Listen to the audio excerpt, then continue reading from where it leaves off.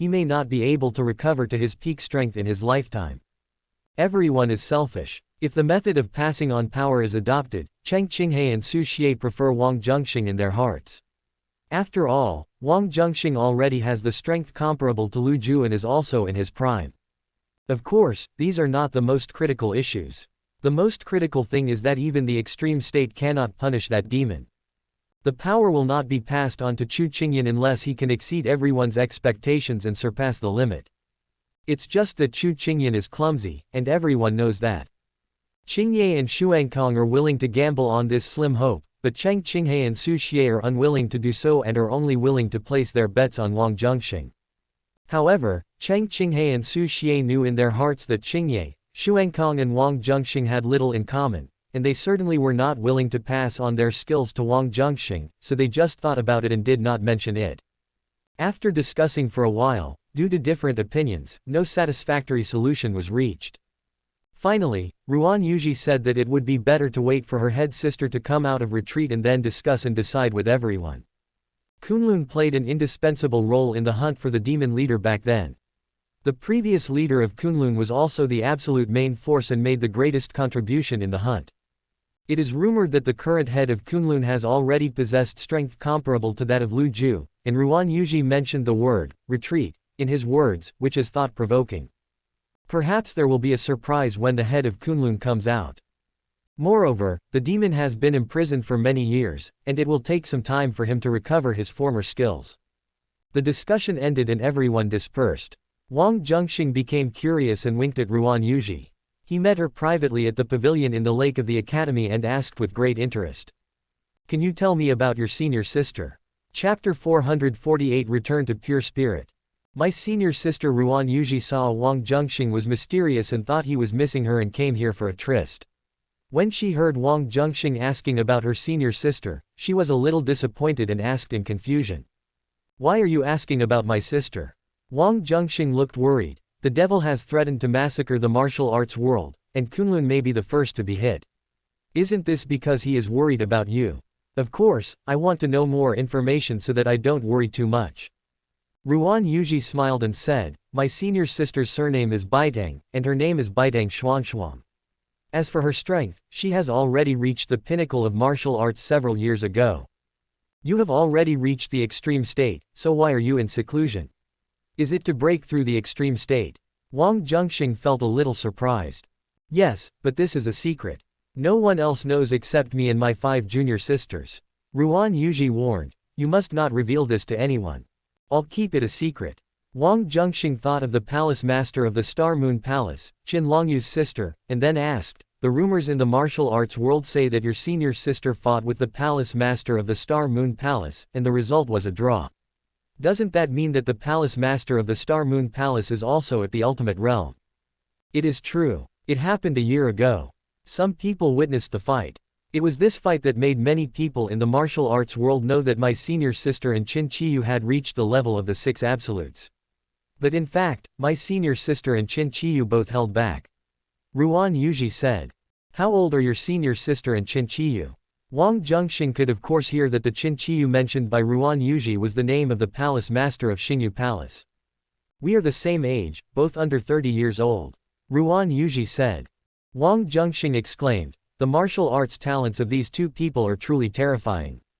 Ruan Yuji said, "Although my sister's skills are comparable to those of nature, Qin Qiyu is not inferior at all. It depends on who can break through the limit. If it is my sister, she will naturally not be afraid of the devil. If it is Qin Qiyu, then it will be a big trouble." Or, in other words, my senior sister and Qin Qiyu were both unable to break through the limit before the demon recovered his former strength. Then my senior sister was restrained by Qin Qiyu, and once the demon went on a killing spree, no one could stop him. Quote, "Although Xingyu Palace is a demonic sect, Qin Qiyu will not necessarily join forces with the devil to massacre the righteous." Wang Zhenxing has a different opinion. "Why do you think so? Do you know Qin Qiyu?" Ruan Yuji was puzzled. "I don't know her, but I have seen Qin Qiyu's sister Qin Longyu. I have met her once. Qin Longyu was born in the demon sect. Although her reputation is not good, she has a bottom line in her actions. I guess her sister should be similar." The basis for Wang Zhenxing's judgment is actually very simple. Qin Qiyu is a character who has both beauty and strength. Compared with the 100% confirmed heroine Baidang Xuanshuang, according to the routine of many cool novels, even if Qin Qiyu is not the heroine, she is definitely an important supporting role, and it is unlikely that she is a purely evil villain. Ruan Yuji was stunned for a moment after hearing Wang Zhenxing's words, then laughed a little and said, "It seems that you have very little contact with the martial arts world.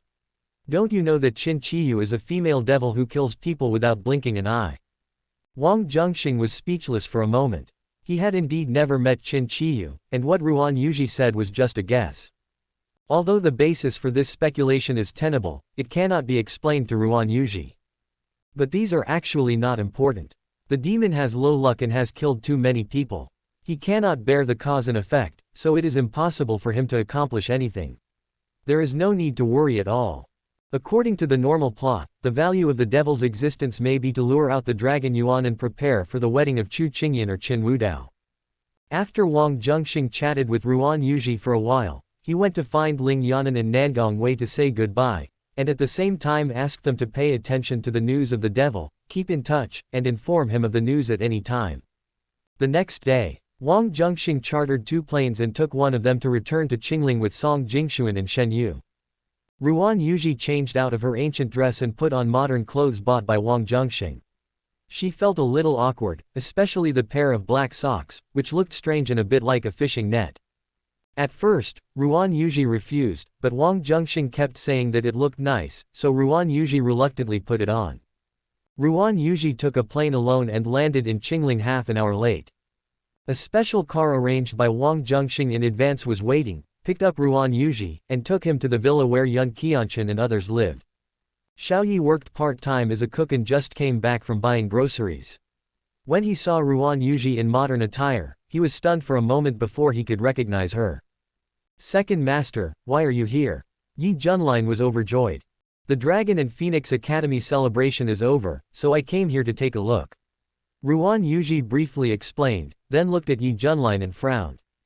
"Why haven't you made any significant progress in your cultivation since you came down the mountain?"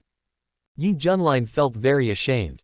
He had suffered repeated setbacks since he came down the mountain, which affected his state of mind and naturally made his progress in cultivation slow. "Second Master, it's a long story." Yi Junlin looked around, sneaking around for fear of being overheard, and whispered, "After I came down the mountain, I encountered a big enemy. He always made things difficult for me. I was lucky that I didn't develop a demon in my heart." "Who is this person?" Ruan Yuji asked. "His name is Yi Junlin" was about to complain, but Lu Fu sensed Ruan Yuji's breath, and she and her fellow apprentice sisters came out to check and confirm. Yi Junlin didn't dare to continue speaking and immediately shut up to avoid being beaten. Yun Qianchen, Mu Ling Shui Miaoshuan and Bai Yining felt mixed emotions after meeting Ruan Yuji. Lu Fu was suspicious and looked Ruan Yuji up and down. Ruan Yuji knew that Lu Fu had a very strong ability to distinguish auras, and could even judge who she had come into contact with based on the aura. Ruan Yuji knew clearly what he had done, and of course he couldn't help feeling a little guilty. But in fact, Lu Fu only figured out that Ruan Yuji had met Wang Zhenxing and that the two had physical contact, but she couldn't tell the extent of the contact. "Third junior sister, I have something to talk to you about later," Ruan Yuji said to Lu Fu through voice transmission. Lu Fu was shocked, realizing that the affair between herself and Wang Zhenxing must have been known by second senior sister, who was going to hold her accountable. Could it be that second senior sister's aura was confused with his? Was it because of my matter that second senior sister had a conflict with him, so there was a conflict? Lu Fu secretly guessed, feeling a little uneasy. Yun Qianchen and others were also feeling uneasy. Ruan Yuji walked into the house, and Yun Qianchen followed obediently, feeling uneasy. Seeing this, Yi Junlin felt that his day of success was coming. After Ruan Yuji walked into the room and sat down, he immediately knelt down in front of her, crying and saying, "Second Master, you have to make the decision for me."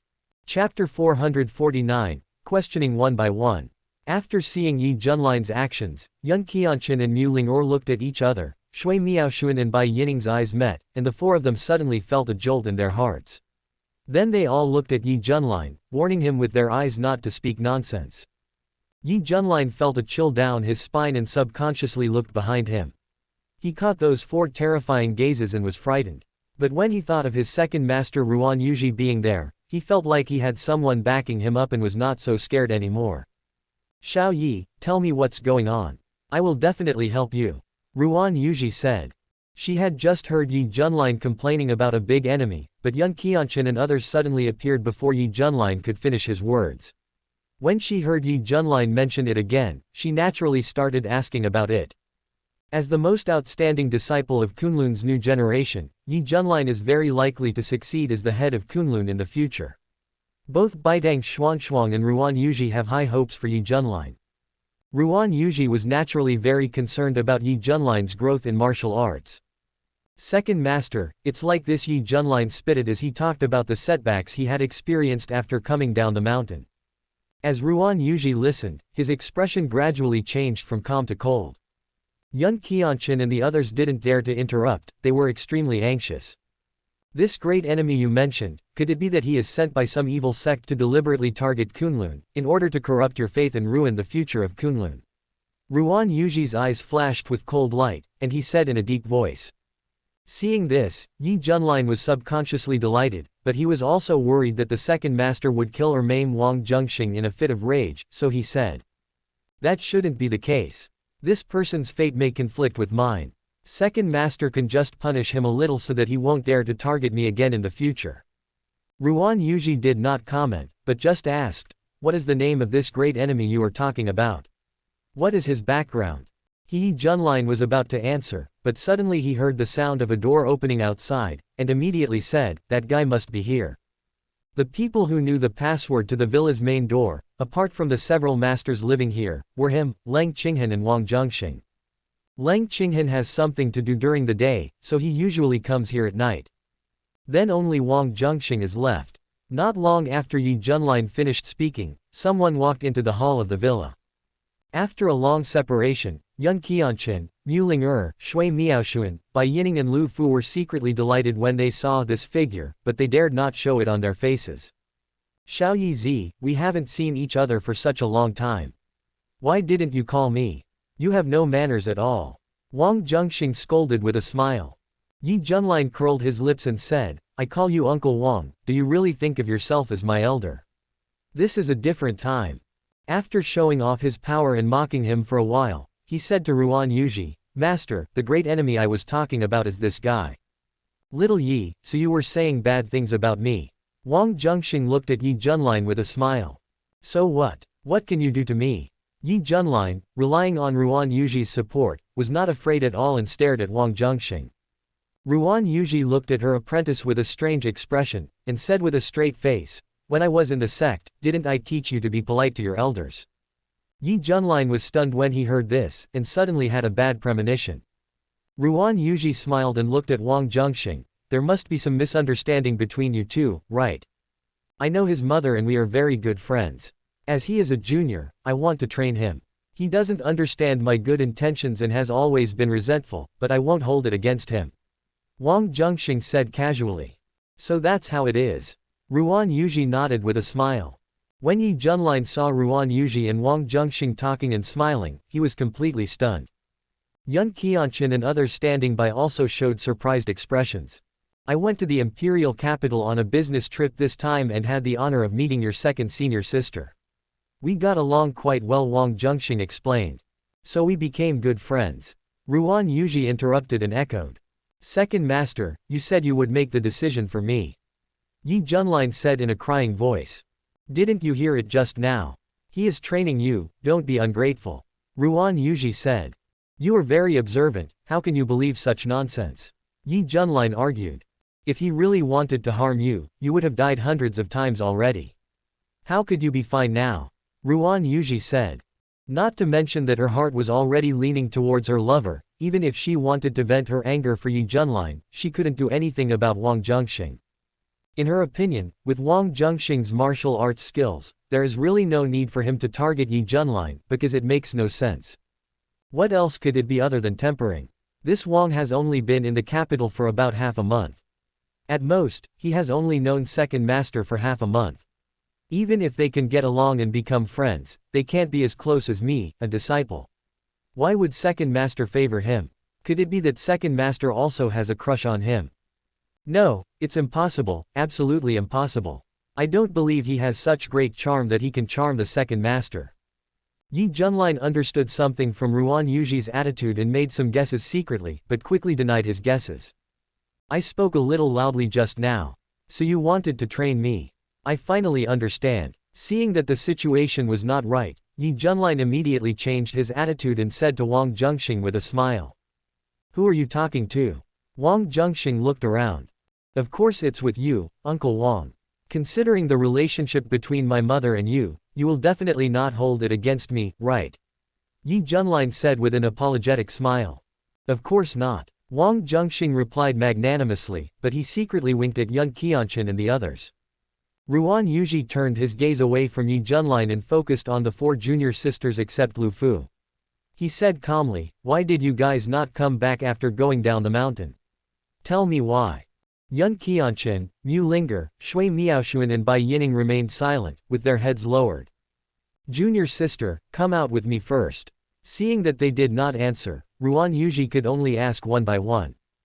After saying that, Ruan Yuji walked out of the hall and came to the garden outside the villa. Now that there is no one else around, you can tell me. If you don't want to tell me, that's okay too. I will check it myself, but when I find out, I may handle it in a different way. Ruan Yuji threatened with a cold face. Yun Qianchen knew that this matter could not be kept secret forever, so after hearing what Ruan Yuji said, she immediately said that she had gone down the mountain to find her lover, but because of her emotional ties, she was reluctant to go back. However, she couldn't guess what Ruan Yuji was thinking, so she didn't dare to reveal the identity of her lover. Ruan Yuji was surprised after hearing this, and asked Yun Qianchen about the origins of her lover, but Yun Qianchen gritted her teeth and refused to say anything. Go call Ling Er. Ruan Yuji couldn't do anything with her. At the same time, she felt guilty because she had not set a good example for her junior sister.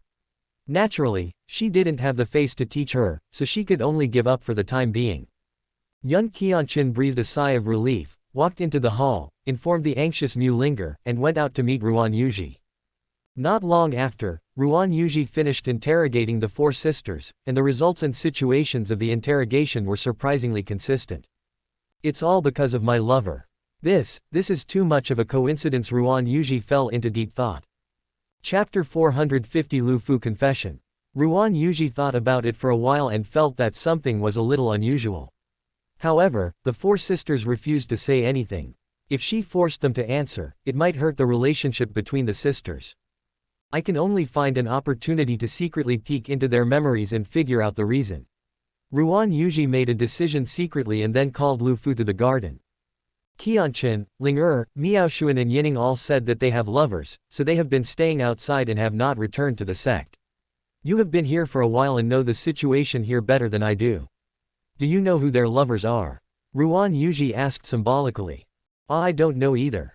Lu Fu's eyes flickered for a while, then she shook her head. Ruan Yuji didn't expect to get an answer. After hearing her say that, he didn't continue the topic and asked, do you have anything to tell me? Yes, I haven't seen you, second senior sister, for a while. I miss you very much. A look of panic flashed across Lu Fu's pretty face. Apart from this, Ruan Yuji looked at Lu Fu.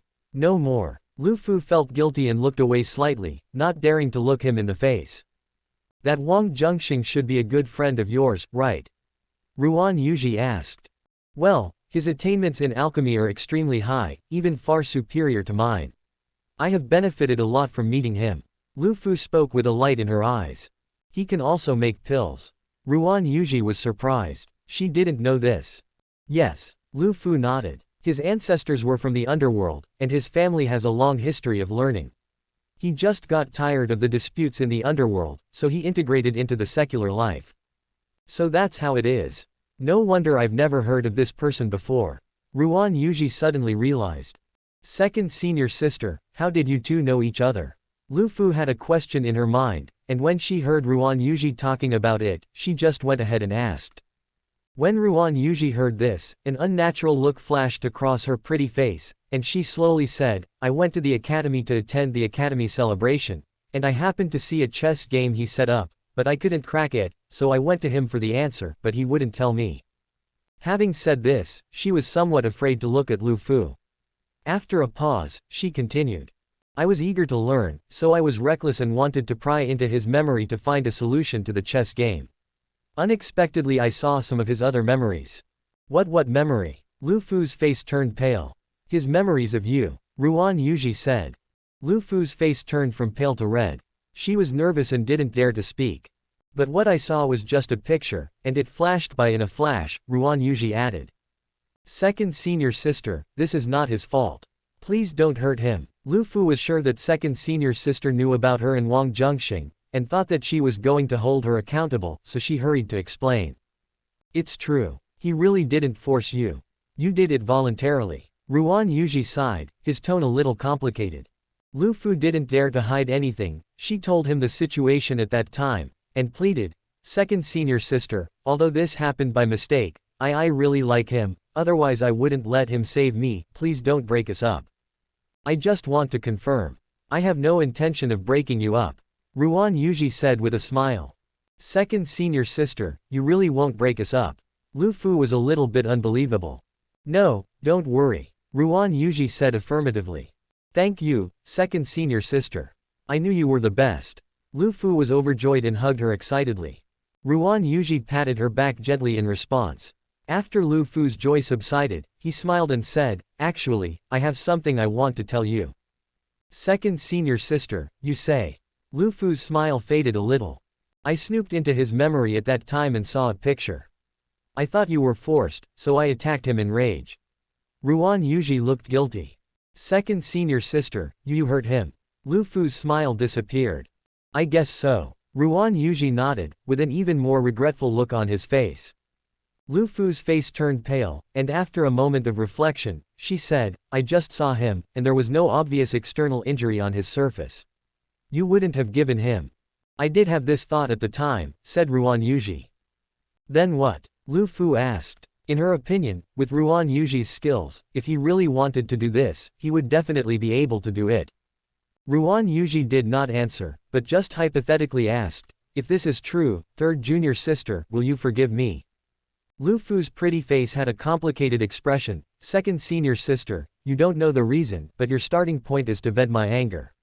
I won't blame you, but he suffered this kind of misfortune, it's really unfair. He's like this, do you still want to be with him? Ruan Yuji asked tentatively. He is safe and sound. I will not leave him. Now that he is disabled, he must be in great pain. There is no way I will leave him. Lu Fu said firmly. A hint of disappointment flashed across Ruan Yuji's eyes. Hey, that's not right. If he really encountered something like this and was frustrated, his mental state would not be able to recover in a short period of time. But he was talking and laughing just now. Lu Fu suddenly reacted. I just said if, I didn't say what would really happen to him. Ruan Yuji said. Second senior sister, you are teasing me. Lu Fu complained, and then asked suspiciously, with your skills, if you really want to do something to him, he will definitely be slaughtered. So how did he escape? With his eloquent tongue. I'm not that easy to fool. Ruan Yuji shook his head and sighed, it seems that you don't know him very well. You don't even know that he has a peak level of cultivation. What? Lu Fu was shocked. I wanted to vent your anger at that time, so I kept pestering him and chased him to a mountain, where we had a fight. He was at a disadvantage, and in order to protect himself, he used a poison against me, and unfortunately I was poisoned. Ruan Yuji said embarrassedly. With your level of cultivation, second senior sister, you are not afraid of most poisons. What kind of poison did he use? Could it be the strange poison that Xiao Yi accidentally mixed? I remember that he confiscated Xiao Yi's poison at that time, so he should have it in his hands. Lu Fu thought of something and was shocked. She herself had been infected, so she knew very well how powerful the poison was. Ruan Yuji did not answer, but the blush that gradually appeared on her pretty face already revealed the answer. Second senior sister, your cultivation is so high, you should be able to expel the poison by yourself, right? Lu Fu asked hopefully. That strange poison is too powerful and extremely tricky to deal with. Ruan Yuji sighed. Then second senior sister, how did you detoxify? Lu Fu had a bad feeling. Chapter 451 End of Year Party. Lu Fu's heart was in a knot, her eyes fell on Ruan Yuji's face, waiting for her reply. Ruan Yuji avoided Lu Fu's direct gaze and said, I tried my best to expel the strange poison, but with little success since you have also been poisoned by that strange poison. You should know that if you don't detoxify in time, your life will be in danger. I was torn and had the will to die, but it was too late. I had already lost my mind before I could commit suicide. He cured you of the poison. Lu Fu was basically certain, but still asked. I didn't know how powerful the poison was at that time. When I was infected, part of the poison was transferred to his body. We were both poisoned, so we were detoxifying each other. Ruan Yuji said awkwardly. What happened next? After you, second senior sister, were detoxified, you must have hated him very much. Why did you come back with him? In judging from the relationship between you two, it seemed that you had a quite harmonious one. Lu Fu asked puzzledly. Ruan Yuji lowered his eyes and said, after I woke up, I was completely desperate and wanted to kill him and end it all, but in the end I couldn't bring myself to do it. After that, I ran into him by chance, and I don't know why, but I always worried about him inexplicably, and almost developed a demon in my heart. After some thought, I went to him and gave him two choices. What choice? Lu Fu asked. Either he dies or I die. Ruan Yuji said. But you and he are both fine, Lu Fu said. This is what I want to tell you. He didn't choose the option I mentioned. Instead, he said that he wanted to marry me. I saw that he was quite sincere, so I agreed on impulse. Although I felt a little regretful afterwards, since I had already made the promise, I could only follow him reluctantly. Ruan Yuji said. Is this really the case? Lu Fu was half believing and half doubting, always feeling that this senior sister was hiding something. If you don't believe it, you can go ask him. Ruan Yuji said. That is to say, second senior sister, you and I are following him now. This don't you feel embarrassed? Lu Fu said bitterly. This is what I want to tell you. Call it a miserable life or bad luck, I accept it. If you can't accept it, third junior sister, you can choose to quit to avoid adding to your troubles. Ruan Yuji said. Lu Fu was silent for a while, then said with a strange look, then how are we going to get along from now on, second senior sister? Although I am your senior sister, I will not bully you. I will follow the principle of first come first served. When we are alone here, I will call you sister. Is that okay? Ruan Yuji said generously. Well, that's okay. Lu Fu nodded with satisfaction. The two continued chatting for a while before returning to the house. Wang Zhenxing was in the hall and heard the two people talking. He breathed a sigh of relief and laughed for a while.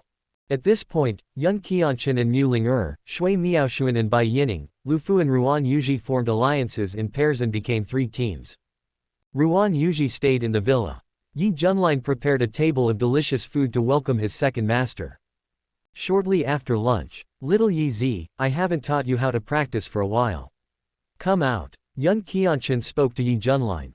Yi Junlin's scalp suddenly went numb, knowing that the 7th master was seeking revenge, so he wanted to ask for help from the other masters. But before he could finish his words, Mu Ling Shui Miaoshuan, Bai Yining and Lu Fu all expressed that they would also like to give Yi Junlin some advice. Yi Junlin's face turned pale in an instant and he glanced at Ruan Yuji. Ruan Yuji pretended not to see it and acted as if it had nothing to do with her. Yi Junlin had no choice but to look at another figure with the last bit of hope, Uncle Wang. I have something urgent to do, so I'll leave first. Bye. After saying this, Wang Zhenxing said goodbye and left. Yi Junlin was dejected and could only prepare himself to be beaten. After leaving the villa, Wang Zhenxing went to the group to listen to Lin Keqing's report on some recent work. During Wang Zhenxing's absence, Lin Keqing led the company's operations and performed very well. Wang Zhenxing had long seen that Lin Keqing had strong management skills, and now from the facts, it turned out to be true. According to Wang Zhenxing's estimation, even if he leaves for a year or two, Zhenxing Group will be able to operate normally and its profits will gradually increase. In the evening, Wang Zhenxing came to Lin Keqing's residence near the company. Lin Nanshuang has been working at Zhenxing Group and living with Lin Keqing. The two sisters spend time together day and night, and their relationship is getting better and better. Lin Keqing cooked a table full of delicious dishes and sat around to have dinner with Wang Zhenxing and Lin Nanshuang. Halfway through the meal, Lin Jinfu called and asked the sisters Lin Keqing and Lin Nanshuang to go home to celebrate the Spring Festival. Lin Nanshuang left the decision-making power to her sister Lin Keqing. Lin Keqing really wanted to go home and take a look, because Lin Jinfu said that he had collected some used items and old photos left by Lin Keqing's mother. However, Lin Keqing wanted to celebrate the Spring Festival with Wang Zhenxing, so she was conflicted. Are you planning to go back to your hometown to spend the Spring Festival with your family? Lin Keqing asked Wang Zhenxing. Wang Zhenxing was stunned for a moment, flipping through his memories, and said, my hometown is in a small village in Qingling. When I was in my 20s, there was a flood in my hometown. The old house was washed away a long time ago, and my parents were also swept away by the flood. Yes, I'm sorry. Lin Keqing looked pale and apologized hastily. She had never heard Wang Zhenxing say these things before. It doesn't matter. It happened many years ago. Wang Zhenxing shook his head indifferently. Brother-in-law, where are my uncle and aunt buried? My sister and I will go and pay our respects. Lin Nanshuang said. They were washed away, so there's no way to find them. However, I set up a cenotaph for them in the Yong'an cemetery. It's just that I've been too busy in recent years and haven't gone to pay my respects for a long time, said Wang Zhenxing. I've decided to spend the new year here and not go to Shangcheng. Lin Keqing didn't want Wang Zhenxing to be lonely, so she decided to stay with him. Okay, then I'll spend the Spring Festival here with you, sister. Lin Nanshuang said with a smile, glancing casually at Wang Zhenxing next to her. Lin Keqing noticed her sister's little move, but remained calm and said, then I'll call back and tell them that we won't be going to Shangcheng to celebrate the Spring Festival. As she said that, she called Lin Jinfu back. When Lin Jinfu heard this, he felt helpless, but he didn't want to force his daughter, so he finally decided to bring some things related to Lin Keqing's mother to Qingling to celebrate the Spring Festival. Seeing that she had the best of both worlds, Lin Keqing was happy for a long time. Wang Zhenxing was listening nearby and was infected by Lin Keqing's smile, so he also smiled. However, he inadvertently took out his mobile phone and suddenly saw several future fathers-in-law chatting happily in the friend group, and he suddenly stopped laughing. Qin Peng organized an event in the group, asking everyone to bring their families and get together at the end of the year. This move was also unanimously agreed upon by Tang Zheng, Zhang Yongyuan, Ying Zhiliang and others. The people in Wang Zhenxing's group of friends are either rich or noble, most of them are middle-aged, and many of them have children who are of marriageable age. In addition to getting together, the purpose is also to allow each other's children to meet each other. Chapter 452 Is it special? Wang Zhenxing watched the lively conversation in the group and subconsciously panicked for a moment, but then he changed his mind and thought, these old guys are arranging blind dates for their children, so he just shouldn't get involved. If you don't participate, you naturally won't have to face the dangerous situation. After figuring it out, he suddenly felt relieved. The chat in the group is still going on. Wang Zhenxing hasn't paid attention to the group's activities for a long time. Compared to before, there are a few more people in the group. Wang Zhenxing was quite familiar with two of them. One is Ying Zhiliang, Ying Wanyan's father, and the other is Lin Jinfu, Lin Keqing and Lin Nanshuang's father. Ying Zhiliang had a party with Qin Peng and others last time, and was then pulled into the group. This is not a strange thing. But Lin Jinfu's joining really surprised Wang Zhenxing. However, Lin Jinfu just watched the fun, occasionally agreed with a few words, and did not talk about the blind date. Lin Keqing was already taken, and Lin Jinfu knew this. As for Lin Nanshuang, she was too rebellious and was very disgusted with being arranged into a marriage. Of course, Lin Jinfu would not let his two daughters go on blind dates. People in the group began to discuss and set the gathering time for the day after tomorrow evening. The next step is to discuss the location of the meeting. There will be a meteor shower the day after tomorrow that occurs once every few hundred years. I think it would be better to set the gathering place in an open-air area. Zhang Yi's mother Dai Qing made a suggestion. As this proposal was made, many people responded.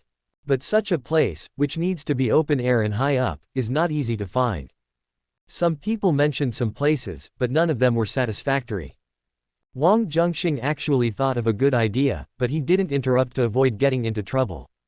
But at this moment, Tang Zheng suddenly circled Wang Zhenxing in the group and asked him to come out and speak quickly. Wang Zhenxing felt that it was not a good thing, so he pretended not to see it and ignored Tang Zheng. Tang Zheng, Brother Wang's mansion has a particularly large rooftop. It is very spacious and can accommodate dozens of people without feeling crowded. Moreover, the terrain is relatively high and the view is good, which is very suitable as a gathering place. Wang Zhenxing rubbed his forehead depressedly. Qin Peng, I heard that Brother Wang went on a business trip to the capital, is he back? Zhang Yangyuan, he's back. I went to Zhenxing Group to attend the shareholders meeting today and saw him there. As several people finished speaking, some people circled Wang Zhenxing's profile picture. It's so lively, what are you talking about? Wang Zhenxing knew he couldn't escape, so he sent a message helplessly. Zhang Yangyuan, Brother Wang, we are having a party the day after tomorrow. I would like to borrow your rooftop. Is it convenient? Tang Zheng, it has to be convenient even if it's inconvenient. I agreed on his behalf. Qin Peng, Brother Tang, I really envy the brotherly relationship between you and Brother Wang. Tang Zheng angrily sent a voice message, don't mention this anymore. This guy is not a human being. He is no longer my brother. Only Wang Zhenxing could understand the meaning of this sentence. When Qin Peng and others saw this, they just thought Tang was joking. Fortunately, the old man is afraid of losing face, so he hasn't dared to tell anyone about Qingye and I, otherwise it would be troublesome. Wang Zhenxing secretly rejoiced. After the time and place of the party were confirmed, the group quickly fell silent. Qin family mansion. Qin Peng was in the hall. He turned off his mobile phone with a smile, and then looked at his daughter Qin Yiru who had just finished a game. He had a daughter in his old age and was very spoiled to Qin Yiru, which led to her developing a bad temper. Qin Peng is old, and he is afraid that no one will take care of his daughter when he is gone in the future, so he wants to find a stable support for Qin Yiru while he is still healthy, so he came up with the idea of arranging a blind date for Qin Yiru. This is also why Qin Peng first mentioned the party in the group. Are you still live streaming the game? Dad has something to tell you. Qin Peng said gently. Dad, you tell me, I'll just turn off the live broadcast radio. Qin Yiru said. Dad and his friends are having a party the day after tomorrow, you should come with them. Qin Peng knew his daughter's personality and understood that if he told her the reason directly, she would definitely be rejected. Dad, you're having a party with your friends. What's the point of me going there? It's boring. Qin Yiru pouted. There will be a rare meteor shower the night after tomorrow. The place where we are gathering is very suitable for watching the meteor shower. If you make a wish to the shooting stars, your wish will come true. Are you really not going? Qin Peng said patiently. Meteor shower. I want to watch it, but I won't go to the party with you, Dad. There are plenty of places to watch meteor showers. Qin Yiru became interested. It's so boring to watch it alone. Qin Peng said. Who said I want to watch it alone? Qin Yiru's big eyes rolled a few times. Then who are you going to see it with? Qin Peng asked. Qin Yiru paused for a moment before answering, Xiao Yi, I'll go with her. Xiao Yi, you are talking about Zhang Yi from Uncle Zhang Yangyuan's family. Uncle Zhang should also bring Zhang Yi to the party, and you should go with me. Qin Peng said. There are too many people at the party. I'm shy, so I'd better not go. Qin Yiru changed her words. Of course Qin Peng didn't believe this. Qin Yiru is lively and outgoing, so how could she be stage frightened and shy? I have agreed with my friends that we will bring our children over. You don't want your father to break his promise, right? Qin Peng had no choice but to say this. Why do you have to bring your own child to a party with your friends? Oh, I understand. Dad, you don't want me to go on a blind date. What a joke. I'm still in college. Qin Yiru was very resistant. It's not really a blind date, it's just about getting to know more people of your age.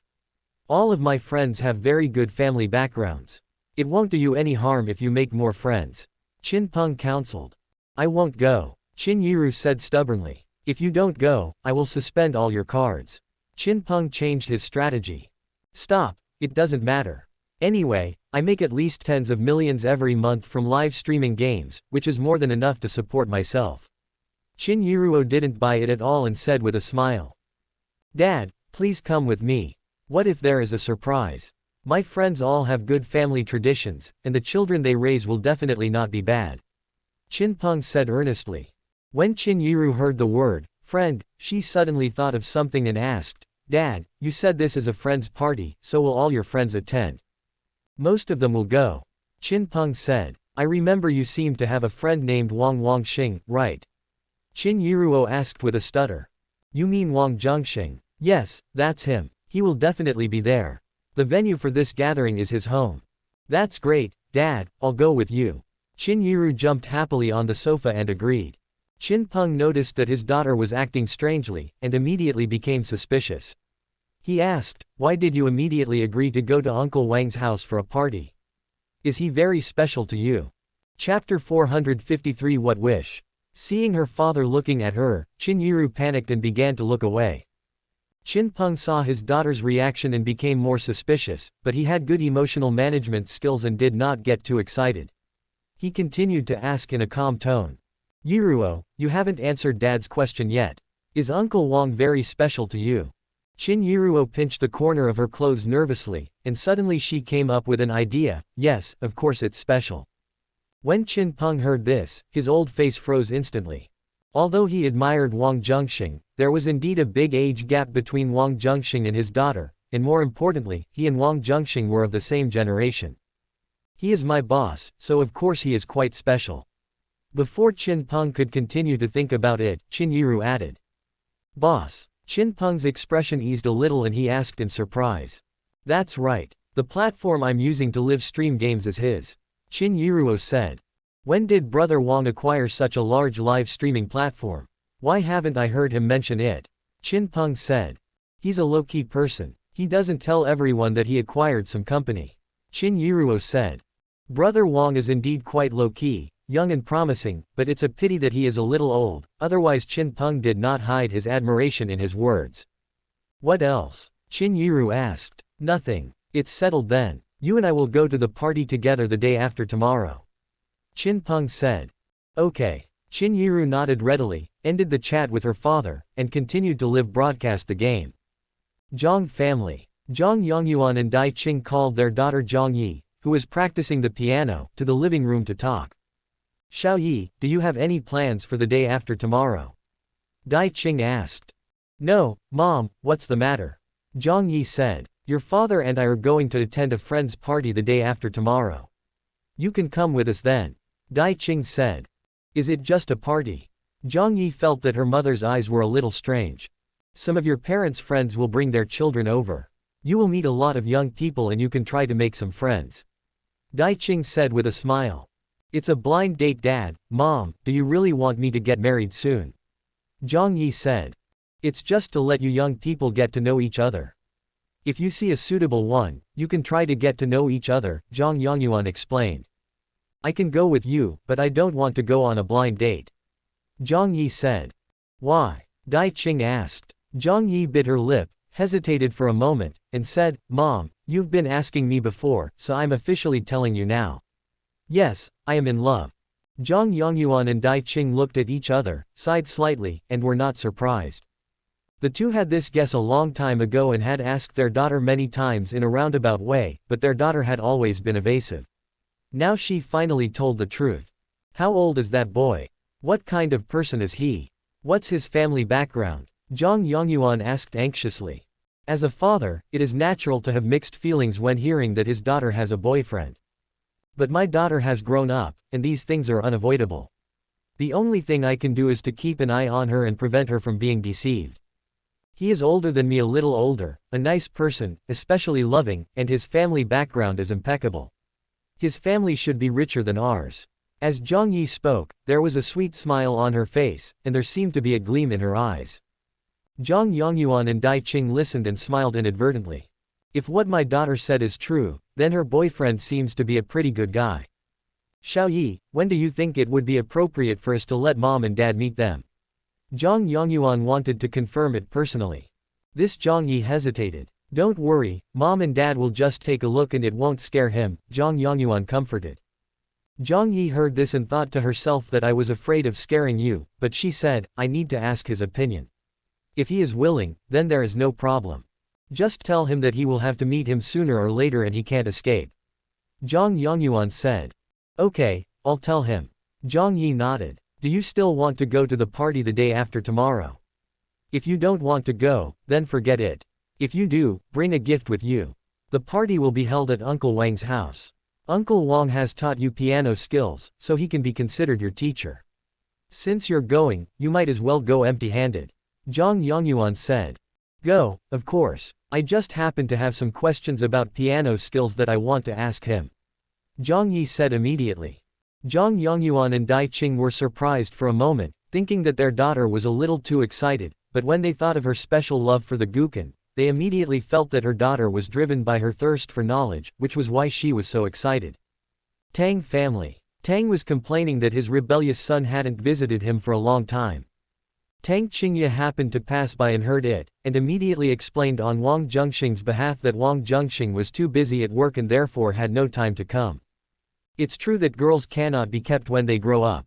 She hasn't even gotten married yet, but she's already speaking for that rebellious son. Tang Zheng complained. Dad, calm down. Haven't you always been arguing with him about who is the daddy? Now you win. Tang Qingye smiled with her hands covering her mouth. I would rather lose. Tang Zheng was stagnant. Dad, you have to face reality. Tang Qingye tried to hold back her laughter. I don't have the face to do that. I still don't dare to mention this to my friends for fear of being laughed at. Tang Zhengdao. Don't worry. Wait until you figure it out, then you can tell your friends. Tang Qingye said. I'm very dissatisfied with the performance of this rebellious son. Even if he is busy, he should come over occasionally with some gifts and visit me.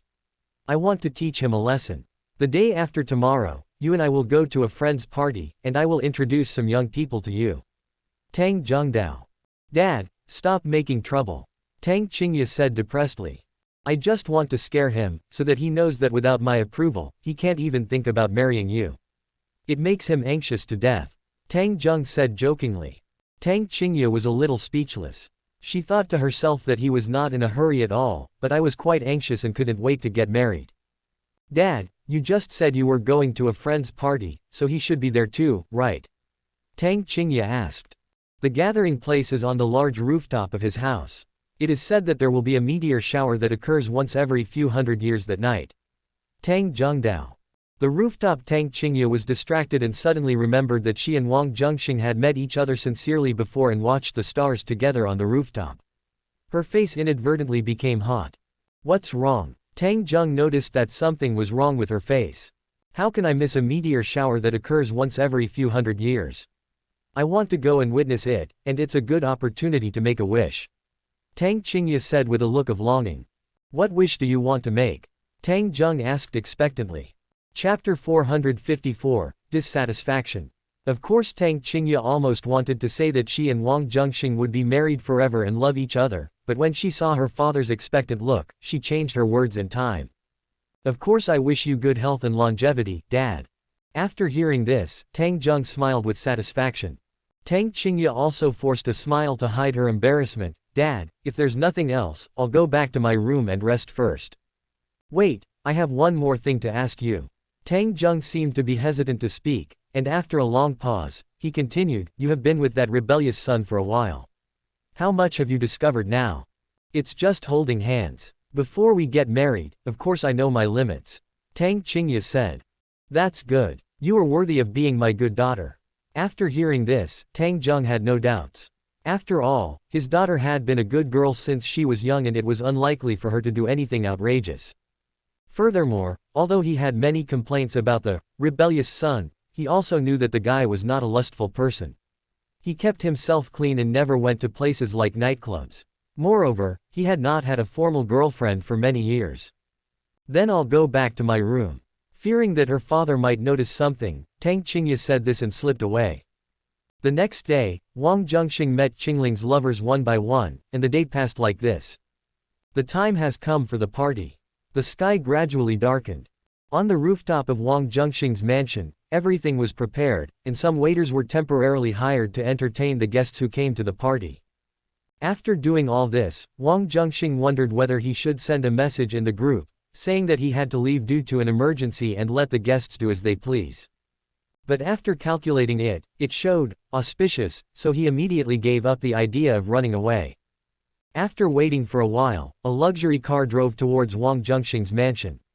Wang Zhenxing recognized that it was Zhang Yongyuan's car, so he went out to greet him. The car stopped, and Zhang Yongyuan, Dai Qing and Zhang Yi got out one after another. Wang Zhenxing went up to greet him enthusiastically. Brother Wang, you are so polite. I feel embarrassed. Zhang Yongyuan was a little flattered. He owned some shares in Zhenxing Group and benefited greatly from the rapid development of the group. He counted money at home every day and was naturally extremely grateful to Wang Zhenxing. It's my duty. Wang Zhenxing glanced at Zhang Yi beside him casually and said to Zhang Yongyuan with a smile. That's too much. Zhang Yongyuan waved his hands hurriedly. This makes us feel uneasy. Dai Qing said. What's the big deal? You invested in my company back then, and the returns you get now are what you deserve, said Wang Zhenxing. Zhang Yongyuan and Dai Qing felt very comfortable after hearing this, and the latter even enthusiastically expressed her willingness to introduce a partner to Wang Zhenxing. Wife, I forgot to tell you that brother Wang has found a girlfriend. Last time when I was having a party with some friends, he went out to dinner with his girlfriend. Zhang Yongyuan said. Whose girl is she? Dai Qing asked curiously. Brother Wang hid it. I didn't see it. You have to ask him. Zhang Yongyuan said. Hidden. It seems that the woman's identity is not simple. Could she be a big star? Dai Qing looked at Wang Zhenxing. She's not a big star, but her family may not approve of us being together. Wang Zhenxing said. Brother Wang, you are so outstanding, why would they disagree? Zhang Yongyuan spoke up for him. Let's not talk about this anymore. Wang Zhenxing shook his head. Brother Wang, please tell me what's going on. I'll help you judge the situation. Zhang Yongyuan insisted. She is younger than me, about 20 years old, said Wang Zhenxing. What's the big deal? Nowadays, it's not uncommon for an old man to marry a young woman. What's more, you are in your prime, Brother Wang, and you don't look old at all. The people in the girl's family are really old-fashioned. Zhang Yongyuan was angry on behalf of Wang Zhenxing. That's right. Dai Qing agreed. Yeah, that's it. Zhang Yi also said. Don't stand there anymore, please come in. Wang Zhenxing walked on the tightrope for a while, and after a little trial, he immediately ended the topic and made an inviting gesture. Zhang Yi chuckled for a while, handed over a gift box in a bag, and said, Teacher, this is a gift for you. She almost shouted, Husband, but stopped in time. Why did you bring a gift? Wang Zhenxing reached out to take the bag, and touched Zhang Yi's hand at an angle where Zhang Yongyuan and Dai Qing couldn't see. Zhang Yi felt guilty and her hands trembled slightly. Then, as if possessed by a ghost, she scratched the palm of his hand in response. Then, their hands separated. Zhang Yi's heart was pounding and she had a strange feeling. This feeling is probably like being a good girl all the time and suddenly becoming rebellious, which is a different kind of novelty. After entering the hall of the mansion, Zhang Yi went into a piano room with Wang Zhenxing under the pretext of asking for advice on piano skills. Just now I thought you were going to confront my parents directly. I'm mentally prepared, Zhang Yi said with a smile. Just to test their attitude. Wang Zhenxing said. From what I heard from my parents, it seems like they won't object. Should I just tell them? Zhang Yi's eyes were filled with anticipation. She was really tired of hiding all the time. From an observer's perspective, they will definitely not object. But if they are the parties involved, it's hard to say. Let's wait and see. Wang Zhenxing is not stupid. Of course, he would not choose an occasion like today. After all, there are more guests here than just Zhang Yongyuan's family. Zhang Yi said, Oh, but did not object. She pouted her lips slightly. It was obvious that she wanted to let her parents know about this as soon as possible so that she could be with Wang Zhenxing openly. Wang Zhenxing looked in the direction of the living room and saw Zhang Yang and Dai Qing admiring some calligraphy and paintings on the wall and not paying attention to this side, so he started to do something bad. It was not until Zhang Yi's legs became unsteady that he gave up. We should go out, Wang Zhenxing said quickly when he saw another guest coming outside. Zhang Yi said, took out a wet silk towel from her bag, and carefully wiped off the lipstick on Wang Zhenxing's mouth. In the living room. Old Tang, you came at the right time. This painting looks familiar. How come it is a bit like your collection? Zhang Yongyuan was observing some calligraphy and paintings when Tang Zheng suddenly walked into the living room, so he asked him. It's not a resemblance, this is my collection. Tang Zheng said unhappily. No wonder. Zhang Yongyuan suddenly realized and asked in confusion, How did your painting end up here, Brother Wang? Tang Zheng heard footsteps and saw Wang Zhenxing and Zhang Yi coming into the living room, so he glanced at the former and snorted, Ask him.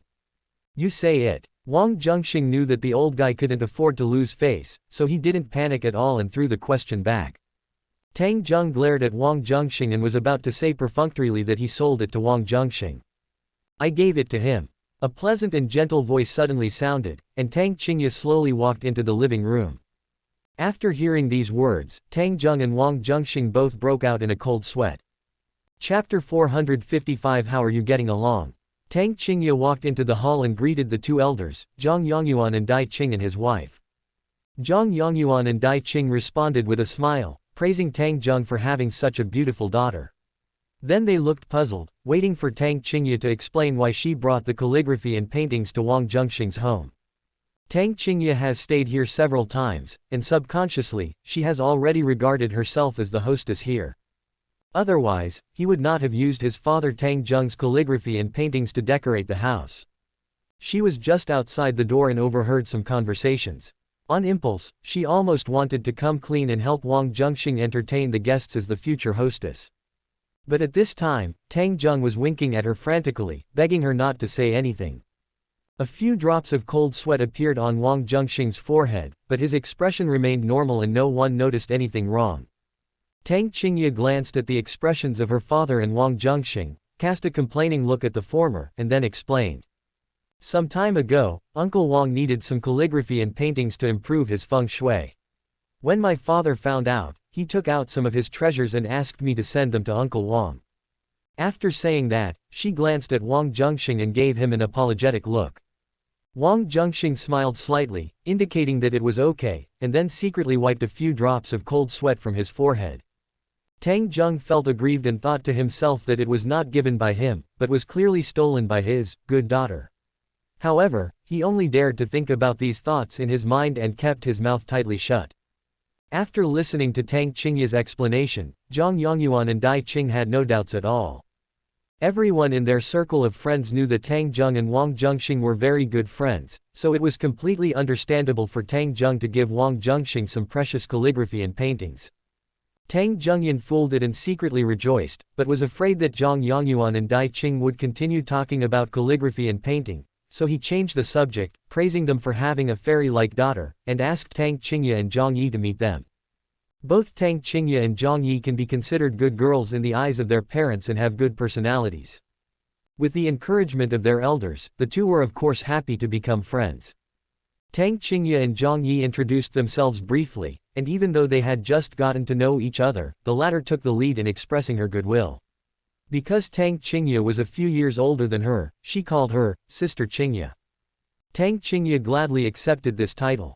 Zhang Yi is beautiful, lovable and has a good personality, so Tang Qingye naturally wants to be close to her. Women's friendship sometimes develops very quickly. Even if they have different interests, they have no shortage of common topics. Tang Qingye and Zhang Yi chatted for a while and then talked about topics like cosmetics and clothes. It seemed like they had endless things to talk about. A moment later, Qingling textile industry giant Zhou Dafu also arrived, bringing his daughter Zhou Ningran and son-in-law Lu Xiaofan with him, hoping that his daughter and son-in-law would get in touch with more people and make more friends. After Zhou Ningran and Lu Xiaofan walked into the living room, they immediately saw Wang Zhenxing. Why is he here too? Lu Xiaofan often stayed at home to write novels, and he was quite happy to come out and walk around. But after seeing Wang Zhenxing, his mood instantly became bad. Zhou Ningran was also quite surprised to see Wang Zhenxing, but her mood was completely opposite to Lu Xiaofan's. Xiaofan, Mr. Wang is a friendly person and a famous philanthropist. How come you have a grudge against him? Zhou Dafu asked in confusion when he saw Lu Xiaofan looking in the direction of Wang Zhenxing with a stern face. Lu Xiaofan subconsciously touched his ribs. Because he framed another, fellow villager, he was beaten by Wang Zhenxing and had to lie in the hospital for a long time. Naturally, he felt resentful. But because Wang Zhenxing had the leverage over him, he dared not express his resentment. Dad, we're not celebrating the holiday. Lu Xiaofan forced a smile, trying to make Zhou Dafu believe him. Hey, fellow villager, you are here too. Wang Zhenxing also saw Zhou Dafu's family, and immediately walked over, greeted Lu Xiaofan warmly, and hugged him. Lu Xiaofan was unhappy, but he had to keep smiling, pretending to have a particularly good relationship with Wang Zhenxing, and hugged him. After Wang Zhenxing greeted Lu Xiaofan, he came to Zhou Ningran and stretched out his hand, saying, Miss Zhou, long time no see. You are even more beautiful now. Zhou Ningbran was amused, thinking that they had just met last night, so there was no such thing as long time no see. However, she suddenly remembered a very sensible thing Lu Xiaofan once said, which was, "One day without seeing you feels like 3 years." Yes, long time no see. Zhou Ningbran responded with a smile and shook hands with Wang Zhenxing, and they did not separate for a long time. The host caused the protagonist Lu Xiaofan's mentality to be damaged, and obtained 300 counterattack points. Lu Xiaofan saw this and felt bitter, but he felt it was impolite to hastily pull their hands apart.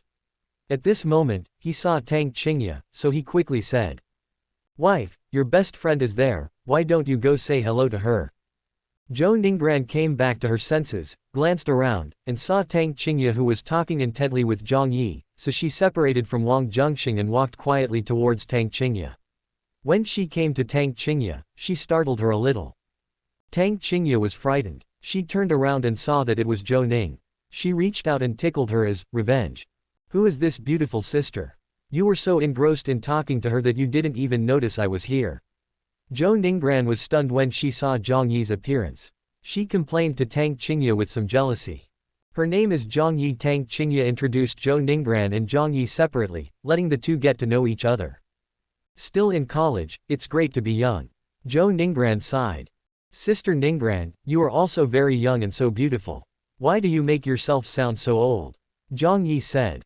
"She's married, so of course she's different from us," Tang Qingye joked. "Oh, really?" Zhang Yi was surprised for a moment, and then noticed that there was an ordinary-looking man over there gazing at Zhou Ningbran affectionately. "Her husband is here too, the one who is a famous writer. He has written many martial arts novels. His pen name is Jin Jiyu Wen Liang Huang. Xiao Yi, you should have heard of him, right?" Tang Qingye said. "Of course I've heard of her.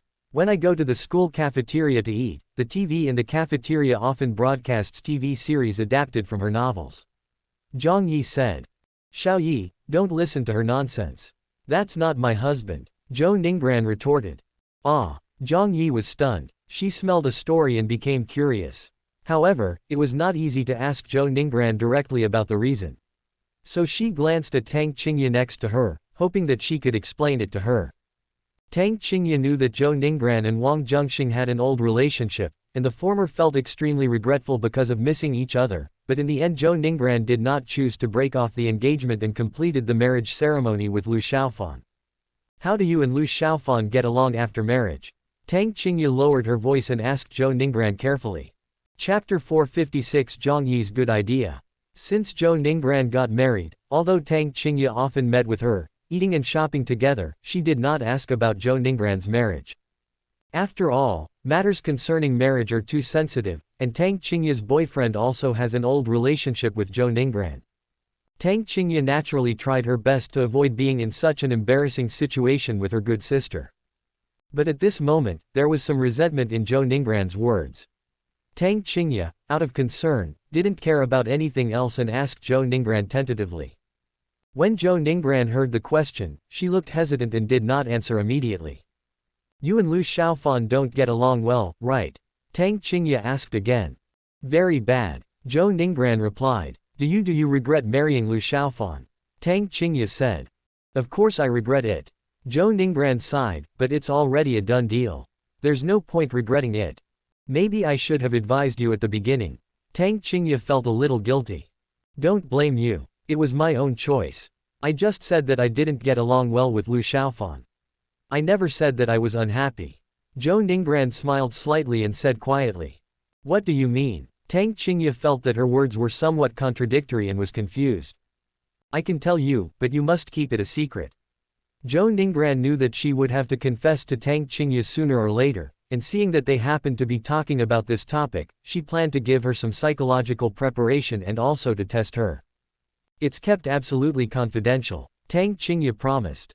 "Me too," Zhang Yi and I also echoed. Zhou Ningbran looked back at some people in the hall, and seeing that no one was approaching, she continued to speak in a low voice. "In fact, Lu Xiaofan and I have not lived in the same room until now. It must be unpleasant to marry someone you don't like. It's normal for you to resist."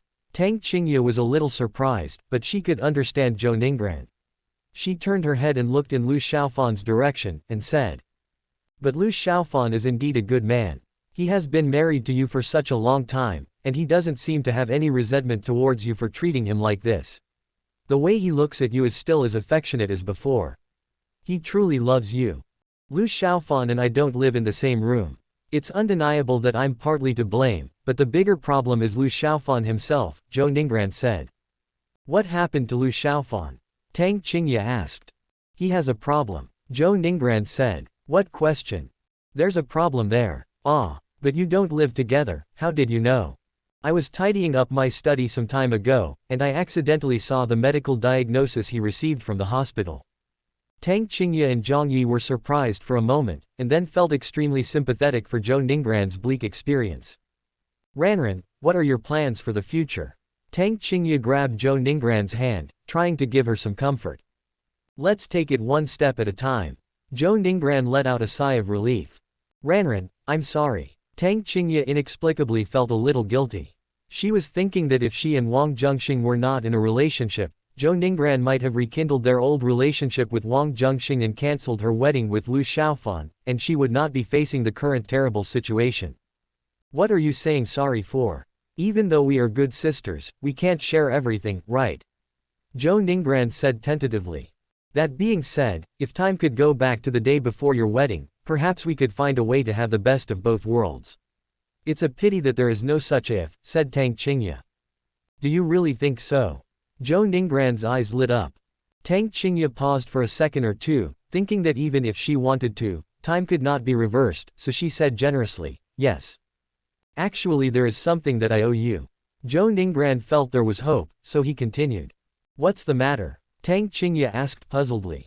Do you remember the drinking contest between him and Lu Xiaofan on the day of my wedding? Zhou Ningran said. I remember. I could feel that he was in a bad mood when he saw you getting married that day, so he got drunk and then stayed in the guest room of your house for a night. Tang Qingye recalled and had a bad feeling. She suddenly stopped talking and looked at Zhou Ningran in surprise, waiting for her to continue. Zhou Ningran was embarrassed to look at Tang Qingye and avoided her gaze. Late at night, I was worried that he would catch a cold, so I went to the guest room to check on him and wanted to cover him with a blanket. But he suddenly grabbed my hand and wouldn't let me go. He drank too much, and I was confused for a moment, so afterwards. At this point, Zhou Ningran blushed and was too embarrassed to continue, but Tang Qingye had already understood everything. How could this happen? Tang Qingye was stunned for a moment, and looked around the hall, trying to find a certain figure, but she didn't know what the guy was doing and was not in the hall at this time. Qingye, if you want to blame someone, blame me. I could have pushed him away, but I didn't. That's why what happened later happened. Zhou Ningran had a look of self-blame on his face. His eyes were red and misty. Ranran, don't be like this. I didn't say it's your fault. If you want to blame someone, blame that guy for drinking so much. Tang Qingye comforted. Then how should we get along with each other in the future? Zhou Ningran rubbed the tears from the corners of her eyes and asked pitifully. Tang Qingye fell silent, and was in a dilemma. On the one hand, she wanted to consider her friendship with Zhou Ningran, but on the other hand, she didn't want to give more of her love to herself.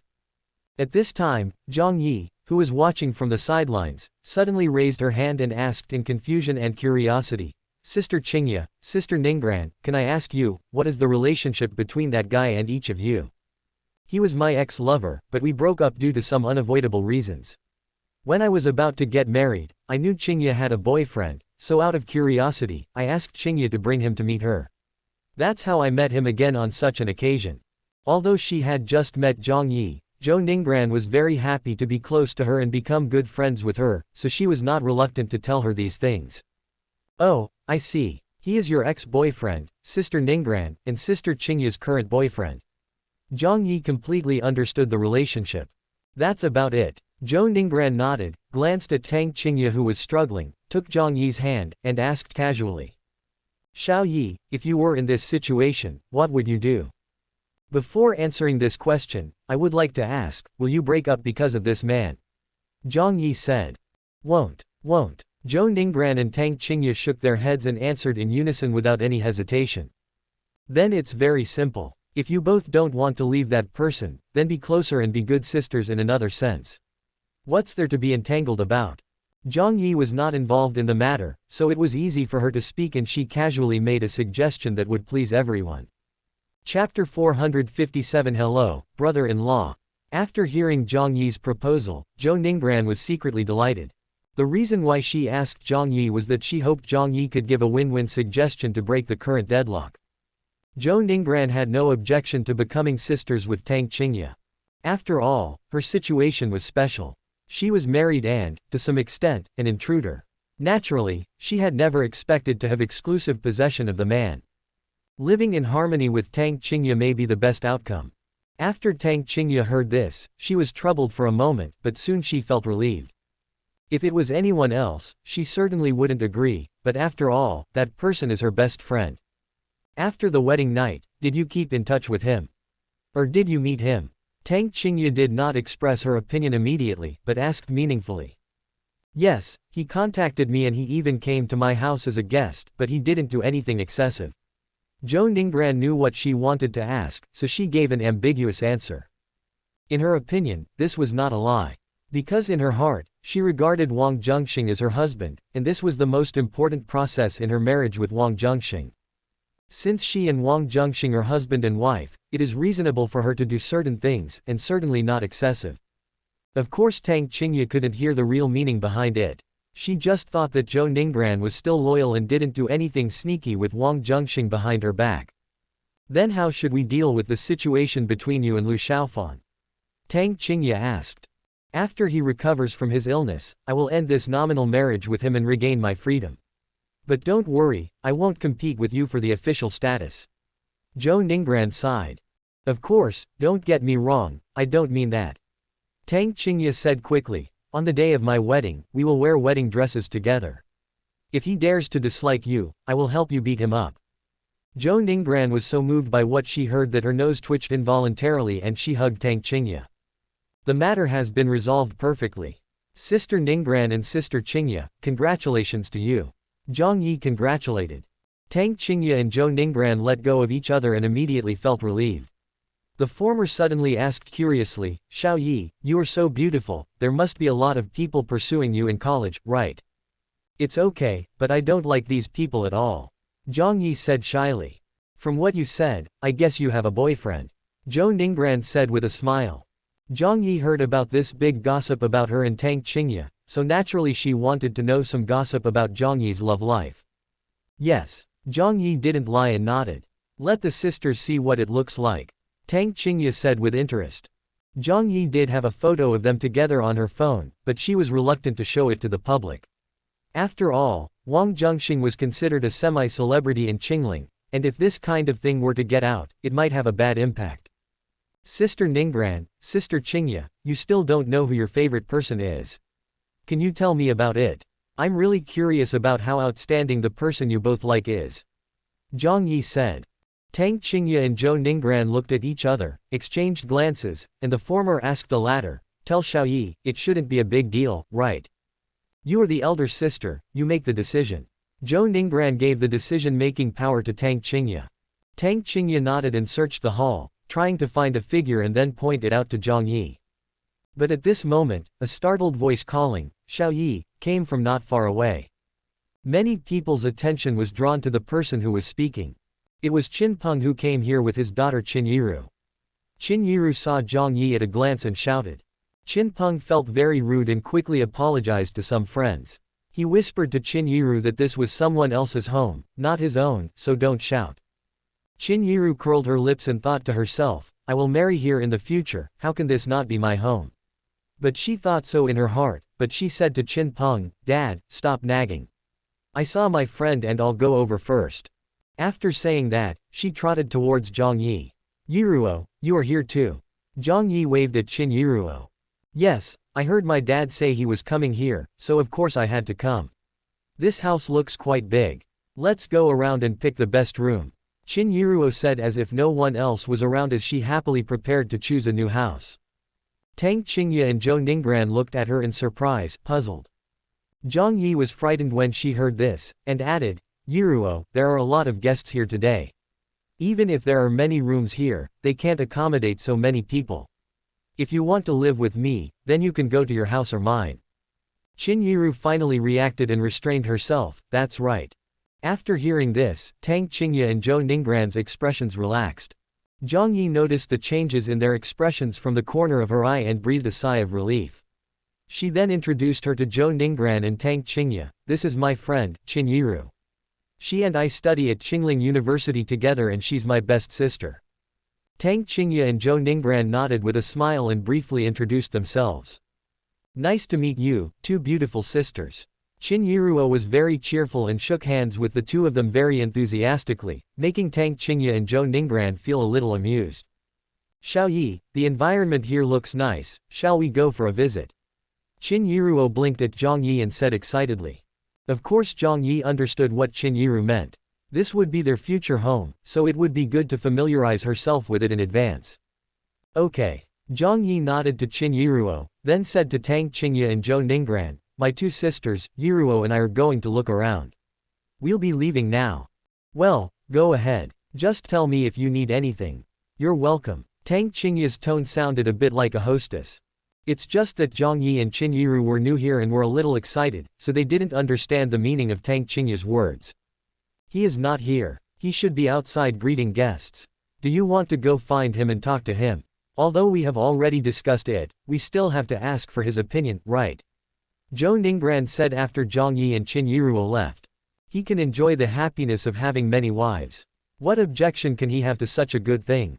Tang Qingye said sourly. Maybe he feels it's too much and refuses. Zhou Ningbran said with a smile. He's in such good health, how could he not be able to bear it? Tang Qingye spat in a low voice as some images flashed through her mind. Zhou Ningbran was startled, and looked at Tang Qingye in astonishment, so you and he. I drank too much, what an accident. Tang Qingye's face turned red. She quickly skipped the topic and left the hall with Zhou Ningbran and came to the outside of the mansion. Wang Zhenxing had long noticed that Tang Qingye and the others were whispering, so he came outside to receive the guests and avoid the limelight. He had also made plans. If anything went wrong, he would pretend to be unwell and then pretend to go to the hospital and lie down for a few days. In this way, no matter how angry Tang Qingye and the others were, they couldn't blame anyone, because after a few days, their anger would probably have subsided. But fortunately, Tang Qingye was safe during the whispering process. When Tang Qingye and Zhou Ningbran saw Wang Zhenxing, they immediately walked over and prepared to tell him their decision to become sisters. But just as Tang Qingye was about to speak, she heard a call from the direction behind Wang Zhenxing. Hey, brother-in-law. When Wang Zhenxing recognized it as Lin Nanshuang's voice, his heart skipped a beat. Tang Qingye and Zhou Ningbran were both stunned and looked towards the source of the sound in disbelief. Chapter 458 Both.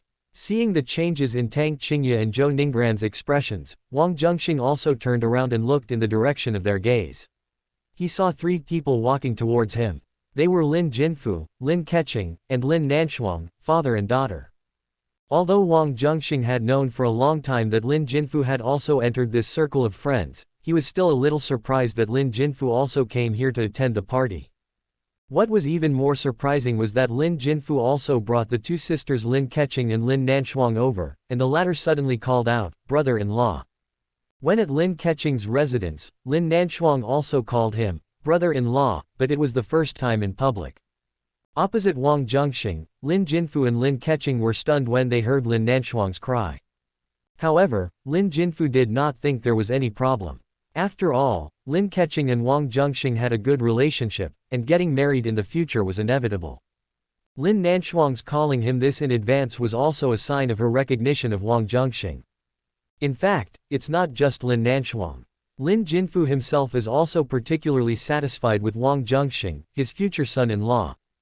As for Lin Keqing, she didn't object to Lin Nanshuang calling her that, but that was at home, and now they were outside. She was sensitive and observant, and had long known from some minor details that Wang Zhenxing had another woman, but she never asked about it, and even pretended to be dumb and pretended not to know. Nanshuang, your brother-in-law is not an ordinary person. It is inappropriate for you to call him like that outside before we get married. Lin Keqing walked hand in hand with Lin Nanshuang and said this to her in a low voice. Lin Nanshuang was reminded and realized that she had spoken out of turn. She thought for a moment and then walked to a place not far in front of Wang Zhenxing. Then she smiled awkwardly and said, "Oh, Sorry, I'm a little short-sighted and I made a mistake. I thought it was my brother-in-law. Wang Zhenxing smiled, said nothing, and just looked at Lin Keqing. He heard everything Lin Keqing had just said to Lin Nanshuang in private. In terms of being well-behaved and sensible, the young secretary Lin Keqing could definitely be ranked in the top 3, which saved him a lot of worry. Lin Jinfu was a little surprised to see Lin Nanshuang suddenly change her words, but he didn't say anything more. Lin Jinfu felt very sorry for Lin Keqing, his eldest daughter who was lost and found again. He just wanted to use the rest of his life to make up for his mistakes. Of course, he would not interfere in his daughter's feelings. Lin Keqing did not choose to make it public, she must have had her considerations, and it was right for her father to choose to support her. When Tang Qingye and Zhou Ningbran heard Lin Nanshuang's explanation and saw Lin Jinfu's appearance, their suspicions were immediately dispelled. Lin Jinfu was very active in the media, and Tang Qingye and Zhou Ningbran recognized him immediately after seeing him. As the founder of Jinfu Bank, a billionaire from Hong Kong, his daughter must have extraordinary vision. It is unlikely that she has any emotional involvement with Wang Zhenxing. What's more, Lin Nanshuang also gave a reasonable explanation, saying that she had recognized the wrong person. Tang Qingye and Zhou Ningbran naturally did not continue to let their imagination run wild. Mr. Wang, we have met before, you should still remember me, right? Lin Jinfu greeted with a smile. Of course I remember. Wang Zhenxing nodded with a smile, exchanged a few words with Lin Jinfu, and then invited him and his 2 daughters into the living room of the mansion. With the arrival of Lin Jinfu, some people quickly gathered around and greeted him enthusiastically. It is understandable that Lin Jinfu is sought after by everyone given his wealth and the special nature of his industry. Wang Zhenxing doesn't need to please Lin Jinfu. Looking at the several future fathers-in-law here, the one Wang Zhenxing least needs to please is Lin Jinfu. What's more, in order to please his daughter Lin Keqing, Lin Jinfu had to curry favor with him. At this time, Wang Zhenxing focused his attention on Lin Keqing, pretending not to be familiar with her, and walked up to her and said, "Ms. Lin, is there anything I can do for you?" Lin Keqing knew that he wanted to talk to her, but she didn't want to draw attention to herself, so she cooperated and pretended to be aloof and replied, "No need." Lin Nanshuang noticed that her brother-in-law and sister seemed to be whispering to each other, so she tactfully walked away and pretended to be interested in the calligraphy and paintings in the hall, examining them from top to bottom. Tang Qingye and Zhou Ningbran were not far away and saw Wang Zhenxing's actions. The former said, "Is this guy trying to strike up a conversation, or is he just saying hello out of courtesy?" "Both, right, she's Lin Jinfu's daughter." Tang Qingye made a judgment. "But he seems to have been frustrated." Zhou Ningbran chuckled. "I think so too," Tang Qingye said. On the other side, Lin Keqing glanced at Tang Qingye and Zhou Ningbran, and lowered her voice to ask Wang Zhenxing, "Which of the 2 beauties on you just now is your friend?" Wang Zhenxing heard the hidden meaning in her words and after a brief pause, he replied, both. Lin Keqing was obviously stunned for a moment, a hint of jealousy flashed across her pretty face, and she continued with a helpless sigh, "I can be friends with them, but whether they are willing or not is not something I can control." "I will definitely spend more time with you during the spring festival," Wang Zhenxing promised. Lin Keqing was so thoughtful, so of course he had to show some appreciation. "You said it, don't play tricks on me. You have to stay by my side on New Year's Eve." Lin Keqing tried her best not to smile, keeping a cold expression and spoke in a very low voice. "Not to mention being next to you, even being next to your bed will do," Wang Zhenxing said. Lin Keqing blushed slightly. She was very happy, but didn't want to be laughed at, so she glared at him. Seeing this, Wang Zhenxing took the opportunity to walk away. To outsiders, it looked like he had failed in his attempt to strike up a conversation. Tang Qingye and Zhou Ningbran looked at this side from time to time. When they saw Wang Zhenxing walking away with his head down, they immediately felt gloating. "Sister, what did you and brother-in-law talk about just now?" After seeing Wang Zhenxing walk away, Lin Nanshuang returned to Lin Keqing and asked curiously. "It's nothing." Lin Keqing felt that this matter was too embarrassing and didn't want her sister to know about it. Lin Nanshuang noticed that her sister was avoiding her gaze and knew that she was hiding something from her, so she protested, "What secret is it that you can't even tell me?" "Sister, you are too stingy. Even if we are sisters, we can't tell everything. It's like you have a secret that you haven't told me." Lin Keqing looked at Lin Nanshuang with a smile. Lin Nanshuang lowered her head guiltily, then raised it again and said stubbornly, I don't have any secrets. Really? Then let me remind you that this secret is related to your future brother-in-law. Lin Keqing looked at Lin Nanshuang, making her feel uncomfortable. Don't get me wrong, sister. I just think that my brother-in-law is a good person. I have absolutely no other thoughts. Lin Nanshuang defended. Okay, I misunderstood. I was planning to, if you really have this idea, then I will. Lin Keqing deliberately tested him and suddenly stopped talking halfway through. Just what? Are you going to accept me? Is that what you think, sister? You really have no objection. Lin Nanshuang's pure and lovely face was full of anticipation. It was not until she saw Lin Keqing's gradually furrowed brows that she realized something was wrong. Chapter 459 Dad. Sister, I was just joking, don't take it seriously. Seeing that Lin Keqing's face looked a little strange, Lin Nanshuang immediately changed her words. She did have that idea, but she didn't want to create a rift with her sister because of it. I was just joking, but if you really have this idea, I won't be angry. Lin Keqing's brows relaxed and she smiled again. Lin Nanshuang couldn't guess what her sister was thinking, and for a moment she didn't dare to say anything. She looked away guiltily. Lin Keqing glanced at her sister and sighed softly. In fact, after hearing Lin Nanshuang's impatient statement, she was not surprised or angry. On the contrary, she felt inexplicably happy. Because Lin Keqing knew that by being with Wang Zhenxing, she would definitely be integrated into a big family in the future. In order to avoid being bullied, it is necessary to have an ally. For example, the two women next to Wang Zhenxing just now seemed to have a very good relationship. Lin Keqing had already made preparations for a rainy day, and her sister Lin Nanshuang was the best ally. However, Lin Keqing was worried that Lin Nanshuang was not mature enough and was afraid that her idea was just impulsive. What if she pushed this matter forward and Lin Nanshuang regretted it in the future and resented her as her sister? This is also why Lin Keqing was unwilling to be too active in promoting this matter. The only thing she could do was to provide some convenience to her sister. If Lin Nanshuang had such a strong thought, it would prove that she was not impulsive and she would definitely do something. Nanshuang, come with me and make two friends. Lin Keqing put away her thoughts, looked in the direction of Tang Qingye and Zhou Ningran, and said to her sister. Unlike Lin Nanshuang, she did not grow up in a family of luxury, but grew up in a very ordinary family. She still has some inferiority complex in her bones. Although she has recognized Lin Jinfu, this kind of character cannot be changed for a while. Taking Lin Nanshuang along was a way to give her courage and also to let her know some things in advance. Okay, who is it? Lin Nanshuang asked. They were the two women who were next to him just now. I just asked him about it, and he honestly admitted that they were his very good friends. Lin Keqing emphasized the word, friends.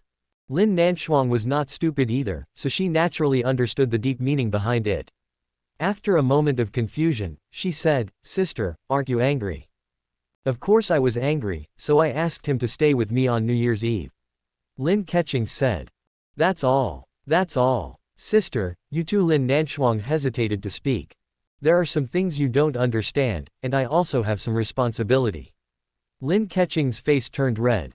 No, I understand. Lin Nanshuang said. What do you know? Lin Keqing asked. Lin Nanshuang was curious and listened to the conversation against the wall for several times. She naturally knew that her sister was having a hard time dealing with it. Her sister's guilt should have come from this, right? Nothing. Lin Nanshuang was too embarrassed to say. Then do you want to go with me? Lin Keqing asked again. Of course, I'll go meet them. I can't let you, my sister, be bullied. Lin Nanshuang snorted. Lin Keqing nodded, and walked towards Tang Qingye and Zhou Ningran with Lin Nanshuang. They felt a little nervous along the way. She was a little worried because the two women were mean and unruly and difficult to get along with.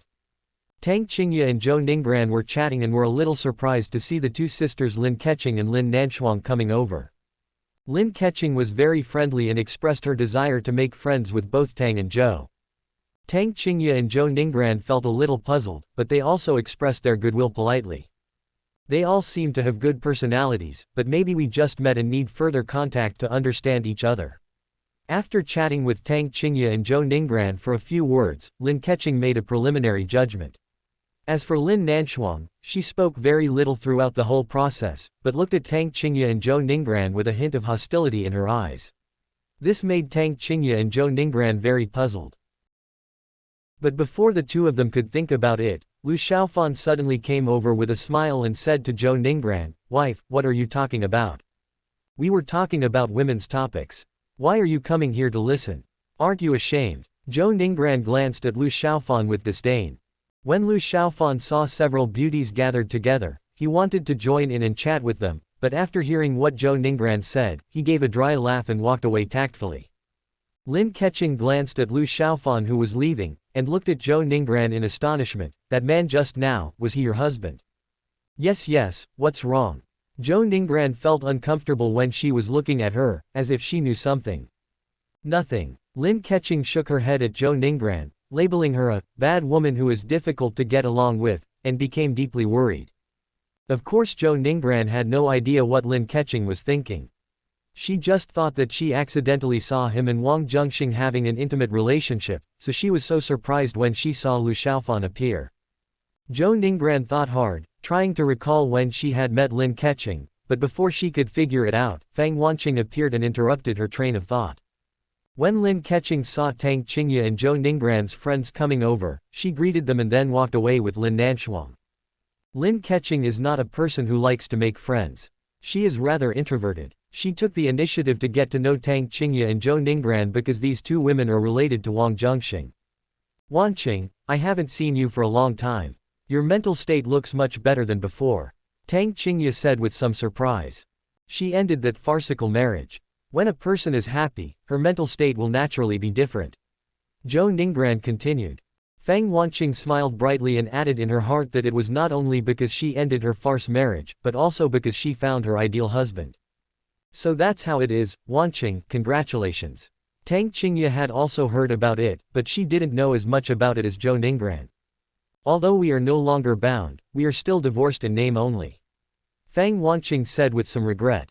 "Don't be depressed. If the man you find in the future dares to despise the fact that you are divorced, I will teach him a lesson for you."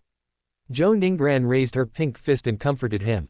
She had practiced some boxing and kicking skills, and was quite good at it. Lu Xiaofan experienced this best and had been beaten by her many times. "Okay, I know you are good," Fang Wanqing said with a smile. Wang Zhenxing also noticed Fang Wanqing and Fang Yiwei coming, and greeted the latter first. Although Fang Yiwei is the oldest in this circle, he is at the bottom in terms of wealth and connections. After coming here, he behaves more humbly. Wang Zhenxing came to greet him on his own initiative. Fang Yiwei was extremely happy and started to chat with him. Previously, Wang Zhenxing had pretended to be Fang Wanqing's boyfriend and had even been to Fang's house with Fang Wanqing. At that time, Li Mudo diagnosed that Fang Wanqing was pregnant, and the person who handled the case was Wang Zhenxing. Fang Wanqing knew that her fake pregnancy would be exposed sooner or later, so after she was completely free, she confessed everything and explained the reason. After learning about the situation, Fang Yiwei felt very sorry, so when he saw Wang Zhenxing, he didn't want to show too much enthusiasm for fear of causing resentment. But what Fang Yiwei didn't know was that the pregnancy was fake, but Wang Zhenxing and his granddaughter Fang Wanqing were indeed having an affair. It's just because Fang Wanqing is thin-skinned that she kept this secret. Tang Qingye, Zhou Ningbran and Fang Wanqing gathered together and chatted for a while, and their eyes inadvertently fell on Wang Zhenxing who was not far away. At this time, Ying Zhiliang, Ying Wanyan and Yanyan also came here. When Yanyan saw so many people, she timidly hid behind Ying Wanyan. "Yanyan, don't be afraid, Mom is here," Ying Wanyan said softly. Yanyan nodded her head, her expression eased a little, and she walked out from behind Ying Wanyan. Her bright big eyes swept through the crowd and suddenly saw Wang Zhenxing. "Dad!" A look of joy appeared on Yanyan's tender little face. She broke away from Ying Wanyan's hand, ran to Wang Zhenxing, hugged his thighs, and couldn't contain her joy, and shouted. This shout made the air seem to stagnate for a moment. People around stopped talking and looked at him sideways. Chapter 460, Rushing to Adopt a Goddaughter. In this circle of friends, Wang Zhenxing is worth a lot of money. He is the youngest one and also the one with the greatest potential, so naturally he receives a lot of attention. Yanyan's cry made many people stunned. Many people know that Wang Zhenxing is single, so he was naturally very surprised to be suddenly called Dad by a daughter who was only a few years old. Wang Zhenxing looked down at Yan Yan's raised face and was stunned for a moment. He had met Ying Wanyan yesterday and knew that Ying Wanyan and Ying Zhiliang, father and daughter, had reconciled. But what was unexpected was that Ying Zhiliang would come with Ying Wanyan and Yan Yan. Ying Zhiliang doesn't know about Wanyan yet.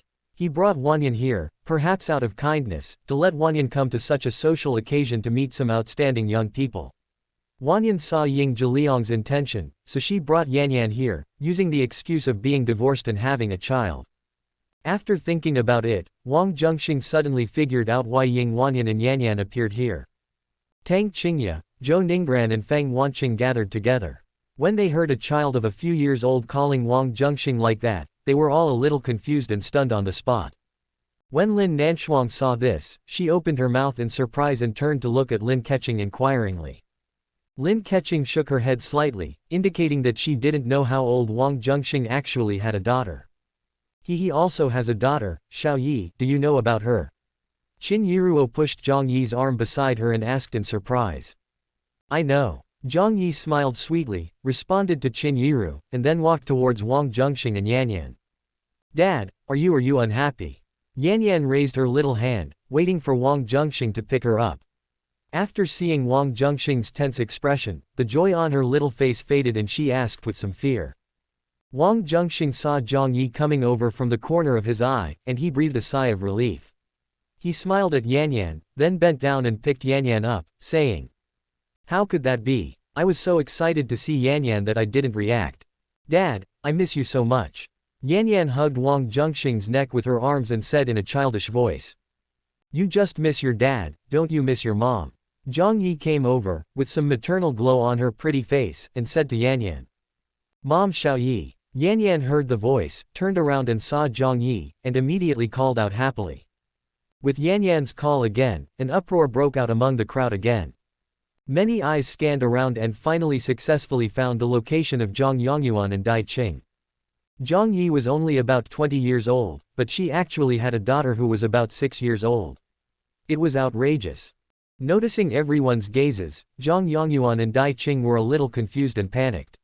For a moment, they even began to doubt whether this Yan Yan was their granddaughter. Until Ying Wanyan came to Yan Yan and gently scolded her, You're already in school, aren't you ashamed to still want a hug? Dad, Mom is mean to me. Yan Yan, who was originally a little timid, became noticeably braver after seeing Wang Zhenxing. Under the gaze of so many people, she was not so scared anymore. You're so brave, you even dare to complain. Ying Wanyan didn't know whether to laugh or cry. It's okay, Yan Yan is still young. Zhang Yi said with a smile, and couldn't help but stretch out her hand to rub Yan Yan's cute little face, and signaled to Wang Zhenxing to let her hug Yan Yan. Wang Zhenxing nodded and handed Yan Yan into Zhang Yi's arms. Zhang Yongyuan and Dai Qing saw this and walked towards Zhang Yi. The former asked in confusion, What's going on? This is Yan Yan, I'm her godmother. Zhang Yi explained. Brother Wang, then Zhang Yongyuan turned to Wang Zhenxing and asked. Of course he is Yan Yan's godfather. Zhang Yi continued. After hearing this, Yan Yan frowned slightly and wanted to correct it. But before she could say anything, Ying Wanyan reached out and touched Yan Yan's head, shaking her head slightly at her. Although Yan Yan didn't understand why, she still listened to her mother and didn't continue to correct her. Brother Wang and I are of the same generation. You and he have become Yan Yan's godparents. Doesn't this mess up the generations? Zhang Yongyuan said with a strange look on his face. Don't worry about these things, Mom and Dad. Do you think Yan Yan is cute? Zhang Yi said to Zhang Yongyuan and Dai Qing excitedly while holding Yan Yan. What a beautiful little girl. She will definitely be a great beauty when she grows up. Although Zhang Yongyuan and Dai Qing felt that Zhang Yi's expression was a little strange, after seeing Yan Yan's delicate and lovely little face, they still admired her sincerely. They even reached out to hug Yan Yan, not hiding their inner love. When Zhang Yi saw this scene, she almost wanted to say, Can I give you such a lovely granddaughter and raise her? But fortunately, he understood the situation clearly and kept his mouth shut, not saying such words. After Tang Qingye, Zhou Ningbran and Feng Wanqing heard the conversation between Zhang Yi and others, they realized that it was a misunderstanding. They walked over here, circled around Yan Yan and tried to tease her. Lin Keqing moved closer, but did not go up to tease Yan Yan. However, looking at Yan Yan's lovely appearance, she inadvertently revealed a loving smile. As for Lin Nanshuang, she was playful by nature and immature. She just thought Yan Yan was particularly cute and did not look at Yan Yan with a loving face like other women did. Xiao Yi, when did you have such a goddaughter? Why haven't I heard you talk about it before? Qin Yiruo walked over, reached out and gently pinched Yan Yan's soft and tender face, and said to Zhang Yi. It happened not long ago. Zhang Yi replied, little boy, I'll buy you some candy, and you can call me godmother, okay? Qin Yiruo coaxed. Not good. Yan Yan shook her head. Why? Qin Yiruo was puzzled. Mom said that anyone who buys me candy and then makes requests of me is most likely a bad person. Yan Yan looked at Qin Yiru warily. Qin Yiruo was stunned. Zhang Yi covered her mouth and laughed secretly. Yan Yan, this is Xiao Yi's mother's friend, how could she be a bad person? Ying Wanyan tried to smooth things over and gave Qin Yiru an apologetic look. Qin Yiru didn't mind, but she became more determined to be Yan Yan's godmother. After all, Wang Zhenxing and Zhang Yi became Yan Yan's godfather and godmother, so of course she also wanted a godmother. Qin Yiru first asked Ying Wanyan for her opinion. Ying Wanyan did not object and told Yan Yan to make her own decision. Little boy, your name is Yan Yan, right? I can buy you a lot of delicious food and toys. Can you also recognize me as your godmother? Qin Yiruo continued to coax him without getting discouraged. Not good. Yan Yan still shook her head. Why not? If you become my goddaughter, I will treat you as well as your mother Xiao Yi. Qin Yiruo said. You look more fierce than Xiao Yi's mother. Yan Yan said in a low voice and ran back to Wang Zhenxing. Am I fierce? Qin Yiruo was surprised and said to Zhang Yi. Yan Yan is actually quite timid. It might be because you spoke a little too loudly. Zhang Yi said. Qin Yiru suddenly realized, so she learned Zhang Yi's tone of voice and repeated it softly to Yan Yan. Dad, please make the decision for me. Yan Yan was a little confused, so she gave the decision-making power to Wang Zhenxing. Qin Yiru was delighted after hearing this and secretly winked at Wang Zhenxing. Wang Zhenxing understood, picked up Yan Yan, and said, it's good to have someone to spoil you. This sister, oh no, this aunt is called Qin Yiruo. Yan Yan nodded her head and whispered, Yiruo, Mom. Yan Yan is so well behaved. Qin Yiruo smiled happily and approached Wang Zhenxing openly to tease Yan Yan, giving people a sense of déjà vu as if they were a family of three. When Tang Qingye, Zhou Ninggran and Fang Wanqing saw this scene, they immediately had similar thoughts as Qin Yiru, so they took the initiative to come over and enthusiastically get to know Yan Yan's mother Ying Wanyan. Lin Keqing hesitated for a moment, then mustered up the courage to make friendly advances towards Ying Wanyan. When the four women felt that the time was right, they all proposed to Ying Wanyan that they wanted to adopt Yan Yan as their goddaughters. Ying Wanyan was stunned for a moment. Yan Yan was indeed quite likable, but it was the first time that so many young and beautiful girls vying to adopt her as their goddaughter. Or to be more precise, this matter was a bit strange and weird. After hearing each other's words of adopting Yan Yan as their goddaughter, Tang Qingye, Zhou Ninggran, Fang Wanqing and Lin Keqing looked at each other suspiciously. Chapter 461 Meteor Shower. Tang Qingye and Zhou Ninggran already knew each other's secrets.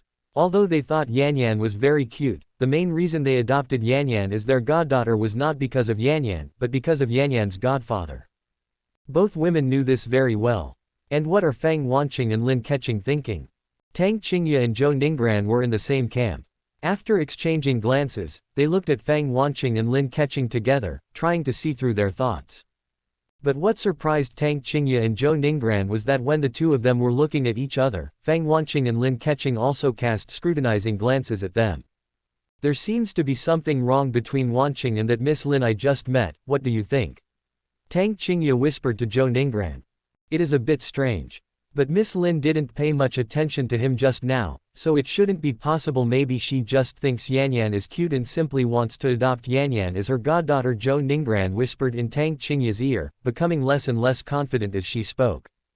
I'll find a chance to test Wanqing, and I'll leave Miss Lin to you. Tang Qingye whispered. Let's switch. I'll leave Miss Lin to you and Wanqing to me. Zhou Ninggran still felt that it was easier to talk to people she knew. You are a talented woman and you are better at speaking than me. You should contact Miss Lin. Tang Qingye is not a woman with a strong personality. Facing Lin Keqing, the daughter of a billionaire, she still feels a little insecure.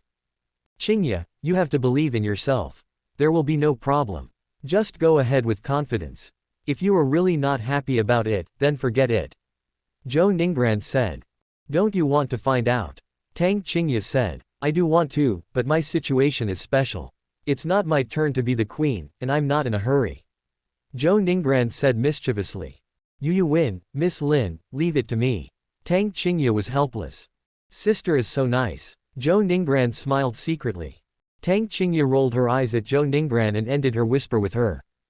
The atmosphere in the field was a little awkward at this moment. Wang Zhenxing pretended to check the time and glanced at Tang Qingye and the others. With so many of you here, don't scare Yanyan. Let's talk about the matter of adopting a goddaughter later. After that, he paused for a moment, then spoke loudly to the guests. It's almost time now. Please move to the rooftop. There are drinks and food ready. Let's wait together on the rooftop so as not to miss this meteor shower that only happens once every few hundred years. As Wang Zhenxing spoke, everyone responded and went to the rooftop venue under the guidance of a concierge. Only after most people in the hall had left did Wang Zhenxing catch up with everyone. Yanyan was carried to the rooftop by Qin Yiru to eat delicious food. Ying Wanyan was also happy to be free and stayed beside Wang Zhenxing. My dad wanted me to go on a blind date. I didn't want to, but I didn't want to get angry with him, so I brought Yanyan here. I didn't expect that I almost caused you trouble. Ying Wanyan said apologetically on the way. Wang Zhenxing had guessed it long ago, and was not surprised to hear it. He said with a guilty conscience, it doesn't matter even if everyone knows about our affairs. Of course not. After all, I have had a nominal marriage. If our affairs were made public, it would probably affect your reputation. Ying Wanyan was thinking about him wholeheartedly. When the day comes that I quit my position in the group, I will marry you openly. Then we won't have to hide anything anymore. Wang Zhenxing made a big promise out of habit, but it was not a lie. It's just that he didn't even know when that day would be. Okay, I'll wait for you. Ying Wanyan smiled sweetly, believing in his words without a doubt. After a while, all the guests arrived at the rooftop venue. The rooftop is very large, more than enough to accommodate dozens of people. The main reason Wang Zhenxing bought this luxury house was because of the rooftop. In the past, on summer nights, he often rested on the rooftop, looking at the starry sky. All the fatigue in his body and mind seemed to be relieved, and he would fall asleep hugging the stars. It was so comfortable. Later, I was with Tang Qingye and came here to count the stars with her. Thinking of this, Wang Zhenxing looked towards Tang Qingye inadvertently. Tang Qingye seemed to have sensed something. She looked at Wang Zhenxing from a distance, and thought of some things. Her face suddenly turned red. This made Zhou Ningran and Fang Wanqing beside her confused, and they asked her what was going on. Tang Qingye happened to be holding a glass of red wine, so she made the excuse that it was because of the wine.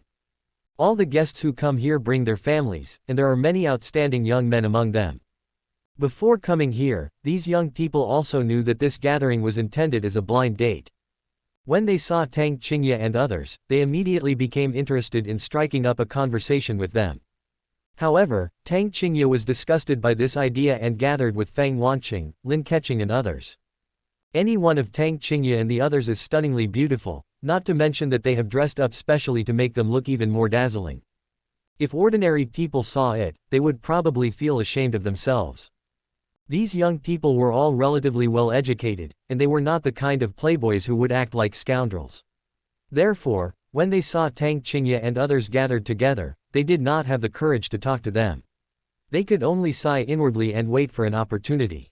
The blind date scene that Qin Peng and other elders had been looking forward to suddenly came to a standstill, and they became a little anxious. Qin Peng, in particular, was so anxious that he came to Qin Yiruo. Yiruo, I just took a look and saw a few young men who are good-looking and well-educated. Don't you want to get to know them? Even if it doesn't work out, we can still be friends. Qin Peng persuaded earnestly. Dad, if you want to be a grandfather so much, just say it directly. Didn't I just adopt a goddaughter? I'll go and coax her and ask her to call you grandpa a few times. Qin Yiruo said. Dad hopes that you can find a reliable person to entrust your care to so that I can put my mind at ease, Qin Peng said. Qin Yiru looked at the deep wrinkles on her father's face, and her heart was touched. She said, "Dad, to tell you the truth, I actually already have a boyfriend." "Really? Then when you are free, bring it back for Dad to see." Qin Peng didn't quite believe it. "It's not impossible, but Dad, you'd better prepare yourself mentally first." Qin Yiru said. "What kind of person is your boyfriend?" Qin Peng frowned, feeling very worried, fearing that Qin Yi had found a boyfriend of questionable character. "When we meet, you'll know it naturally, Dad." Qin Yiru didn't dare to reveal too much for the time being. After all, the old man was old and his psychological endurance might be limited. Qin Peng was confused, but he didn't dare to ask any more questions. "Look, a shooting star appears." Someone in the crowd suddenly shouted. When everyone heard the shout, they looked up and saw a stream of light with a tail of flame appear in the night sky. At first there were only a few rays of light of varying sizes, appearing indirectly, and then 10, dozens or even hundreds of them flashed across at the same time, which was a spectacular sight. The dark night sky seemed to be illuminated. Some people at the scene used their mobile phones to record this rare scene, while others used telescopes on the rooftop to observe the meteor shower more closely. Tang Qingye and others closed their eyes, clasped their hands together in front of their chests, and began to make wishes with a pious look on their faces. Wang Zhenxing glanced at the posture of Tang Qingye and others making wishes and smiled knowingly. Then he suddenly caught a glimpse of a stream of light across the night sky and falling in the direction of Qingling, getting closer and closer. Surprised for a moment, Wang Zhenxing also walked to a telescope and observed through it. Soon his pupils suddenly shrank. "Flying man, Mom and Dad, I saw a flying man." Yan Yan, who was also observing the meteor with a telescope at the side, suddenly jumped up and shouted excitedly. Chapter 462 Flying Man. There are also some superhero movies in this world. The flying man that Yan Yan mentioned is the protagonist in a movie. He is similar to Superman and can fly in the sky. As Yan Yan shouted, some people nearby looked at her. Except for Wang Zhenxing, the others treated Yan Yan's words as a child's joke. Ying Wanyan even walked up to Yan Yan, touched her little head, and said with a smile, "Where did this flying man come from? Are you confused because of watching the movie?" "Mom, I really saw a flying man." Yan Yan's little face was full of seriousness. "Then show Mom where the flying man is," Ying Wanyan said with a smile. Yan Yan nodded her head, looked through the telescope for a while, and then said disappointedly, "The flying man is gone." "You must have been dazzled just now," Ying Wanyan said. "I really saw a flying man, Mom, please believe me," Yan Yan insisted. "Silly child." Ying Wanyan didn't know whether to laugh or cry. Yan Yan frowned and turned to Wang Zhenxing beside her and said, "Dad, I really saw a flying man just now. Do you believe me?" Wang Zhenxing was observing through the telescope. After hearing Yan Yan's words, he quickly looked away and looked at Yan Yan, smiling and said, "Believe me, I saw it just now, too." "Listen, Mom, I didn't lie to you. Dad saw it too," Yan Yan said happily. Ying Wanyan thought Wang Zhenxing was just trying to coax the child. After hearing what he said, she smiled and changed her tone. "Okay, it's Mom's fault. I should have believed you." Yan Yan smiled contentedly and continued to observe with the telescope, trying to find the flying man again, but after looking for a long time, she couldn't find him. Ying Wanyan did not bother Yan Yan, but walked to Wang Zhenxing and whispered, "This kid, she actually took you seriously after hearing what you said." Wang Zhenxing wanted to say that he was not trying to coax Yan Yan just now, because he also saw the flying man. "I just thought about it and found it hard for Ying Wanyan to believe, so I didn't say it out loud and waste my breath." Wang Zhenxing smiled at Ying Wanyan as a response, then frowned slightly and looked in a certain direction of Qingling. That direction is exactly where the flying man fell. A slum area in Qingling. Lin Yumeng learned from news reports that there would be a rare meteor shower tonight, so she went to an open area near her home to watch it. When she saw hundreds of streams of light passing across the sky, she pursed her lips, closed her eyes, clasped her hands together and made a sincere wish. Just as he made his wish, he heard the sound of breaking wind, followed by a loud bang several feet away. Lin Yumeng was so frightened that her whole body trembled. She looked in astonishment and saw smoke and dust rising several feet away. It looked like a meteorite had fallen and hit him nearby. Lin Yumeng felt a little scared and thought that if the meteorite had deviated a little, it might have hit her on the head. How unlucky it is to be almost hit by a meteorite while watching a meteor shower. Lin Yumeng let out a sigh and prepared to leave. But at this moment, a person's hand was seen slowly reaching out from the hole created by the meteorite. Lin Yumeng's mind immediately thought of the horrific plots in horror movies and novels she had seen, and she screamed in fear. But fortunately, the outstretched hand did not lead to any terrifying scenes afterwards. The man just kept scratching at the edge of the pit, apparently trying to climb out. After Lin Yumeng's panic, she gradually calmed down and wondered if she was too focused on making a wish and didn't notice that there was someone not far away. When the meteor fell, it happened to hit next to this person. Lin Yumeng is a kind-hearted person. She would not stand idly by when she sees others in danger. So she plucked up her courage and slowly approached the pit. Sure enough, as she expected, there was indeed a ragged man in the pit. The man looked pitch black all over, and it was night time, so the light was dim and even his appearance could not be seen clearly. However, it could be vaguely recognized that he was a tall man. I'm back, I'm back, I'm back, I'm finally back. The man tried to climb out of the pit, but he was exhausted and finally gave up. He kept muttering to himself and grinning, revealing 2 rows of white teeth. He looked happy. Lin Yumeng felt puzzled when she saw this. She suspected that the man was mentally abnormal and wondered if he was frightened silly by the meteorite hitting him. But Lin Yumeng didn't want to go into the details of what happened, she just kindly called the emergency number. After a while, an ambulance arrived nearby. Several medical staff came over, gave the man in the pit a quick check, and then carried him onto a stretcher. Lin Yumeng paid for the ambulance and also prepaid a certain amount of medical expenses. She, Zhang Yi and Qin Yiruo live stream games on the platform and are among the top game hosts on the platform, earning a considerable amount of money. Although they still live in a slum, their life is no longer tight. This amount of money is nothing to Lin Yumeng, it's just a piece of cake. After all, this man might be a nearby resident. Even the parents of both parties might know each other. Of course Lin Yumeng doesn't mind helping. The man lying on the stretcher in a disheveled state was in a semi-conscious state and kept muttering some incomprehensible words. When being carried away by medical staff, the man looked at Lin Yumeng and struggled to keep his eyelids open, as if he wanted to remember what she looked like. Then he could not hold on any longer and fainted on the stretcher with his head tilted. Lin Yumeng watched the ambulance leave and looked up at the night sky. The stream of light in the night sky has disappeared. The meteor shower appears to be over. Lin Yumeng sighed softly, and thinking of the wish she had made before, she suddenly felt a little embarrassed, and murmured to herself, Lin Yumeng, don't be silly. Wang Zhenxing's mansion. Although the meteor shower is over, the party is not over. Rich businessmen like Qin Peng are all very busy people. It is rare for them to get together. Some of them chat, some reminisce about the past, and sometimes even talk about business matters. Those young masters from wealthy families were waiting for the opportunity to strike up a conversation. Tang Qingye and other nominally single girls gathered together, pretending to chat, but their eyes always wandered inadvertently on Wang Zhenxing. Wang Zhenxing was still thinking about the flying man, a little absent-minded, leaning against the railing of the rooftop. An acquaintance came over and handed him a cigarette. Wang Zhenxing subconsciously reached out to take it and wanted to light it, but suddenly he thought of something and waved his hand again, saying, I quit. After Zhang Yi caught a glimpse of this scene, she smiled knowingly, then restrained her smile. Why does he look so unhappy? Zhang Yi muttered secretly. She wanted to go and try to comfort him, but due to the occasion, it was not convenient for her to do so.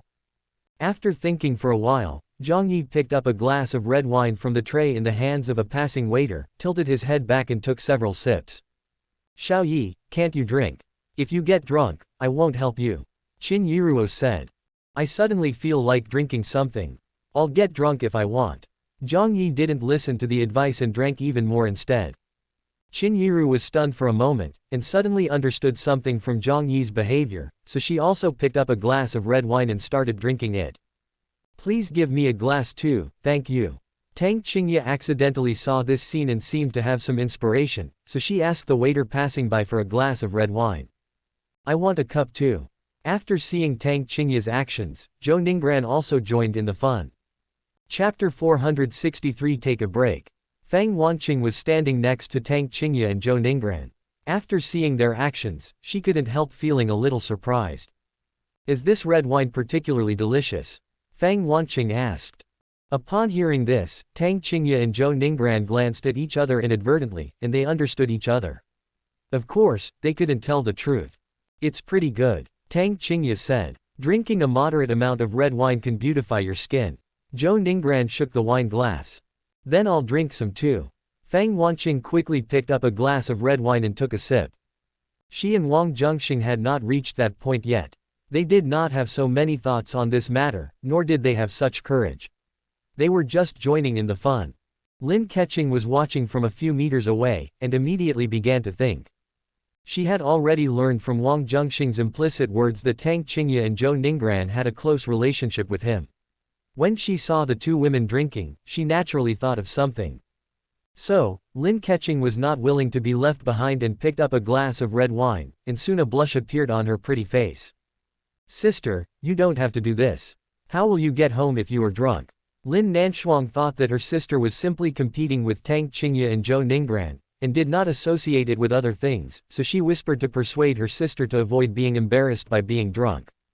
Isn't this home? Lin Keqing responded in a low voice. When Lin Nanshuang heard this, she finally came to her senses.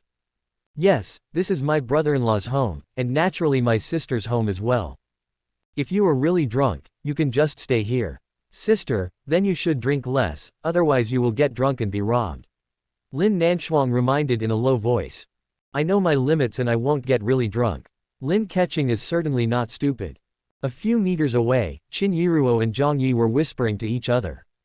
What's wrong with them? Qin Yiruo became suspicious when she saw Tang Qingye and others drinking one after another. How should I know, but something is indeed wrong. Zhang Yi also felt a little strange. After a while, Tang Qingye began to stagger, as if she was drunk from drinking too much. Zhou Ningbran supported her to prevent her from falling. Seeing this, Tang Zheng hurried over. Uncle Tang, Qingye drank too much. Zhou Ningbran said. Kid, if you can't drink, then don't drink. Tang Zheng muttered. What's going on? Wang Zhenxing also came over. She's drunk. You have a place here, let her go and rest for a while. It was still early, and Tang Zheng didn't want to miss this rare gathering, so he wanted to stay a little longer. There are a lot of empty rooms, of course. Wang Zhenxing nodded, and then said to Zhou Ningbran, help her and follow me. Zhou Ningbran nodded and supported Tang Qingye with difficulty. It was a bit strenuous and she almost stumbled and fell when going down the stairs. Fortunately, Wang Zhenxing pulled her in time and she was saved. Tang Zheng had been following behind. After seeing this, he said to Wang Zhenxing helplessly, what are you waiting for? Come and help me, but be careful with your hands. What do you think of me when you say that? Wang Zhenxing said seriously. Tang Zheng glanced at him unhappily, thinking, I am also a man, how can I not know what you are thinking? If it weren't for my daughter's good teaching, I'm afraid you would have succeeded long ago. But considering that Zhou Ningbran was present, Tang Zheng just thought about it in his mind and didn't say it out loud. Soon, Tang Qingye, with the help of Wang Zhenxing and Zhou Ningbran, came to a guest room. Uncle Tang, I just drank a little and feel a little dizzy. I need to rest and take care of Qingye. You go and do your thing. After Zhou Ningbran covered Tang Qingye with a quilt, he said to Tang Zheng. Thank you very much. Tang Zheng said with a smile, left the guest room and closed the door, then returned to the party venue with Wang Zhenxing. After hearing the sound of the door closing, Tang Qingye, who was lying on the bed, moved her eyelids slightly. She opened her eyes and looked around. When she saw that only Zhou Ningbran was in the room, she opened her bright big eyes completely. It's a pity that you don't become an actor. I almost thought you were really drunk. Zhou Ningbran complained. I'm not drunk, but my head is a little dizzy. Tang Qingye rubbed his forehead. You know what, I have some too. Zhou Ningbran frowned. Take a nap, you should feel better. Tang Qingye suggested. Okay, you sleep over there and give me some space. Zhou Ningbran agreed. The two women quickly closed their eyes to rest and recharge their energy. Party venue. Uncle Tang, is Qingye okay? Fang Wanqing, holding a glass of red wine, asked with concern when she saw Tang Zheng coming back. I drank a little too much, it's okay, I'm going to the room downstairs to rest. Tang Zheng replied. I just saw Ranran went there too. Why didn't she come back? Where is she? Fang Wanqing said. She said she felt a little dizzy and wanted to rest with Qingye for a while. Tang Zheng said, and after seeing the almost empty wine glass in Fang Wanqing's hand and her obviously flushed face, he said out of kindness as an elder. Although red wine is good, you can't drink too much. Drink it in moderation and don't force yourself. Thank you, uncle. I understand. Fang Wanqing smiled and nodded. Then her steps suddenly swayed for a moment before she regained her balance. It seems I drank a little too much. Wait a moment, Tang Zheng said to Fang Wanqing and waved to Wang Zhenxing over. After Wang Zhenxing learned about the situation, he politely said that there were vacant guest rooms where Fang Wanqing could rest. Thank you. I'm really sorry for causing you trouble. Fang Wanqing said. It's not a problem. Can you walk by yourself? Or do you need me to help you? Wang Zhenxing asked. You can go, no problem. Fang Wanqing was shy, and with Tang Zheng next to her, she was naturally embarrassed to get close to Wang Zhenxing, even if it was just to support him. This is the best. Otherwise, I wouldn't dare to help you even if you asked me to. Wang Zhenxing smiled. Tang Zheng was listening nearby and felt somewhat relieved, thinking that this unfilial son was relatively honest. He then continued chatting with his friend without any worries. Wang Zhenxing led the way and soon arrived at another guest room with Fang Wanqing. As soon as the door was closed, Wang Zhenxing's true face was quickly revealed. Fang Wanqing symbolically pushed his shoulder, and then her arms involuntarily hooked around his neck. Because she was slightly drunk, she was a little bolder and would occasionally respond, although a little awkwardly. I'm going back to the rooftop. You rest here. I'll come to see you later after everyone leaves. After a moment, Wang Zhenxing suddenly let go of Fang Wanqing and said this. I just feel a little dizzy. I came here to rest for a while. There is nothing else. Fang Wanqing's eyes were still a little blurry, but she said very stubbornly. Wang Zhenxing did not point it out, he just closed the door quietly and left, returning to the party venue. At this time, Yan Yan suddenly trotted over, wanting to share with Wang Zhenxing a particularly delicious pastry she had just picked up. Dad, this is delicious, you try it. Hey, Dad, you are a boy, why are you wearing lipstick like a girl? Yan Yan suddenly noticed Wang Zhenxing's strange behavior, felt very surprised, and shouted in a childish voice. As the focus, Wang Zhenxing naturally attracted a lot of attention. As Yan Yan's startled voice came, many eyes around him were also looking at him. Chapter 464 Distant Cousin. Hearing Yan Yan's words, Wang Zhenxing was stunned for a moment, and instantly realized that it was Fang Wanqing's lipstick that was stained on him when he was in the guest room just now. After all, Fang Wanqing seldom did anything sneaky, and she was a little nervous and not thoughtful enough. If it were Zhang Yi, she would definitely have noticed it. It was as if Zhang Yi had just arrived here, and had secretly done something with Wang Zhenxing in the room, and then had carefully helped him wipe off the red mark on his mouth. Although curious Yan Yan noticed something was wrong and pointed it out, Wang Zhenxing was not panicked. This is delicious, isn't it? Let me try it. Wang Zhenxing used a knife and fork to pick up the pastry handed to him by Yan Yan, put it in his mouth, and deliberately filled his mouth with cream to quickly cover up the red mark. The party venue was well lit, but it was night after all, so the brightness was certainly not as good as during the day. Those who looked at Wang Zhenxing curiously didn't have time to see clearly whether Wang Zhenxing was wearing lipstick. Dad's face has become ugly. Yan Yan said with a smile when she saw Wang Zhenxing's mouth full of food, and then asked Ying Wanyan for a tissue. Wang Zhenxing took it, wiped off all the lipstick and cream on his lips, rolled up the tissue and threw it into the trash can. Ying Wanyan was a little curious, so she followed Yan Yan to take a look. When she saw that there was no lipstick on Wang Zhenxing's mouth, she didn't think much about it. I just thought Yan Yan was talking nonsense, or she was seeing things again. Of course, you can't believe what children say. After all, Yan Yan has a criminal record and she said she saw a flying man before. Those eyes that were looking towards Wang Zhenxing quickly retracted and continued with their own work. Following Tang Qingya's lead, Zhang Yi, Qin Yiruo and Lin Keqing went to the room downstairs to rest one after another because they were drunk. Lin Nanshuang didn't drink, but followed them under the pretext of taking care of Lin Keqing. Out of her woman's intuition, Ying Wanyan felt that this was very unusual, so she drank some wine and wanted to find an excuse to stay and see what was going on. When Wang Zhenxing saw this situation, he took a deep breath. Tang Qingya, Zhou Ninggran and Fang Wanqing all stayed here at the same time, which was nothing special. But Zhang Yi and others also stayed overnight, which was a bit of a headache. The room smells so good, and there are some cosmetics. Is there a woman living here? After Ying Wanyan followed Wang Zhenxing into a room, she discovered something unusual. A distant cousin of mine lives here. Both her parents are gone and she is all alone. I feel sorry for her, so I take care of her. She also takes care of the house when I'm not here. Wang Zhenxing said frankly. Ying Wanyan felt guilty for doubting him. After a pause, she said, I sleep in this room, so where will my cousin sleep? Wang Zhenxing said, you can sleep here peacefully.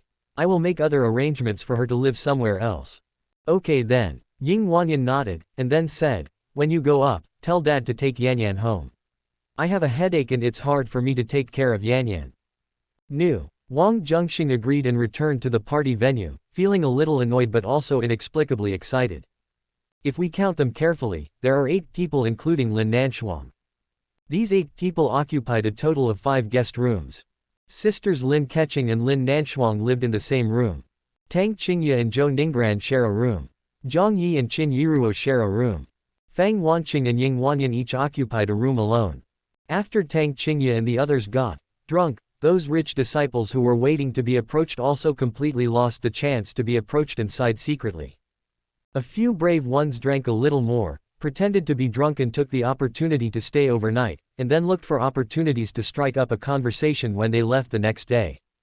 When Wang Zhenxing saw it, he tactfully said that there were no extra guest rooms here and only the master bedroom for himself was left. When the elders of the rich family disciples heard this, they could only take their drunk sons away. As a guest, of course you cannot occupy the host's room. It is a matter of courtesy. Even if the host is willing, the guest cannot agree. Of course, Wang Zhenxing was just saying it casually and he had no intention of giving up the master bedroom. It's getting late now, it's time to adjourn the meeting. As a few rich young men who pretended to be drunk were taken away by their elders, today's party was gradually coming to an end. Lu Xiaofan called Zhou Ningbran and told her that when the show was over, he wanted her to go back with him. Zhou Ningbran wanted to stay on the grounds that Tang Qingye had drunk too much and needed care. After hearing this, Lu Xiaofan hesitated for a moment and looked warily at Wang Zhenxing who was not far away. Of course he was worried about Zhou Ningbran living here. Wang Zhenxing had visited the house several times before and got along well with Zhou Ningbran. But then I thought, Tang Qingye and Zhou Ningbran live together. Not to mention Wang Zhenxing having any plans for Zhou Ningbran, it would be very inconvenient even for him to do something with his official girlfriend Tang Qingye. Besides, even if he didn't agree, he couldn't control Zhou Ningbran. Thinking of this, Lu Xiaofan let Zhou Ningbran do as he pleased and left with his father-in-law Zhou Dafu at ease. I'm going back. You better behave yourself. Tang Zheng leaned close to Wang Zhenxing and whispered. If you're worried, why not take Qingye away? Wang Zhenxing said. I just called, but Qingye didn't answer. I guess she's not awake yet. Let's not disturb her rest and let her stay for one night. Tang Zhengdao. If Tang Qingye lived here alone, Tang Zheng would definitely be worried, but with Zhou Ningbran by Tang Qingye's side, how could Wang Zhenxing have any chance? Not to mention, there are some other people staying here. Brother Wang, I'm really sorry that my Xiaoyi has caused you trouble. Zhang Yongyuan came to Wang Zhenxing and said. It's a small matter. There are plenty of guest rooms here anyway. Wang Zhenxing said. We'll leave first and come back to pick up Xiaoyi tomorrow morning. Dai Qing said. No need to go to so much trouble. You can take her home on your way to work tomorrow. Wang Zhenxing said enthusiastically. Outside the mansion, luxury cars left one after another. Wang Zhenxing watched the light of the last car fade away in the night. The waiters who were hired temporarily also left after cleaning up the mess of the rooftop party. Hey boss, is my room occupied? A young woman dressed as a waitress suddenly appeared beside Wang Zhenxing and asked. This waitress was the distant cousin that Wang Zhenxing mentioned, her name was Yi Rao. After the battle for the ruins ended, Yi Rao never returned to the 10,000 Poison sect, but stayed with Wang Zhenxing and lived in this mansion. In order not to attract attention and to avoid causing trouble to Wang Zhenxing, Yi Rao concealed her charming appearance to make herself look more ordinary. Yes, there is a guest sleeping in your room. Wang Zhenxing said. Then where should I sleep tonight? Yi Rao asked. Sleep in my room, Wang Zhenxing said casually. When Yi Rao heard this, her beautiful eyes widened in disbelief. Is the leader finally going to reveal his evil claws? Chapter 465. Where did the people go? Yi Rao's eyes trembled, and she struggled internally for a moment. Finally, she sighed secretly. This day had finally come. She chose to stay with the leader and did not go back with the followers of the 10,000 Poison sect. She had already made such a mental preparation. But it's definitely not the case that she completely accepts it. But who made that evil woman Qin Longyu plot such bad things? If we don't do something, who knows, that evil woman might abduct our leader one day. The current situation of the 10,000 Poison sect is not optimistic. Once the leader leaves, destruction is only a matter of time. Yi Rao grew up in the 10,000 Poison sect and has a strong sense of belonging to the sect. Okay, I agree. Yi Rao mustered up her courage and said these words as if she was going to die. Wang Zhenxing heard that Yi Rao's tone was a little strange, and frowned slightly. Then he noticed that Yi Rao's ears and neck were slightly red, and then he came to his senses. You sleep in my room and I'll find another place to sleep, Wang Zhenxing added. If there were no guests here, he certainly wouldn't mind making the best of it, but there might be too many things to deal with later, and he really wouldn't be able to take care of Yi Rao. Anyway, Yi Rao won't run away, there is still a lot of time. Wang Zhenxing was not in a hurry at all. After hearing what Wang Zhenxing said, Yi Rao realized that she had thought too much and felt embarrassed. After a while, she said, "You can sleep in the master bedroom. I'll find another place to sleep. I told you to sleep in the master bedroom, just listen to me." Wang Zhenxing said in a serious tone without further explanation. Because he couldn't tell Yi Rao that this was a countermeasure to prevent someone from knocking on the door at the same time in the middle of the night. When Yi Rao heard this, she was confused at first, but after thinking about it carefully, she thought to herself, could it be that the leader cares about her, so he gave up the master bedroom so that she could sleep more peacefully?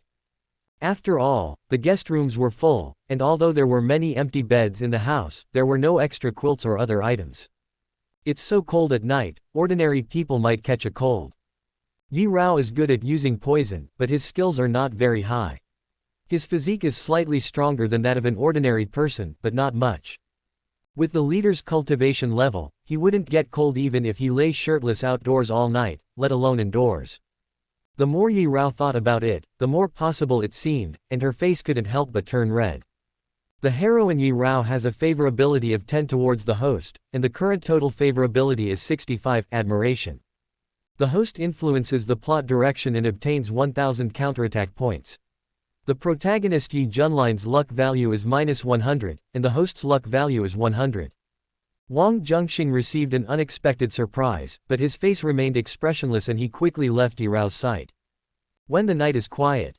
In the spacious and luxurious master bedroom, Yi Rao lay on the big bed, sleeping in the quilt he had slept in before. Her heart was filled with ripples, and she couldn't fall asleep for a long time. I don't know how long it had been, but suddenly there were footsteps outside the door, and soon someone gently pushed open the door of the master bedroom. When Yi Rao heard the noise, she was startled and immediately thought, could it be that he was taking advantage of the night to do something? Yi Rao was not completely sure that the person coming was him, but she still closed her eyes and pretended to be asleep. Soon, Yi Rao realized that someone had crawled under the quilt and was approaching her, even with his hand slowly reaching out to her. However, Yi Rao suddenly realized something was wrong. Because there was a faint fragrance on the person who came, a woman's fragrance. In doubt, the man's hands suddenly froze. "Woman, woman!" Someone in the darkness cried out in surprise. The next moment, two screams suddenly rang out in the room. One came from Yi Rao and the other came from Ying Wanyan. The bedside lamp in the room suddenly lit up. Yi Rao looked at the person who came in with a wary look on her face and immediately recognized that this was a female guest staying overnight here. Ying Wanyan was stunned for a moment when she saw Yi Rao, and immediately realized that this should be the distant cousin that Wang Zhenxing mentioned. She was a little puzzled as to why her cousin was in the master bedroom, but she didn't care about the answer to this question at this time, and hurriedly explained her strange behavior. "I'm sorry, I got up to go to the bathroom at night and walked into the wrong room." Yi Rao looked at Ying Wanyan suspiciously. Naturally, she didn't believe what she said. Because if she really walked into the wrong room, what would she do? According to Yi Rao's estimation, she originally wanted to put her hand on someone's broad chest, but she suddenly realized that it was not a man's chest, so she was frightened. Her daughter calls the leader, Dad, I should have thought of it earlier. Maybe Yan Yan is not the leader's biological daughter, but this woman must have a deep relationship with the leader. Yi Rao quickly judged this. This house is big, it's normal to go into the wrong room. Yi Rao did not expose it, but gave Ying Wanyan a way out. Since Ying Wanyan has that kind of relationship with the leader, she is equivalent to the leader's wife, so of course she has to be more polite. You must be Zhenxing's cousin. You are so beautiful. I never noticed it before. Ying Wanyan was amazed when she saw Yi Rao's true face. Sister, you are even more beautiful. If I hadn't seen it with my own eyes, I would never have imagined that you actually have a 5 or 6-year-old daughter. Yi Rao praised back. Ying Wanyan felt a little embarrassed by the compliments, and wanted to say that Yan Yan was not her biological daughter, but then she thought that she and her cousin were not that familiar with each other, so there was no need to say that for the time being. I won't disturb your rest. Can you please not tell anyone about what happened just now? Ying Wanyan said. Of course not, don't worry. Yi Rao said. Both of them felt a little guilty. After smiling at each other, Ying Wanyan slowly left the room and gently closed the door. Yi Rao turned off the bedside lamp and lay down, but she still didn't feel sleepy. After a while, someone else tiptoed into the house. Because of what happened just now, Yi Rao learned her lesson this time. Instead of waiting passively, she took a quick look and saw the figure of a woman. Yi Rao reached out and turned on the bedside lamp. Lights illuminate the room. Lin Keqing's movement of reaching out to lift a corner of the quilt seemed to be frozen. You are Miss Lin, right? You also got up at night and went to the wrong room? Yi Rao asked curiously. Lin Keqing was very confused as to why the other party used the word also, but she was even more puzzled as to who this woman was. Excuse me, who are you? My name is Yi Rao, and I'm the cousin of the owner of this house. Yi Rao had already agreed on an excuse with Wang Zhenxing, so of course she wouldn't be exposed easily. Why are you here? Where is your cousin? Lin Keqing asked in surprise. There was a guest staying in my original room, and my cousin was afraid that I would catch a cold, so he let me stay in his room. As for where he slept, I don't know. Yi Rao said. I have important work to report to your cousin, so I came to see your cousin. Since he is not here, I will leave. Lin Keqing said stiffly. Okay, take care, Yi Rao said. Lin Keqing turned around, but after taking a few steps, she suddenly turned back and opened her rosy lips, as if she wanted to say something. I understand. I will keep it a secret, Yi Rao said before Lin Keqing could speak. Thank you. Lin Keqing felt very embarrassed. After forcing a smile towards Yi Rao, she left the room in a hurry. Another leader's wife Yi Rao muttered in the room. My cousin just used the word also. It seems that someone else came to this room before me and had a similar embarrassing experience. But who could this person be? Lin Keqing secretly guessed, but she couldn't be sure who it was for the time being, so she put the matter aside for the time being. He's not in the master bedroom. Where did he go? Lin Keqing took out her cell phone and dialed a number, but just like before, the other party's phone was turned off. Helplessly putting away the phone, Lin Keqing went to the sofa in the hall with a faint hope and looked there. She saw a blanket on the sofa, but no one. Lin Keqing sat in the hall and waited for a while, but no one came back, so she returned to the guest room where she lived. But just as I reached the door, some low whispering sounds came out through the gap of the half-open door. Lin Keqing thought it was her sister Lin Nanshuang talking in her sleep, but after she opened the door, she saw the strange bulge of the quilt in the moonlight. From the outline of the quilt, it was obviously impossible for only one person to be there.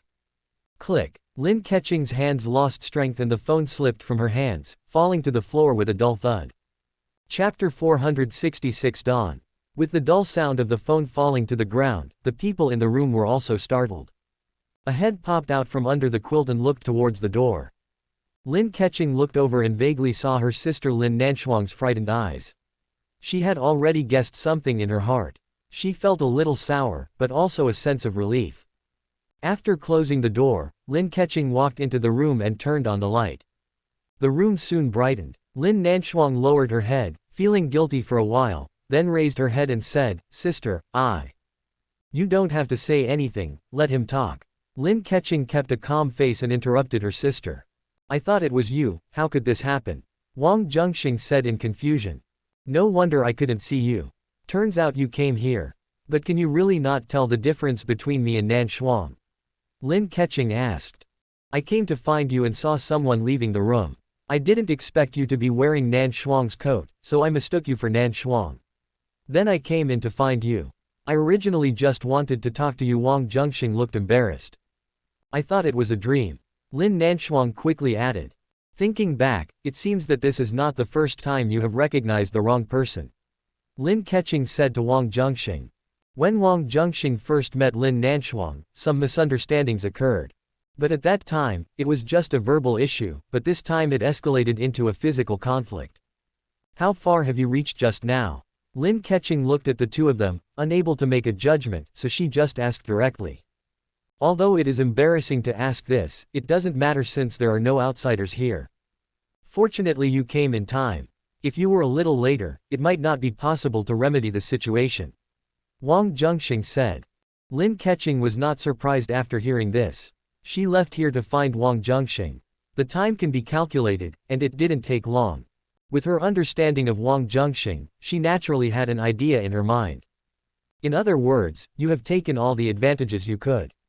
Lin Keqing said. Sister, I am also wrong. Lin Nanshuang said in a low voice. She was a little dazed at first and thought she was dreaming, but she soon woke up, but did not stop and correct it in time. If she had said something, such an embarrassing thing would not have happened. No matter whether you were wrong or not, how can you get married in the future after this happened? Shouldn't you be very sad and upset and want to cry? Lin Keqing looked at Lin Nanshuang seriously and said. Lin Nanshuang was stunned when she heard this. To be honest, she didn't feel bad, she just felt sorry for her sister. But after hearing what her sister said, she vaguely understood something and suddenly started crying. Although the time she had been reunited with Lin Keqing was not long, they had been together day and night for a period of time, so there was still some tacit understanding between the sisters. Lin Keqing felt a little awkward when she heard Lin Nanshuang crying, but she thought that as long as the meaning was there, it was fine, so she said to Wang Zhenxing, you decide what to do about this matter. I don't know either. How about you tell me? Wang Zhenxing said. If you do something wrong, you must bear the consequences. You should treat Nan Shuang well in the future just like you treated me. Lin Keqing said seriously. This is such a fuss, alas, but now that things have come to this, there must be a solution. If Nan Shuang doesn't object, then there is no problem. Wang Zhenxing glanced at Lin Nanshuang who was crying. Hearing the conversation, Lin Nanshuang's crying paused for a moment, and then she continued crying without saying anything, obviously agreeing. Then I'll go to rest. Wang Zhenxing straightened his clothes and walked out of the room. It's cold, be careful not to catch a cold. Lin Keqing said with concern as she saw him out. Actually Wang Zhenxing wanted to tell the truth. It was indeed a misunderstanding when he first met Lin Nanshuang, but it was not the case this time. But just as he was about to speak, he remembered that Lin Keqing had actually seen through it, so it didn't matter whether he said it or not. He actually dared to do this because he was sure that Lin Keqing would not lose her temper. Because Lin Keqing's affection for him has reached the maximum, to the point of being together through life and death, she should be able to tolerate his misbehavior indefinitely. And from the facts, what was expected was completely correct. Wang Zhenxing actually noticed it when Lin Keqing left the guest room and went to the master bedroom. Everything that happened afterwards was done intentionally by Wang Zhenxing, with the main purpose of testing how generous the heroine could be after her favorability reached the maximum value. Wang Zhenxing also found out the answer through practice. Lin Keqing stared at the handsome face in front of her that she had been dreaming about, and said softly. Nan Shuang has feelings for you, I've seen it for a long time. I can tolerate others, so how can I not tolerate my own sister? Of course, I also have my own selfish motives. I'm afraid that I'll be bullied if I live in a big family in the future. This is a precaution to find a reliable partner in advance. Wang Zhenxing was very pleased to see her being so considerate. Don't worry about that. If anyone dares to bully you, I will throw him out of the house. The palms and backs of your hands are all made of flesh. Are you really willing to do that? Lin Keqing said mischievously. That's true, but I definitely favor those who are more obedient, said Wang Zhenxing. Lin Keqing raised the corner of her lips and said, I have been your secretary for quite some time. I think I have performed well during this period. It's perfect from start to finish. Wang Zhenxing said, looking out the window casually, the moon is nice tonight. I want to go and watch the moon with you and talk. Yes. Lin Keqing nodded happily. It was a long time before Lin Keqing returned to the guest room where she was temporarily staying. "Sister, where have you been? It took you so long to come back." Lin Nanshuang asked puzzledly. "I went to see the moon with him and talked for a while." Lin Keqing's voice was calm, but her face was rosy. However, it was dark in the room at that time and she was not discovered. But she didn't lie completely. She was indeed leaning against the window to look at the moon. It was just that the other person agreed to look at the moon together, but she didn't even look at it. Lin Nanshuang didn't notice anything wrong, so she closed her eyes and prepared to rest, but she didn't feel sleepy. After being disturbed for a while, she was extremely upset and could not sleep at all. When Lin Keqing left, she even went to wash her face with cold water in an attempt to calm down, but it was of no apparent use. "Sister, what's wrong with you?" Lin Nanshuang found that Lin Keqing was tossing and turning, and there were occasional rustling sounds coming from her. "But maybe it's because the high heels I wore today are too high, and my calves are a little sore." Lin Keqing lied. It's true that her calves were sore, but it wasn't because of the high heels, but because she stood at the window and looked at the moon for too long. Lin Nanshuang's knowledge is currently limited. After hearing her sister's words, she naively said oh and nothing else. The other side. After watching the moon, Wang Zhenxing and Lin Keqing went to visit some other residents here. The sun rises slowly in the early morning, heralding the arrival of a new day. A night passed. Wang Zhenxing also finished his busy work and returned to the sofa to take a nap. Yi Rao got up very early and asked the hotel to deliver a sumptuous breakfast to entertain the guests. In the restaurant, there were 8 guests in total, including Wang Zhenxing and Yi Rao, a total of 10 people. 10 people sat around the big dining table. It looked lively, but the atmosphere was a little weird. Except for Yi Rao and Fang Wanqing, the other women were looking at each other with suspicion. "Why aren't you eating?" Yi Rao asked everyone. All the women present knew that Yi Rao was Wang Zhenxing's cousin, so they were very polite to her. When they heard her questions, they all responded politely. Then, the restaurant fell into silence again. "Did you hear any strange noises last night?" After a moment's silence, Fang Wanqing suddenly broke the silence and asked everyone with an innocent and curious look on her face. As soon as these words were spoken, the people who were eating breakfast in silence suddenly froze in place. Chapter 467 Qin Qiyu comes out of seclusion. Because of Fang Wanqing's words, the restaurant fell into an awkward atmosphere. Except for Fang Wanqing and Yi Rao, the rest of the women had done bad things last night and naturally felt extremely guilty. Thinking that the strange noise was related to them, they all lowered their heads. But when they each discovered that each other's expressions and actions were similar, they were suddenly stunned again. Wang Zhenxing saw this situation and knew something was wrong. He thought of a solution quickly and looked at Yi Rao and said, "Cousin, why do you look a little strange? Are you feeling unwell?" Yi Rao was stunned when she heard this and wanted to answer that she had not. However, when she saw Wang Zhenxing winking at her, she came to her senses and immediately frowned and replied, "My lower abdomen aches slightly. I don't know what's going on." The attention of the people in the restaurant was diverted, and they all looked towards Yi Rao with concern in their eyes. "Is it that person coming?" Ying Wanyan asked. Yi Rao gritted her teeth and said, "I've felt uncomfortable before, but it wasn't this obvious. Don't you know medical skills? Come and help me take a look." Tang Qingye said to Wang Zhenxing. "I'm not very convenient to treat women's illnesses. Let's do this, Xiaorao, I'll take you to the hospital." Wang Zhenxing said. "Okay, thank you cousin." Yi Rao said cooperatively. "Do you want me to go with you?" Zhang Yi asked. "No need to trouble you, I can do it myself." Yi Rao shook his head and refused. The other women also wanted to accompany Yi Rao, but after hearing that Yi Rao rejected Zhang Yi, they stopped talking about it. Wang Zhenxing put down his chopsticks and prepared to take Yi Rao to the hospital. Before leaving, he said to Zhang Yi apologetically, "I originally said I would take you home. I'm really sorry. It's okay, I'll ask Dad or Mom to pick me up. You should take her to the hospital as soon as possible, don't delay." Zhang Yi said. "Everyone, I'm sorry for the hospitality. I have to take my cousin to the hospital first." Wang Zhenxing glanced at the other women in the room, then got into the car with Yi Rao. Tang Qingye and others also left one after another after finishing breakfast. A Rolls-Royce driving on the road. In the car, Wang Zhenxing watched through the remote monitoring outside the gate and finally breathed a sigh of relief after seeing Zhang Yi, the last person to leave, being picked up by Dai Ching. You're quite smart and understand what I mean. Wang Zhenxing praised Yi Rao. Yi Rao forced a smile in response, thinking to herself, Master, I basically heard everything you did last night, how could I not understand what you meant? It's just, am I really that bad? Yi Rao suddenly thought of this question. She thought that her looks were no worse than those wives of the leaders, but why didn't the leaders have any intentions towards her? Is it because rabbits don't eat grass near their burrows, or is it because of something else?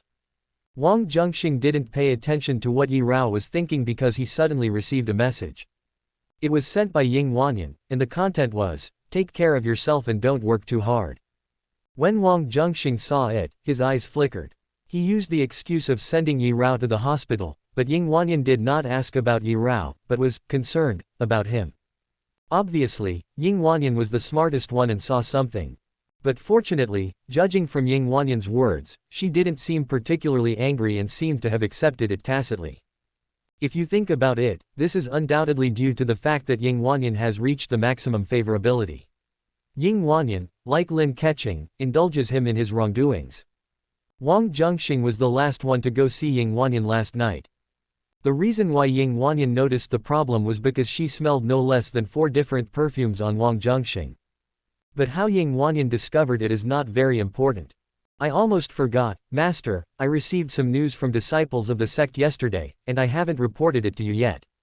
Yi Rao, who was lost in thought, suddenly remembered something and said to Wang Zhenxing in a serious tone. Tell me. Wang Zhenxing said. There are 2 things. The first is that a powerful demon who was once a powerful figure has seen the light of day again.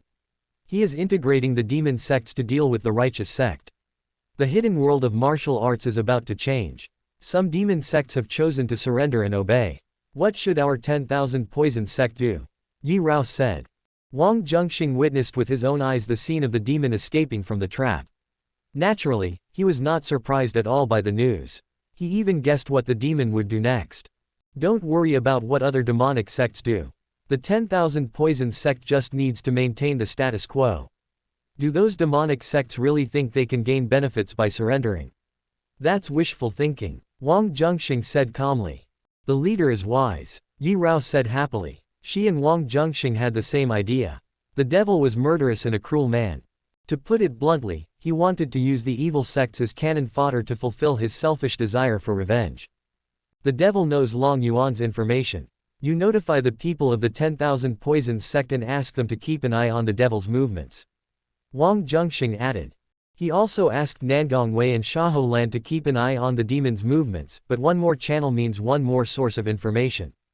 Yes, Master. Yi Rao said respectfully. What about the second thing? Wang Zhenxing asked. Pei Fengji was tricked by you, the leader. Many people believed that he was the one who ambushed at the exit of the ruins and robbed the spoils from various groups of people. That's why he has been hunted down. But this guy is capable and has been able to hold out for so long. However, this time, he may be in great danger. Yi Rao said gloatingly. What do you mean? Wang Zhenxing asked. Pei Fengji walked into the Xingyu Palace. The Xingyu Palace has an iron rule, that is, any man who enters the Xingyu Palace will be killed without mercy. Yi Rao said. Has anyone seen Pei Fengji's body? Wang Zhenxing asked. That is not the case. Yi Rao shook her head. Since we didn't see the body, there is a possibility that he is still alive. I have come into contact with this guy Pei Fengji. He is not a fool. He ventured into the territory of Xingyu Palace perhaps to seek a glimmer of hope for life. Who knows, he may want to use the power of Xingyu Palace to seek revenge on me. Wang Zhenxing said. Qin Qiyu's cultivation is unfathomable. If Pei Fengji can really take advantage of him, then we will be in big trouble. Yi Rao became worried. After hearing this, Wang Zhenxing was not worried. He even felt some inexplicable anticipation and wanted to meet Qin Qiyu as soon as possible. Of course, before that, it is still necessary to improve your strength. In an ancient room, Pei Fengji felt a little restless. It has been 3 days since he escaped to Xingyu Palace, but he has not seen Qin Qiyu for a long time, and that Qin Longyu seems to be very hostile to him. Pei Fengji thought hard for a long time but couldn't think of how to offend Qin Longyu. However, he had a bad feeling and felt that he couldn't go on like this, so he left his residence and prepared to meet Qin Qiyu directly. But as soon as he arrived at the main hall, Qin Longyu, accompanied by some disciples of the Xingyu Palace, blocked his way. They took advantage of the situation and wanted to kill Pei Fengji on the spot in the name of assassinating the palace master. Although Pei Fengji had a high level of cultivation, he was no match for the masters of the Xingyu Palace and soon fell into danger. When Qin Longyu saw this, joy flashed in her charming eyes. As long as Pei Fengji dies and cannot pass on information to his sister, Wang Zhenxing will be safe. But at this critical moment, Pei Fengji, with his true energy wrapped in his voice, shouted towards the direction of the main hall, saying that he had key information about the ruins of Tianyan Palace. Qin Longyu secretly thought that something was wrong and accelerated her attack, wanting to kill Pei Fengji. But just when the sharp sword was about to pierce Pei Fengji, the area several feet around Qin Longyu suddenly froze. Everyone within the range was unable to move. Oh no, my sister has come out. Qin Longyu realized something and her face turned pale in an instant. Chapter 468 Who Did It? Qin Longyu turned her gaze with difficulty and looked towards the direction of the hall. The originally closed palace door opened, and a woman in gorgeous red clothes slowly appeared in the field of vision. The appearance of this woman in gorgeous clothes is 60% similar to Qin Longyu. She seems to be born with charm. At first glance, one's mind seems to be easily attracted by her beauty. But there is one difference. Qin Longyu often has a charming smile on her face, while this woman in gorgeous clothes has a cold expression on her face, especially her phoenix eyes, which are filled with a captivating coldness. When you look into her eyes, you feel as if you have fallen into an ice cellar. The woman in gorgeous clothes glanced at the scene in front of the hall, and took a step forward with her tall legs. When her foot landed on the ground, she was already several feet away, in front of Qin Longyu and others. At the same time, the restraints on Qin Longyu and others were quietly removed. Qin Longyu's ability to move was restored. She stared at Pei Fengji with murderous intent in her eyes, but did not take any further action. Because she understood that with her sister here, no matter how fast she was, she would never be faster than her sister. What's more, Pei Fengji will not sit idly by and wait for death. It is impossible to kill Pei Fengji now. Just a little bit, just a little bit. Qin Longyu felt regretful. If my sister had acted a little later, Pei Fengji would be dead now and would not pose any threat to Wang Zhenxing. The ancestor of Tingfeng Pavilion was so majestic in the past, but I didn't expect that the younger generations of pavilion masters were worse than the last. Now that it has been passed down to your generation, you can't even reach the peak level. Qin Qiyu's phoenix eyes examined Pei Fengji, then she opened her red lips and spoke calmly. Pei Fengji felt very embarrassed when he heard this. He is actually older than Qin Qiyu, but he cannot refute Qin Qiyu's criticism in a mature tone. In martial arts, the most accomplished ones come first. Qin Qiyu's attainments in martial arts are probably comparable to those of the ancestors of Tingfeng Pavilion in the past. However, Pei Fengji felt ashamed, so in order to save some face, he made an excuse. After my ancestor passed away, there were some disputes in Tingfeng Pavilion over the position of pavilion master. Some of the classics of Tingfeng Pavilion were lost as a result. Now that they have been passed down to my generation, at most only 4 out of 10 have survived. What he meant was obviously that the fact that he had not reached the peak level was not his fault, but because most of the inheritance of Tingfeng Pavilion had been lost. Qin Qiyu commented on Pei Fengji indifferently, but did not continue to ridicule him. Instead, he said, since the establishment of Xingyu Palace, no man who broke into this place has ever been able to leave here alive. I hope the news you told me is worth saving your life. Hearing these threatening words, Pei Fengji broke out in cold sweat and said humbly. The ruins of the Tianyan Palace have appeared in the world, and many sects, including the Tingfeng Pavilion, have gone to fight for them. However, someone took advantage of the situation and ambushed the sects at the exit of the ruins, taking away almost all the spoils that the sects had obtained from the ruins. Qin Longyu interrupted and said, everyone in the martial arts world knows that this is your Pei Fengji's doing. Pei Fengji retorted, Miss Qin, if I had this ability, I wouldn't be chased around. Qin Longyu thought for a moment, pointed at Pei Fengji and scolded. When we went to fight for the ruins, you had the most disciples in Tingfeng Pavilion, and your overall strength was the strongest. If you were prepared and lay in ambush at the exit, you would definitely have a chance to defeat each sect one by one. What you didn't expect was that you accidentally exposed your identity and became hunted by everyone. You had nowhere else to go, so you came to the Xingyu Palace and made up such a lie to seek the Xingyu Palace's protection. After that, she looked at Qin Qiyu and instigated, Sister, Pei Fengji is a man that cannot be trusted. Xingyu Palace has a ban that prohibits men and dogs from entering. Anyone who intrudes will be killed. This rule cannot be broken. Qin Qiyu's beautiful eyes sparkled, but she didn't speak immediately. Pei Fengji broke out in a cold sweat on his back. He had long heard that the female devil in Xingyu Palace killed people without blinking an eye. As Qin Longyu said, if he had not been desperate, he would never have come to this damn place. Did you find the thing I asked you to look for in the ruins of Tianyan Palace? Qin Qiyu spoke, but he was not punishing Pei Fengji, but asked his sister Qin Longyu. Qin Longyu's eyes trembled for a moment, then returned to normal, and replied, After entering the ruins, I went to the medicine garden and brought back a lot of herbs, but I didn't see the kind of things that my sister mentioned. After the fall of Tianyan Palace, no news about the earth spirit fire ginseng has been heard. It must still be in the medicine garden. Did you really not see the earth spirit fire ginseng in the medicine garden? Qin Qiyu said. When Qin Longyu heard this, some images emerged in her mind. It wasn't too long since the fight for the ruins ended, so she certainly remembered clearly what happened at that time. Moreover, she also lost the most precious thing in the medicine garden, so her memory was naturally more profound. The thing that the big snake in the medicine garden is guarding should be the earth spirit fire ginseng that my sister mentioned. Qin Longyu said silently in her heart. In fact, she had guessed this when she was in the medicine garden. It was just because of the unexpected connection with Wang Zhenxing that he couldn't bear to snatch it away. What's more, even if he tried to snatch it away, he would most likely not be able to win, so he naturally gave up. I haven't seen him, Qin Longyu said in a firm tone, shook her head at Qin Qiyu and answered her question. Qin Qiyu stared at his sister for a few seconds, then slowly looked away.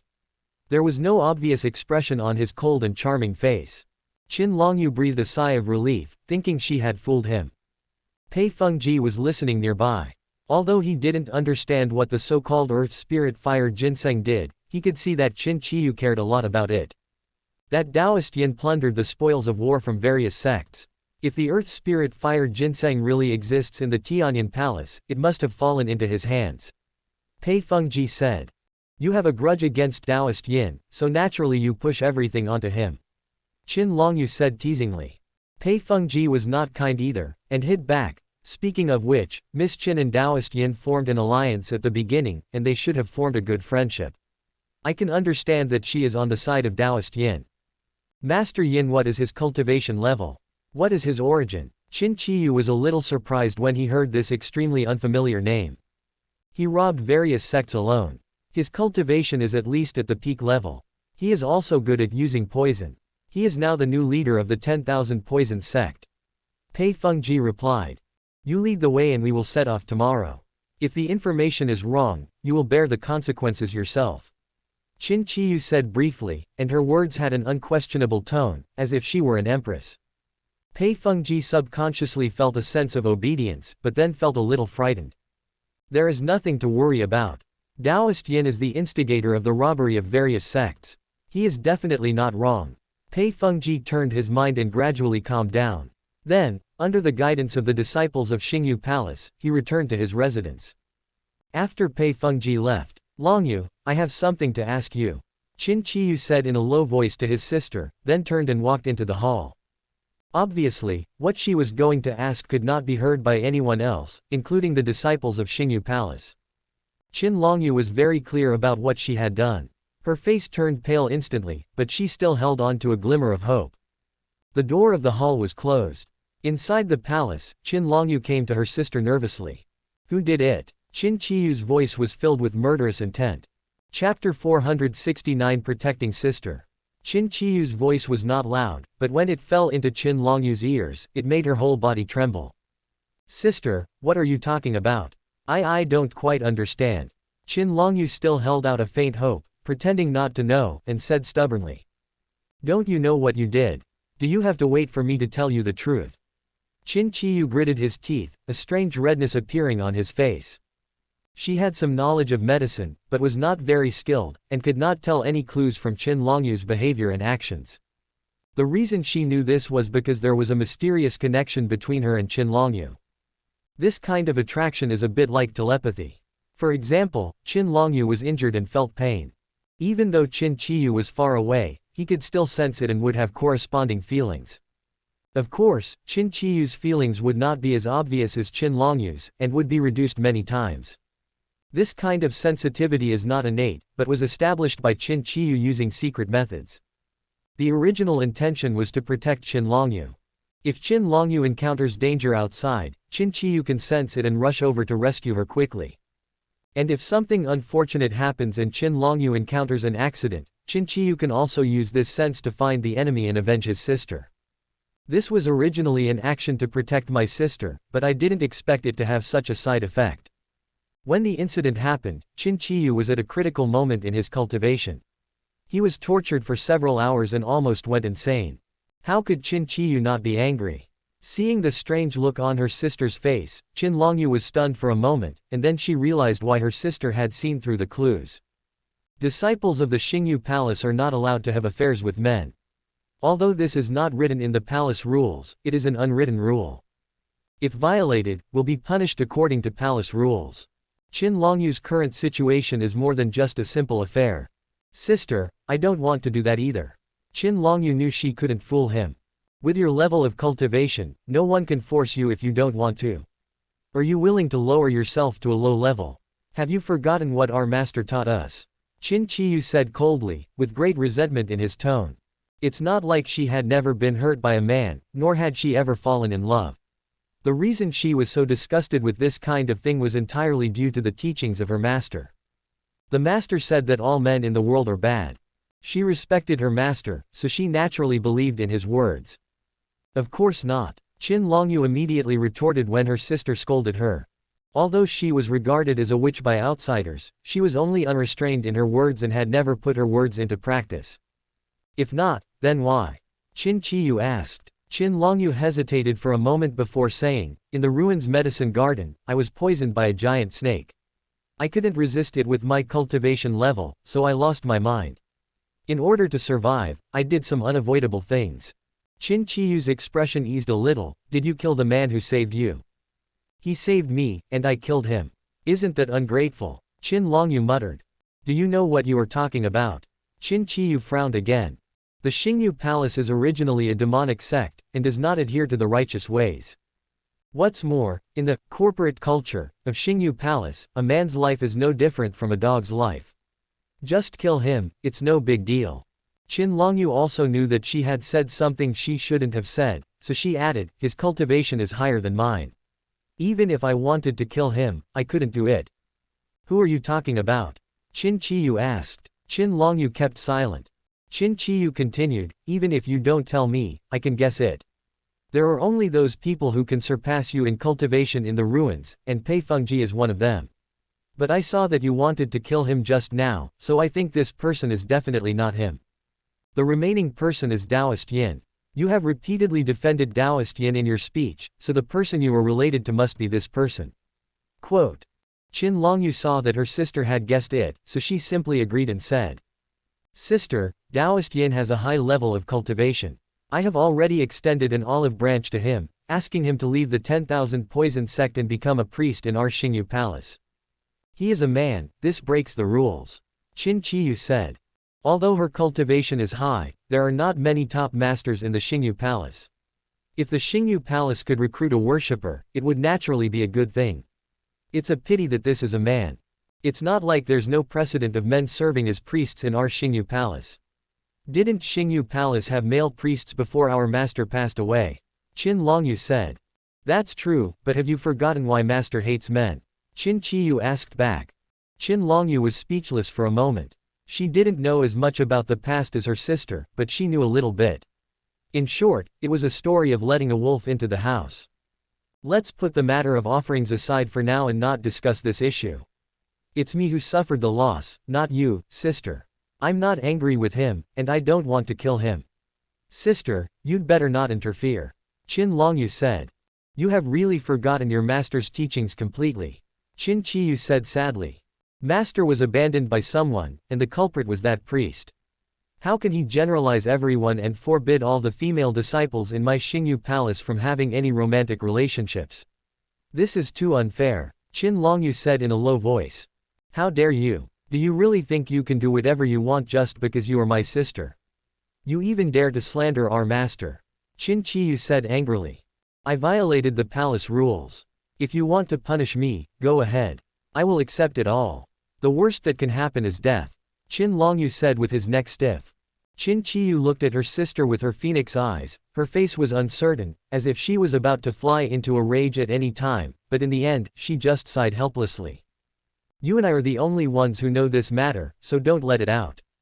Thank you, sister. I knew you were the best to me. Qin Longyu knew that her sister was going to protect her. A happy smile bloomed on her originally sullen face. She walked forward, took her sister's arm, and said sweetly. It's good that you know it. Qin Qiyu snorted. He has done me some favors, can you please not cause trouble for him? Qin Longyu pleaded. Qin Qiyu could see that her sister cared a lot about that Taoist yin. She knew that if she killed that bastard directly, her sister would definitely not accept it. She might even create a rift between her and her elder sister. After thinking about it, she made her biggest concession and said coldly. If he can hand over all the treasures he got from the ruins, then I can reluctantly show mercy and spare his life. As the words fell, Wang Zhenxing, who was far away in Qingling, suddenly sneezed. Chapter 470 Breakthrough. Wang Zhenxing rubbed his nose. He didn't take it seriously at first, but suddenly he felt inexplicably uneasy.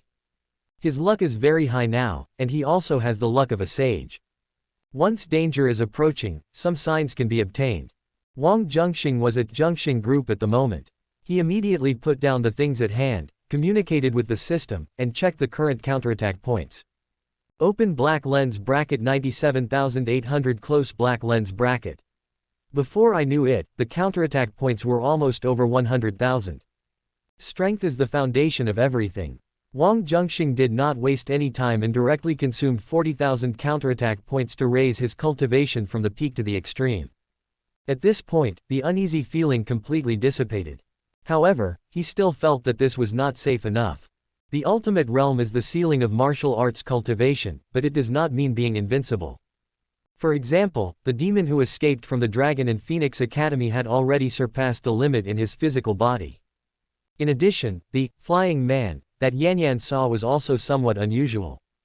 Wang Zhenxing was not sure whether that was the protagonist of the Immortal Cultivation School, but it would not hurt to be more certain in advance.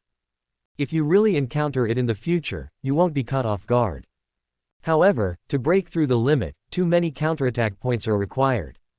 Although the current points are considerable, it took a long time to accumulate them. Furthermore, using points is not the only option to break through the limit. When he was at the ruins of Tianyan Palace, he obtained a Earth Spirit Fire Ginseng. I didn't use it before because I was afraid that I couldn't withstand the terrifying energy of the Earth Spirit Fire Ginseng, but now that it has reached its peak, I don't have to worry about it anymore. In the next few days, Wang Zhenxing spent most of his time in the basement of his mansion, starting to refine pills. It is not impossible to take the Earth Spirit Fire Ginseng directly. However, he possesses saint-level alchemy skills. Using Earth Spirit Fire Ginseng as the main ingredient and some precious medicinal materials as supplementary ingredients can maximize the medicinal properties. Wang Zhenxing took some effort and finally refined 3 pills. Originally, one Earth Spirit Fire Ginseng was only enough for one person to break through to the extreme realm, but now after being refined into 3 pills, it is enough for 3 people to break through to the extreme realm.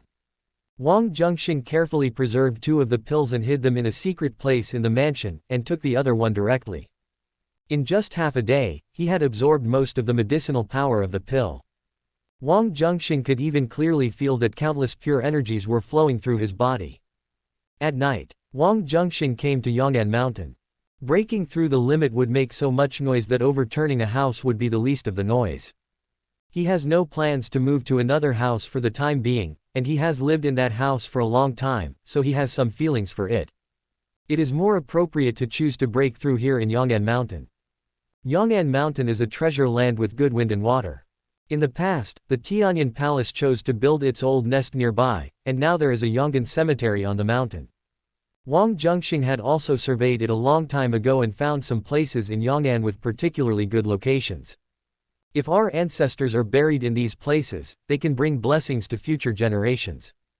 Of course, the main reason why Wang Zhenxing chose to break through here is that basically no one would come to this place late at night, so even if some strange noises occurred, it would not be a big deal.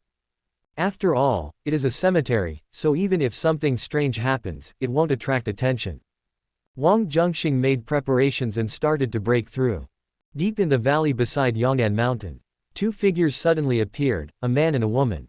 The woman was stunningly beautiful and was wearing an ancient long dress, which was out of place with her modern attire.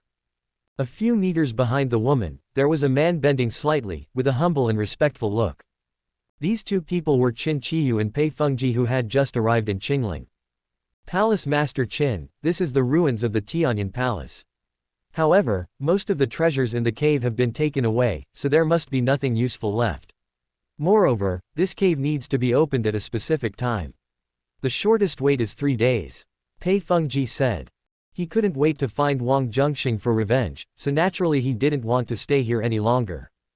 Qin Qiyu did not speak, but stared at the tightly closed stone door of the cave in front of him. Then he waved his sleeves, and a terrifying burst of true energy shot out and hit the stone door. There was a loud bang, followed by smoke and dust. After a while, the smoke and dust dissipated. A huge hole suddenly appeared at the stone door of the cave. Pei Fengji saw this and the corner of his mouth twitched involuntarily. Do you know the location of the medicine garden? Qin Qiyu asked indifferently. Pei Fengji couldn't afford to offend this killing god, so after hearing what she said, he could only answer, I'm not sure, but I can try to look for it. Lead the way. Yes, Palace Master Qin, please follow me. Pei Fengji walked in front, passed through a trap-filled passage, and came to an open area. There are many passages here. Many sects had come in to explore before, and each passage had left some traces. Pei Fengji looked carefully and finally found a withered leaf in a passage. He put it to his nose and sniffed it, and it was indeed a medicinal herb. It should be this road, Pei Fengji said. After that, he led the way. After a while, he and Qin Qiyu arrived at a medicinal garden. Almost everything in the medicine garden has been taken out, and the remaining herbs are not precious. However, Qin Qiyu didn't come here to collect herbs. This should be the giant snake that Long Yu mentioned. Soon, Qin Qiyu found the corpse of a giant snake in the medicine garden. The giant snake had been dead for some time, and its body had begun to decay, emitting a foul smell. Qin Qiyu frowned slightly, wrapped his slender hands with his true qi, stained them with some of the mucus from the giant snake's body, and looked at them carefully. She remembered her sister Qin Longyu saying that it was because of this strange poison that she was in trouble. She couldn't help but feel curious. If she was poisoned by this poison, would she be able to resist it? Of course, she couldn't really test the poison herself, so she subconsciously looked at Pei Fengji, who had a pretty good cultivation level. Pei Fengji saw Qin Qiyu looking at him and didn't understand what he meant, but he couldn't help feeling a chill down his spine. But fortunately, Qin Qiyu quickly withdrew his gaze. Pei Fengji is still useful and cannot die for the time being. Qin Qiyu gave up the idea of asking Pei Fengji to test the poison and looked around. Places with valuable treasures usually have guardian beasts. This giant snake appears here, most likely to be guarding the earth spirit fire ginseng. Qin Qiyu searched for a while and found the fallen leaves of the earth spirit fire ginseng. The half-dried leaves proved that the earth spirit fire ginseng had not been taken away for long. And that earth spirit fire ginseng was obviously obtained by Taoist yin. I'm leaving. Qin Qiyu said something to Pei Fengji and turned away. She came to the ruins medicine garden mainly to confirm whether there was any earth spirit fire ginseng. Now that we have the answer, there is naturally no need to stay. The energy of the earth spirit fire ginseng is too huge. She believes that even if Taoist yin obtains it, he will not be able to consume it all so quickly. She wanted to use the earth spirit fire ginseng to break through the limit, so naturally she wanted to hurry and catch Taoist yin as soon as possible and make him hand over the things. Taoist yin is not worthy of using such a precious treasure. Qin Qiyu and Pei Fengji walked out of the cave. But at this moment, a terrifying wave of true energy came from not far away. Pei Fengji trembled, such a strong aura, could it be that woman from Kunlun Mountain? Qin Chiyu's eyes moved as he looked in the direction where the true energy fluctuations came from. A solemn look slowly emerged on his captivating face. Chapter 471 My dear sister. Seeing Qin Chiyu remained silent, Pei Fengji added, during the previous dispute over the ruins of the Tianyan Palace, 5 of the 7 Kunlun immortals also participated. It is not impossible for the head of Kunlun to come to the secular world. It's not Baidang Xuangshuang. Qin Chiyu stared at the direction where the true energy fluctuations came from and shook his head slightly. She had fought with Baidang Xuangshuang before, so she could naturally identify the other person's aura. Furthermore, the fluctuations of this true energy are extremely terrifying, and seem to have the tendency to break through the limit. She didn't believe that Baidang Xuangshuang could reach a higher level first. If it's not her, then who could it be? Pei Fengji guessed. Could it be that devil? It's possible. Qin Chiyu's eyes flickered. It's not advisable to stay here for long, let's go. She tried to sense it, but found that she was detected by the other party and her breath was locked, which made her feel a little chilly. The demon had a strong murderous intent and his cultivation was so terrifying.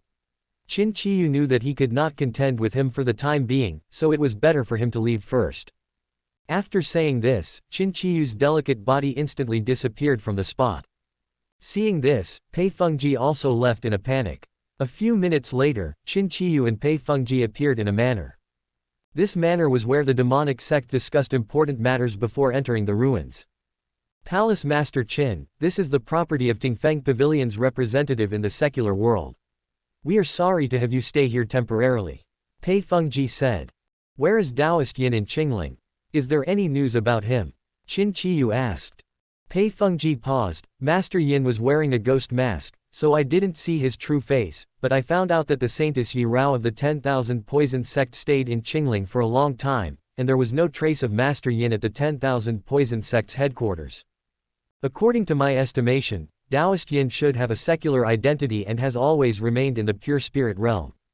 Why are you so sure? What if your judgment is wrong? Qin Chiyu's phoenix eyes flashed with a cold light. She was obsessed with wanting to break through the limit, and just now she suddenly sensed a breath of panic. Naturally, she was even more eager to obtain the earth spirit fire ginseng as soon as possible to improve her cultivation. Pei Fengji felt a chill run down his spine when she looked at him coldly. He said hastily, the 5 fairies in Kunlun have always remained in the pure spirit. Taoist Yin had openly shown his desire for them in front of others. Since he didn't succeed, how could he leave so easily? You are still a pervert. Qin Chiyu's disgust towards Taoist Yin deepened after hearing this. No matter what method you use, I want Taoist Yin's location within tomorrow, otherwise. At this time, a male servant came with a tea tray and served tea. Suddenly a cold wind blew, and the male servant froze in place. Then he slowly fell to the ground and shattered like an ice cube. This is what happens to you. Qin Chiyu restrained his true energy and added. Star Moon Magic Art, extremely cold. Pei Fengji felt a chill down his spine, not daring to say more, and tremblingly said, yes, I will follow Palace Master Qin's orders. It is actually not difficult to find the whereabouts of Taoist Yin, as he had already thought of the idea. Since Yi Rao, the saint of the 10,000 Poison Sect, is staying in Qingling, she must be connected with Taoist Yin. As long as you follow Yi Rao, you will definitely gain something. The evil female Qin Chiyu is completely unreasonable and will kill people if she disagrees with them. Pei Fengji prayed in his heart that Yi Rao must go find Taoist Yin tomorrow, otherwise, he might lose his life. On Yonggan Mountain, Wang Zhenxing's cultivation and body both broke through the limit, surpassed the ceiling of martial arts cultivation, and reached another level. The true qi that was originally as vast as the sea shrank into a small ball in the Dantian, but now it can no longer be called true qi, but should be called spiritual energy. This is the symbol of entering the ranks of immortal cultivation, the end point of martial arts, and also the beginning of immortal cultivation. Wang Zhenxing put his fingers together and a sharp edge flashed across, cutting off a layer of the back of his hand. In an instant, blood gushed out. But within a few breaths, the scraped layer of the back of the hand healed at a speed visible to the naked eye and returned to its original state. This is a kind of repair ability that is derived after the body breaks through the limit. Even if a limb is broken, it can be regenerated. As for cultivation, Wang Zhenxing thought about it for a while and did not practice it on the spot. Because according to his estimation, if he used all his strength, he could almost overturn half of Yong'an Mountain. There is also a cemetery in Yong'an, where his parents' cenotaphs are also located. He had specially adjusted the feng shui of the cenotaph to make it easier to inherit the blessings of his ancestors. He doesn't care about other people's graves, but he cares about his own. The two auras just now, one is Pei Fengji, who is the other person with the ultimate cultivation level is Shi Qianshan, and the other's senior sister. This seems unlikely. Baitang Xuanshuang is a giant of the righteous sect, so it is impossible for him to have any intersection with Pei Fengji, a figure of the evil sect. So it seems that she can only be Qin Longyu's sister. Quote. Wang Zhenxing looked towards the direction of the Deep Valley ruins and made some secret guesses. The next evening, when Wang Zhenxing came back from outside and passed by the garden of a mansion, a figure he had not seen for a long time suddenly appeared in front of him. Miss Qin, how are you? From a distance, he could sense that Qin Longyu was hiding in his mansion, so when he saw Qin Longyu appear, he was naturally not surprised. In judging from Qin Longyu's good impression of him, there is almost no possibility of her harming him. Furthermore, Qin Longyu's expression was mixed, as if she had something important to say.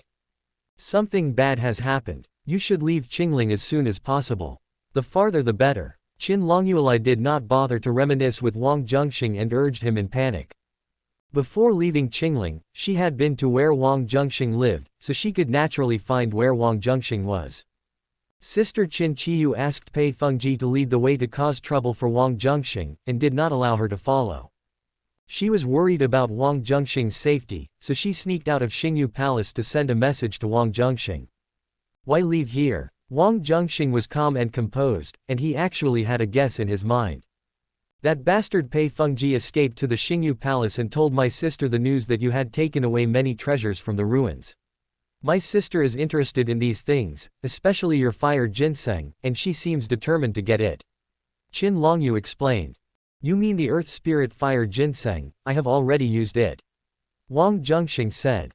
Used it? That's even worse, you'd better leave quickly, otherwise it will be too late when my sister comes to kill you. Qin Longyu was as anxious as an ant on a hot pan. It's too late. Wang Zhenxing sensed something and a smile appeared on the corner of his mouth. Qin Longyu was stunned. You are worthy of being my good sister. A vague voice mixed with anger suddenly sounded, and then a beautiful figure in a gorgeous dress slowly emerged in the garden. All the flowers in the garden seemed to lose their color in an instant. Wang Zhenxing had been rolling around among the flowers for a long time and had developed a good level of concentration, but after seeing the woman's appearance, he still couldn't help but be distracted for a moment. Sister. Qin Longyu's charming face turned pale, and she pleaded, you promised me that as long as he handed over all the treasures he got from the ruins, you would let him go. I did say that, but it depends on whether he listens to me or not. Qin Qiyu's beautiful eyes turned and looked at Wang Zhenxing, and she couldn't help but be surprised. She was surprised for two reasons. First, she was naturally impressed by Wang Zhenxing's outstanding appearance and temperament. To be honest, he was definitely the most handsome man she had ever seen, no doubt about it. The second reason was that she didn't even sense any fluctuations of true energy from Wang Zhenxing. The 10,000 Poison sect has a top-notch method of concealing one's aura. Since he has inherited the position of the sect leader, he must have obtained the 10,000 Poison secret book that has been passed down from generation to generation by the sect leader. Qin Qiyu thought about it for a while and soon figured out the reason. Qin Longyu winked at Wang Zhenxing, hinting that he was deceiving her sister. Wang Zhenxing seemed not to notice, and met Qin Qiyu's gaze. Let's not talk about whether I am willing to give you all the treasures in the ruins. Even if I am willing, I can't give them to you in full. It's been a while since the fight for the ruins ended. You used up some of the things, and I can forgive you for not caring, but you must hand over the earth spirit fire ginseng in its entirety. Qin Qiyu said coldly. Oh, that's really unfortunate. Almost everything else is still here, but the earth spirit fire ginseng was the only one I consumed. It was just yesterday. What a pity that you came one day late. Wang Zhenxing said with a smile. Qin Longyu covered her eyes, feeling extremely depressed, thinking to herself, no matter how beautiful my sister is, she is here to steal your things, so how can you tell her the truth? You said you used up the earth spirit fire ginseng. As Qin Qiyu's voice fell, the air showed signs of freezing, and frost condensed on the surrounding flowers and branches. Sister, calm down, calm down. Qin Longyu stood in front of her sister and comforted her repeatedly. Qin Qiyu ignored his sister, his murderous intent condensed as if it were real. Qin Longyu didn't want to see Wang Zhenxing die, so she made a major decision in a flash. She gathered her true energy and took advantage of her sister's unpreparedness to hit her in the abdomen. Qin Qiyu's murderous intent paused and he looked at Qin Longyu in disbelief. Her own sister actually plotted against her own sister for a bastard. I'm sorry, sister. I'm really sorry. I don't want him to die. I'm sorry. Tears welled up in Qin Longyu's eyes and she apologized repeatedly. Qin Qiyu took a deep breath. Although she was a little sad, she didn't bother with her sister. At least, this sister still had some conscience and only used half of her strength, without causing any minor injuries to her. Although, even if Qin Longyu used the 10th level of power, it would be difficult to hurt her. Sister, I'm sorry, I'm really sorry. Qin Longyu's cheeks were wet with tears and she kept repeating in her mouth. Qin Qiyu was a little confused when he saw his sister's expression. Qin Longyu naturally knew that she had reached a very high level of cultivation, and could definitely tell that using only half of her strength would not be enough to hurt her. Since my sister wants to protect that bastard, why should she hold back? Qin Qiyu couldn't figure it out until she felt her heartbeat speed up for no reason and her face felt slightly hot. Then she realized what the problem was and said in astonishment. Longyu, how dare you poison me? Chapter 472 Save my sister. Sister, I'm sorry. You forced me to do this. Qin Longyu cried. She knew Qin Qiyu too well.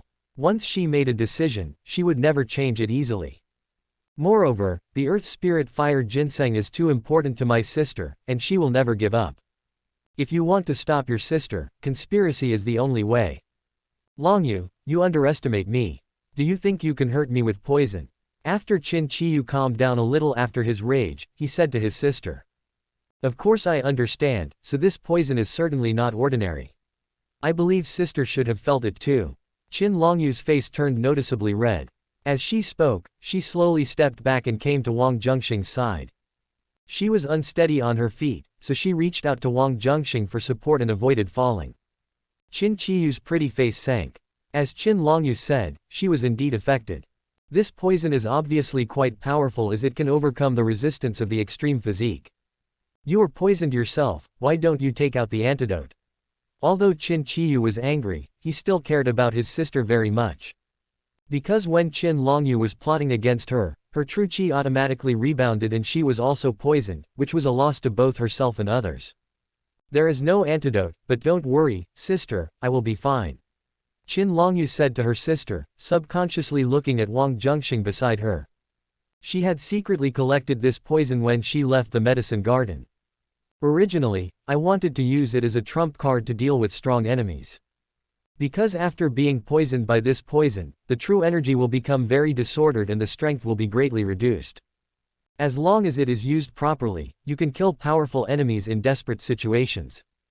Qin Longyu never thought that one day she would use it on her sister. She was forced to do it just now. Is this the strange poison from the giant snake in the medicine garden? Qin Qiyu woke up quickly and realized something. She had been to the medicine garden, seen the snake, and even had the idea of testing the strange poison to see if she could resist it, but in the end she did not put it into practice. Unexpectedly, he was plotted against by his own sister. However, a doubt in her mind was also resolved. Even she was not immune to this strange poison. Of course, although it is impossible to resist it completely, the extreme level of cultivation can still bring some immunity. Sister, it would be best if you can detoxify yourself. If you can't, there is another way. You should understand it without me telling you. Qin Longyu was also poisoned, and the onset of the disease was much faster than Qin Qiyu's. She could hardly hold on. Don't think you can save him like this. You can't get away. Qin Qiyu was ashamed and angry. He set up a qi shield around his body, then sat cross-legged on the ground, circulating his qi to expel the poison. Qin Longyu was also tricked, and she knew the pain herself. She could not care about her sister for a moment, and said to Wang Zhenxing anxiously. Detoxify me, and then we can run away together before my sister recovers. Actually you don't have to do this. Wang Zhenxing looked strange. With his current cultivation level, if Qin Qiyu dared to take action, there would be no doubt as to who the person lying on the ground was. Besides, he actually wanted to try out his current cultivation level. After all, Qin Qiyu is an expert at the highest level, so he still has some skills. But after Qin Longyu's actions, he was unable to compete with Qin Qiyu for a while. Of course, Wang Zhenxing was not complaining about Qin Longyu, because a big reason why things had developed to this point was that his romantic luck was too strong. Don't talk about this anymore. If it's any later, you might have to collect my body. After meeting each other again after a long time, Qin Longyu's heart was already overwhelmed with longing. Now that she was poisoned, there was only one thought left in her mind. After looking into Qin Longyu's clear eyes, Wang Zhenxing didn't say anything else. He just carried her in a princess hug and walked into the house. With his current level of cultivation, it is not difficult to expel the poison from Qin Longyu's body, but it does require a bit of spiritual energy. As said in many exciting novels, spiritual energy is extremely scarce in the secular world. It takes a certain amount of time for the consumed spiritual energy to recover naturally. Such a precious thing should be saved as much as possible. In comparison, it is much simpler and easier to restore physical strength. Qin Qiyu was trying hard to dispel the poison. She was very annoyed when she noticed Wang Zhenxing and her sister leaving. But I was too busy to stop it at the moment. Moreover, with my sister's level of cultivation, she is unable to remove the poison. If no one can detoxify her, her life will be in danger. Fortunately, although this poison is tricky, it can still be expelled. I should be able to expel all the poison from my body in an hour at most. After Qin Qiyu tried it, he suddenly felt relieved and breathed a sigh of relief. She was afraid that she couldn't handle it and had to use that method to detoxify. But fortunately, this terrible thing did not happen. But she overlooked one thing. Qin Qiyu couldn't help but groan, her beautiful eyes widened, looking in the direction of the house, with a mixture of shame, anger and murderous intent in her heart. In order to protect her good sister, she used the secret method of the Star Moon Palace to establish a magical connection with Qin Longyu. Once Qin Longyu is injured, she can sense it, and the closer the distance, the more obvious the sense will be. Damn it! Qin Qiyu suddenly had the urge to kill that bastard at all costs. Although his strength was affected by the poisoning, he was still an expert at the pinnacle after all. It was not difficult for him to defeat a top expert. But once you do this, it will consume a lot of your true energy, and the toxicity will spread faster, eventually causing the poison to take effect. After struggling for a while, Qin Qiyu finally gave up. Because if she were to do that, 3 corpses would appear here today. My sister Qin Longyu has no one to rescue her, so she is doomed to die. She killed that bastard, so that counts as 1. The other one is herself.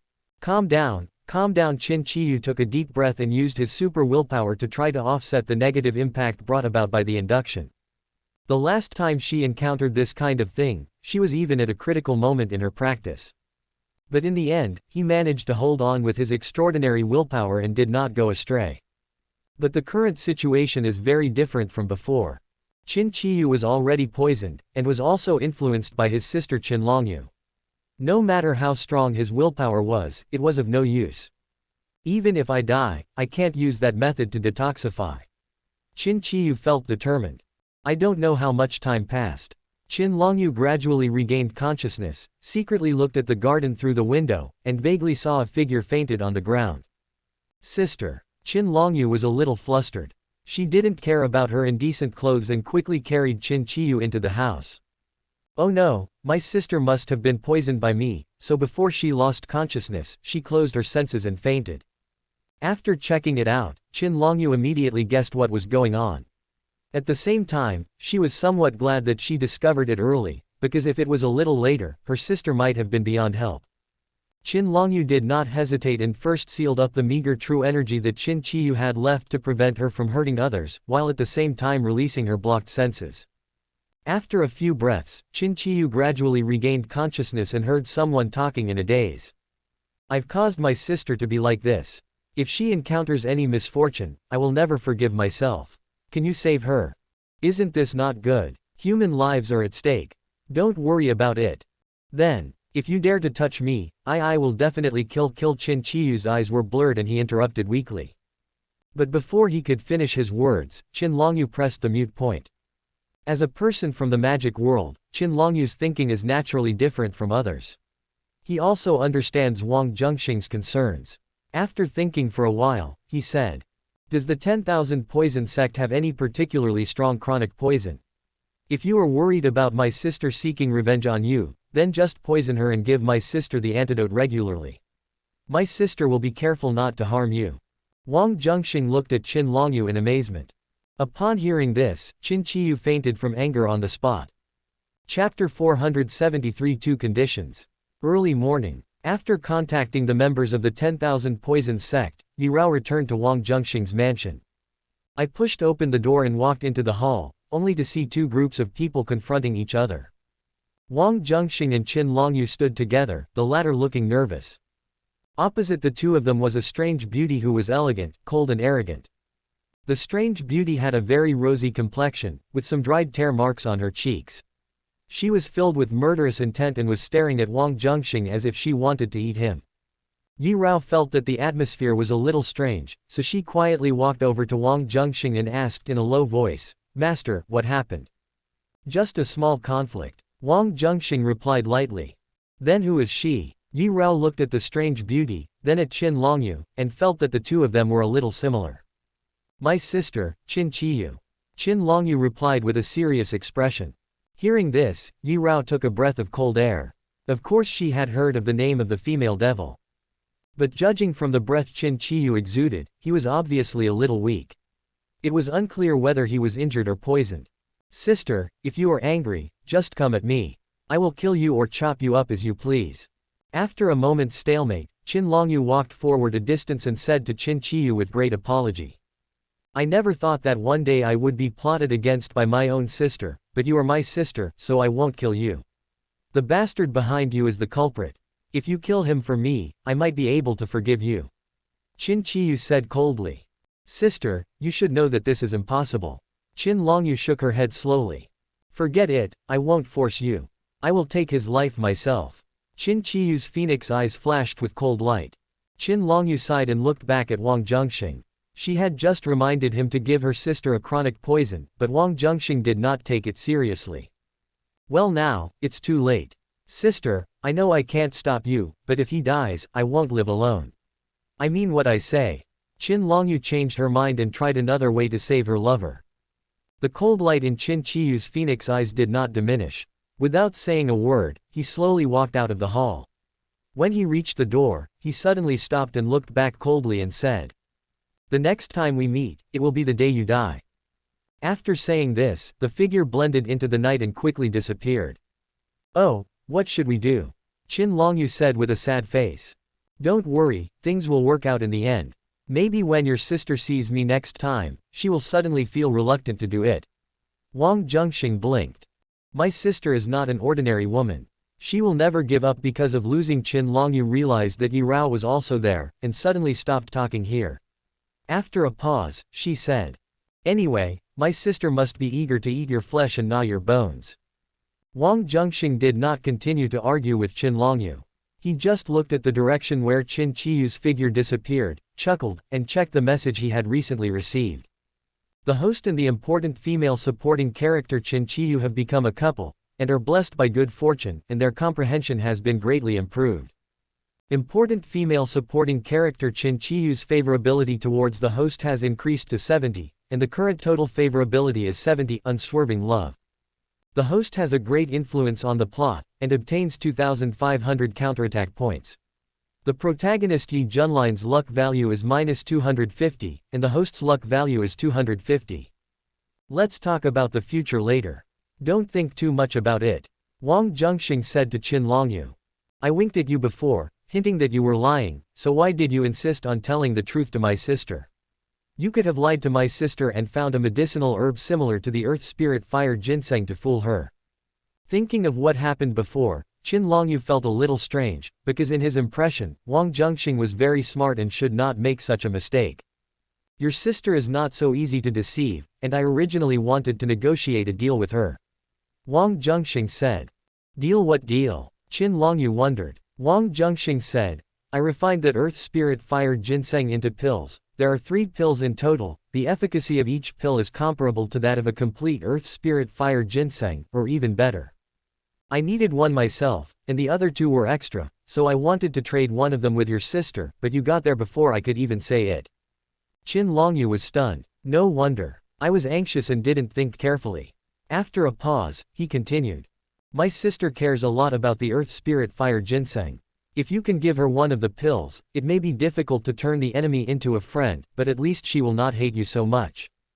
It's not impossible for me to give your sister a pill, but I have two conditions. As long as your sister agrees, there will be no problem. Wang Zhenxing said. Qin Longyu was delighted and asked, which two conditions? Bow to me. Wang Zhenxing said. My sister is proud and arrogant. I'm afraid that asking her to obey your orders. Qin Longyu felt that the hope was too slim, so she asked, what's the other condition? I have already said that. You said it. Yes. Qin Longyu was stunned for a moment after hearing this, and then she realized that if the first condition was extremely unlikely, then the second condition was completely impossible to happen. Yi Rao was standing nearby, but was completely confused. The leader only asked Qin Qiyu to surrender, which was clearly just one condition, so where did the two come from? I have to go out for something. If you have nowhere to go, you can stay here. Wang Zhenxing said. Well, I'll wait for you to come back.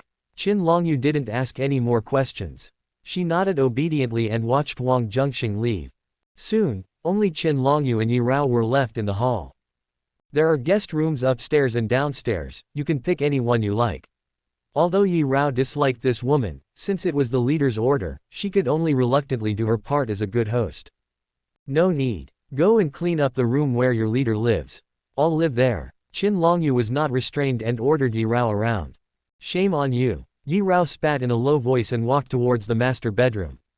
But once I entered the room, I was shocked by the mess inside. I wondered who was playing in the water here. After a pause, I suddenly realized what was going on. Why are there bloodstains? It can't be Qin Longyu, could it be? Yi Rao muttered doubtfully, recalling the conversation between several people in the room just now, and suddenly came up with a bold guess.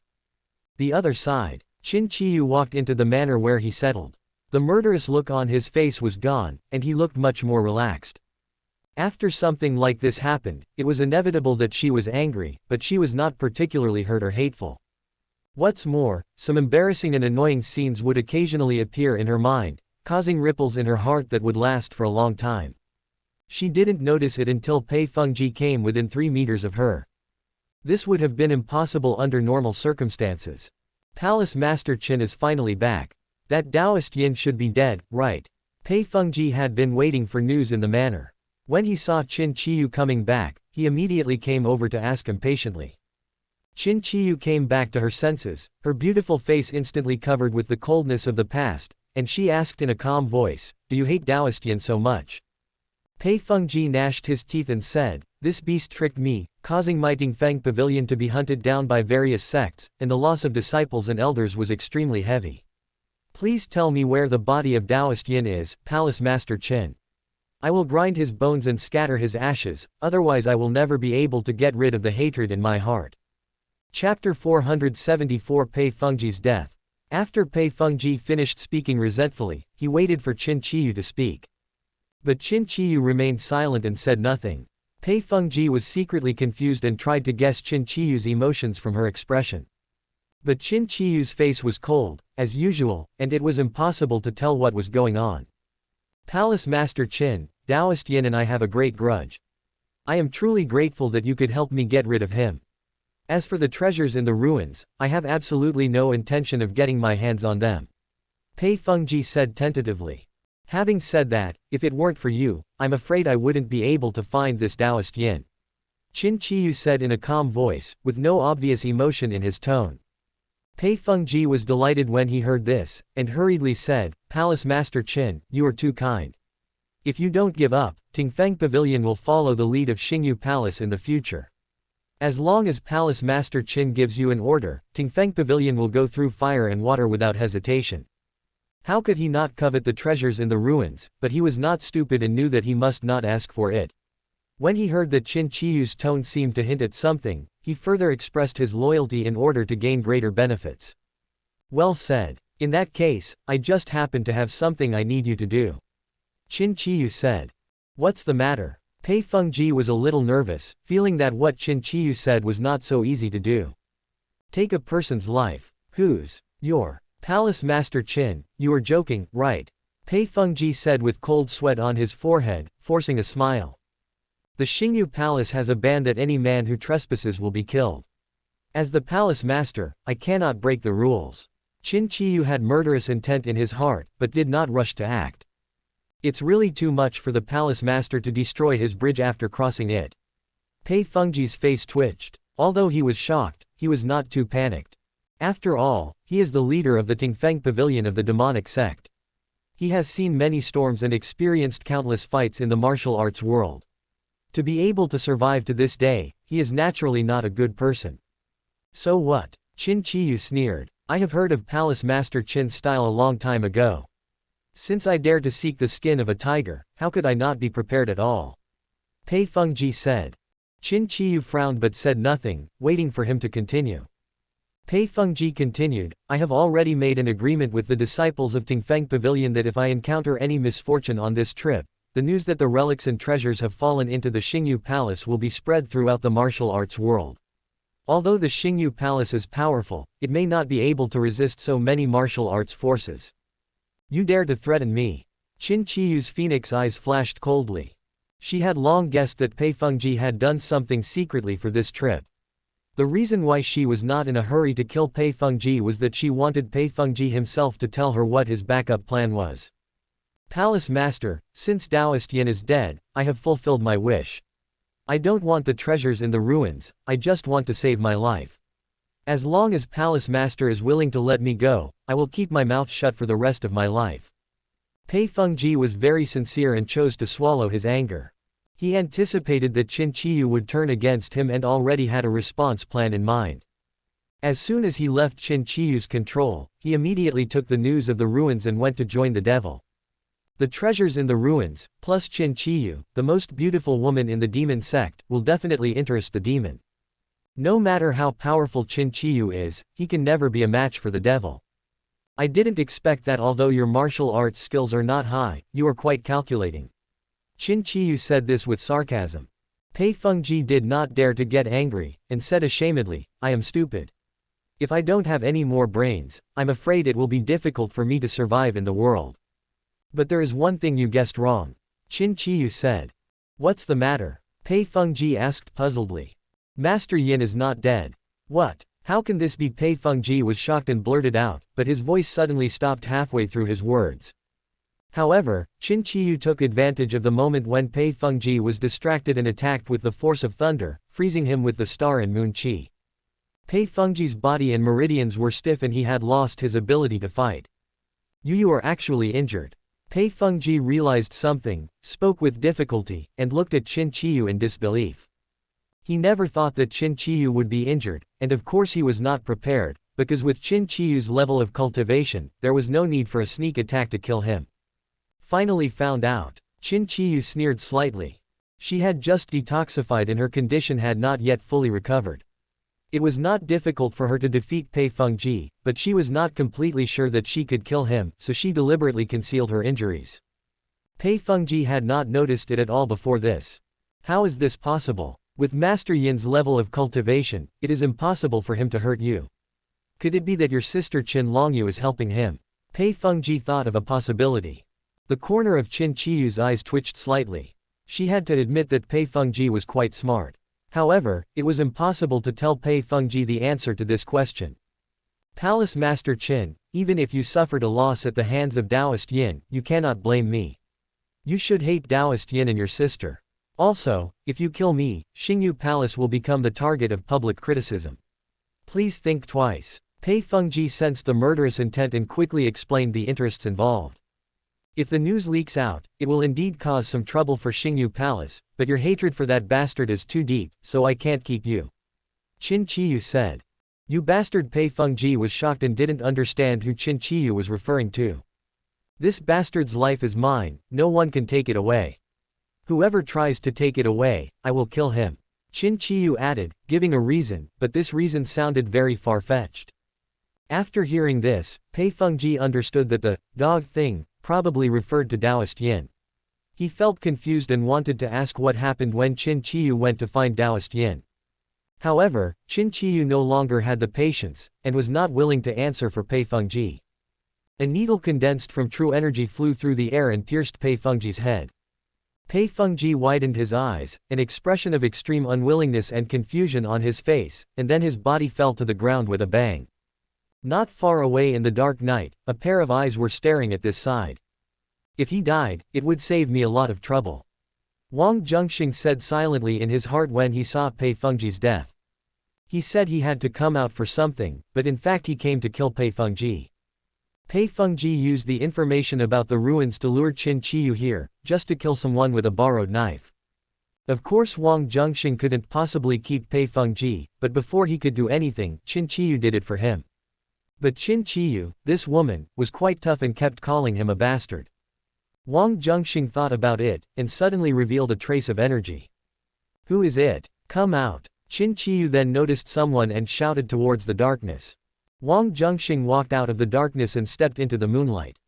His tall figure and handsome face were reflected in a pair of phoenix eyes, causing the owner of the phoenix eyes to have a faint blush on his face. However, this blush was only a fleeting flash and was quickly covered up by Qin Qiyu. You bastard! The malicious name came out of Qin Qiyu's cold red lips again. Chapter 475 Chaos. Hearing Qin Qiyu's address, Wang Zhenxing frowned slightly and said nothing, but his expression showed that he was obviously unhappy. Qin Qiyu saw this and became inexplicably nervous for a moment. Then he looked at Pei Fengji's body and changed the subject. Are you here to kill Pei Fengji? This is just one of them. Wang Zhenxing said. The 10,000 poison sect's ability to conceal its aura is indeed extraordinary. I didn't even notice you before. Qin Qiyu was a little surprised, and then asked, what is your other purpose for coming here? You might as well guess. Wang Zhenxing said with a faint smile. Are you going to kill me? Although my breath is weak and my strength is greatly reduced, it will not be easy for you to kill me. Qin Qiyu felt a pang of pain in his heart, thinking that what his master said was true, men in the world are the most ruthless. He just happened to me, and now he's here to kill me. Although she had previously threatened to kill the other party, it was just to find a way out. After all, that incident happened too suddenly, and we couldn't just let her commit herself to us right away, right? She is proud and arrogant, and would never do such a thing. If I really wanted to kill you, I would have done it when you were confused. Why wait until Wang Zhenxing said? Shut up. Qin Qiyu's face flushed as she stopped him from continuing. Are you interested in making a deal? Wang Zhenxing said. No. Qin Qiyu said coldly. Go back to where you came from, wash your neck, I will come to find you sooner or later. My sister can protect you for a while, but not for a lifetime. I saved your life after all, don't try to kill you. Besides, I knew your ability, but I let you go. Don't you think about why? Wang Zhenxing chuckled. Qin Qiyu was shocked and said angrily, you secretly poisoned me. No, I don't have any signs of poisoning. What did you do to me? During her detoxification period, she kept her eyes closed most of the time due to shame and anger, and she was a little confused. If the other party wants to do something, it's not without chance. Seeing Qin Qiyu so nervous, Wang Zhenxing smiled but said nothing. Qin Qiyu became even more anxious, recalling what Pei Fengji had mentioned, that this Taoist yin was a sex maniac, and immediately asked in horror, did you secretly take a picture of something while I was unconscious?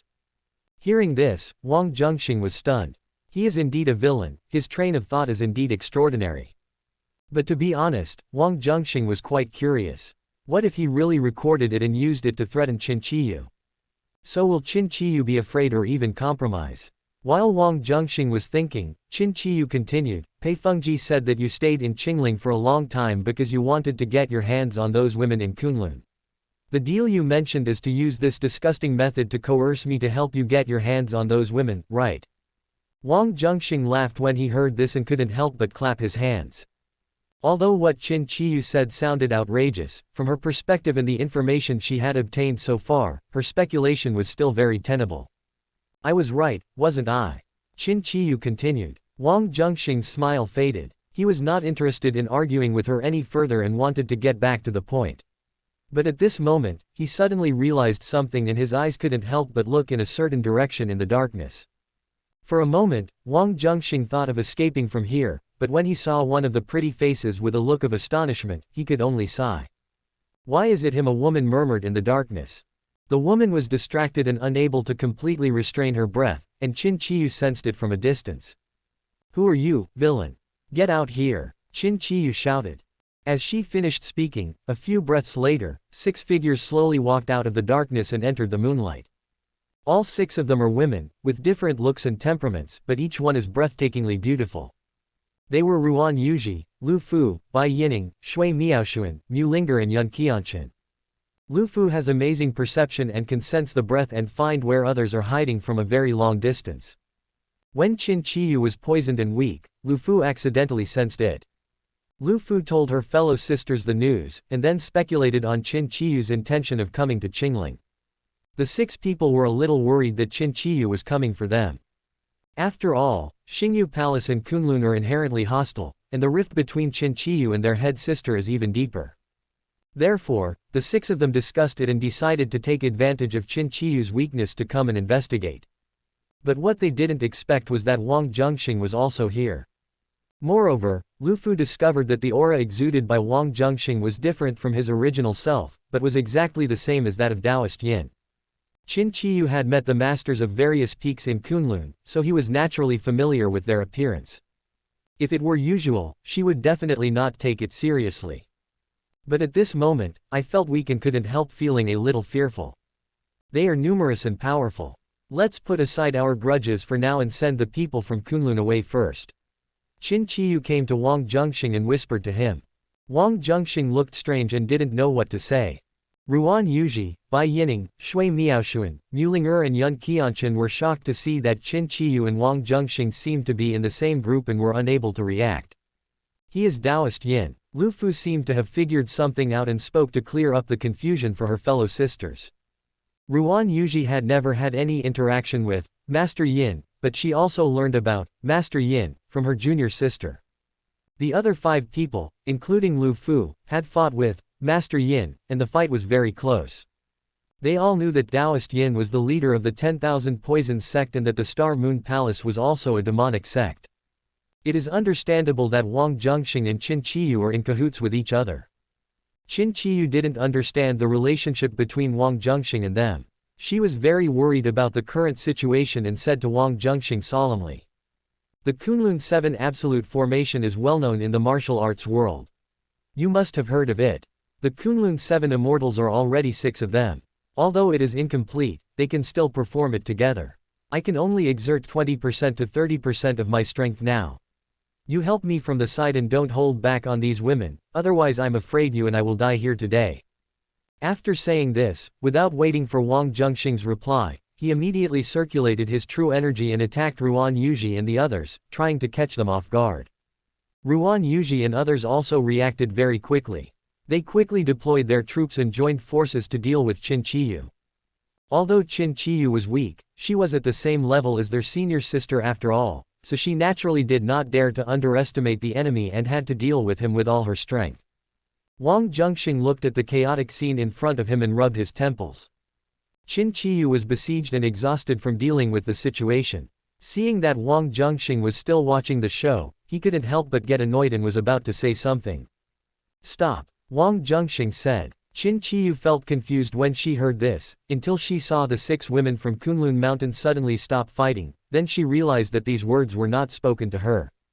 Ruan Yuji and others looked at Wang Zhenxing, their expressions varied, but there was tenderness in the depths of their eyes. What is his relationship with the 6 women in Kunlun? Qin Qiyu saw this and was puzzled. Chapter 476 What do the junior sisters think? Yun Qianshan and the others looked at Wang Zhenxing and remained silent for a long while. Finally, Lu Fu broke the silence and asked with a complicated look. Are you really Taoist Yin? Ren Dao Yin is just a pseudonym. My real identity is the me you know. Seeing that the truth was exposed, Wang Zhenxing simply admitted it. He had anticipated this day and had already thought of an excuse, so he was not panicking. After hearing this, Yun Qianshan and others suddenly understood. When we first heard the name Yin Daoren, everyone felt unfamiliar with it and had long speculated that this person's identity was questionable. Now it seems to be true. Is there any misunderstanding about the identity of the leader of the 10,000 Poisons sect? Lu Fu asked. There is no misunderstanding. I did take over this position, but the matter is complicated. I will explain it to you in detail, said Wang Zhenxing. Lu Fu nodded slightly, not trying to hide the tenderness on her pretty face. Among her fellow sisters, she is the one who needs to hide the least. After all, the other sisters knew about her detoxification, so there was no need for her to hide her feelings for Wang Zhenxing. Qin Qiyu saw it and vaguely understood that Wang Zhenxing had a close relationship with these women in Kunlun, especially with Lu Fu, with whom he seemed to have a romantic relationship. After understanding this information, she felt a little annoyed and a little sour. I thought I was in the same group with Wang Zhenxing, but after a long time I found out that I was an outsider. Hey, Qin Qiyu, there are 7 of us now and you are alone, and you are injured. Why don't you surrender quickly? Mu Linger said. Qin Qiyu glared at her coldly without saying anything. She looked at Wang Zhenxing and said, do you want to join them in dealing with me? We are all friends, so don't fight. If there are any problems, let's sit down and talk together.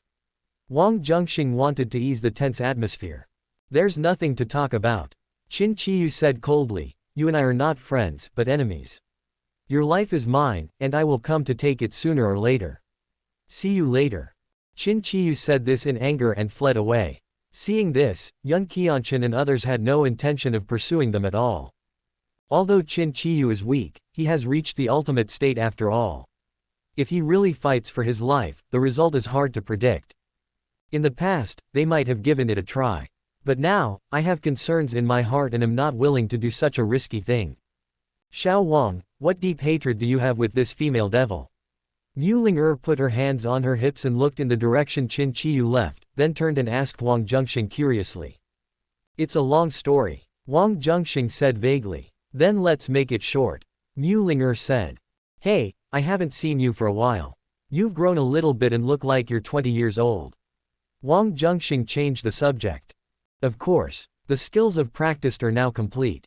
I'm still considering whether to continue growing or stay at this stage. Hey, which young stage of me do you think is more pleasing to the eye? Would you like to give me some suggestions? Mu Linger said with a smile. She was cute before and she's beautiful now, that's all good, just be happy. Wang Zhenxing would never give such advice in public, so he said ambiguously. Mu Linger pouted and wanted to say, as long as you are happy, but considering the presence of her fellow sisters, she swallowed her words back and thought to herself that she would secretly ask this guy in private. Qin Qiyu's cultivation is equal to that of the senior sister, how could she be injured? Ruan Yuji's cold and pretty face was slightly solemn, and she asked Wang Zhenxing, do you know how she was injured? This is not the place to talk, let's go back and talk. Wang Zhenxing said. Yeah. Ruan Yuji nodded and returned to the villa with her fellow apprentice sisters. During the battle for the ruins, some people robbed the spoils of various sects. You should all know about this, right? Wang Zhenxing glanced at Yun Qianchen and others. I know. The rumor in the martial arts world is that Pei Fengji did it. It seems that you are the instigator of this matter. Yun Qianchen was smart and guessed what happened after being reminded. No wonder we were the only ones who didn't encounter an ambush. In fact, we should have thought of it a long time ago. Bai Yining continued.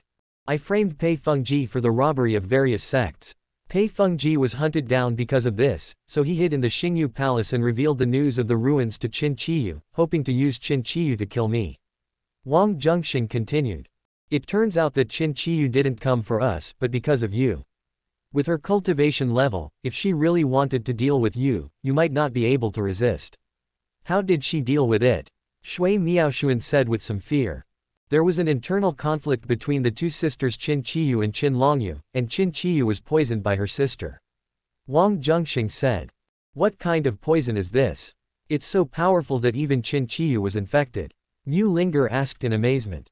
Wang Zhenxing hesitated for a moment and did not answer immediately.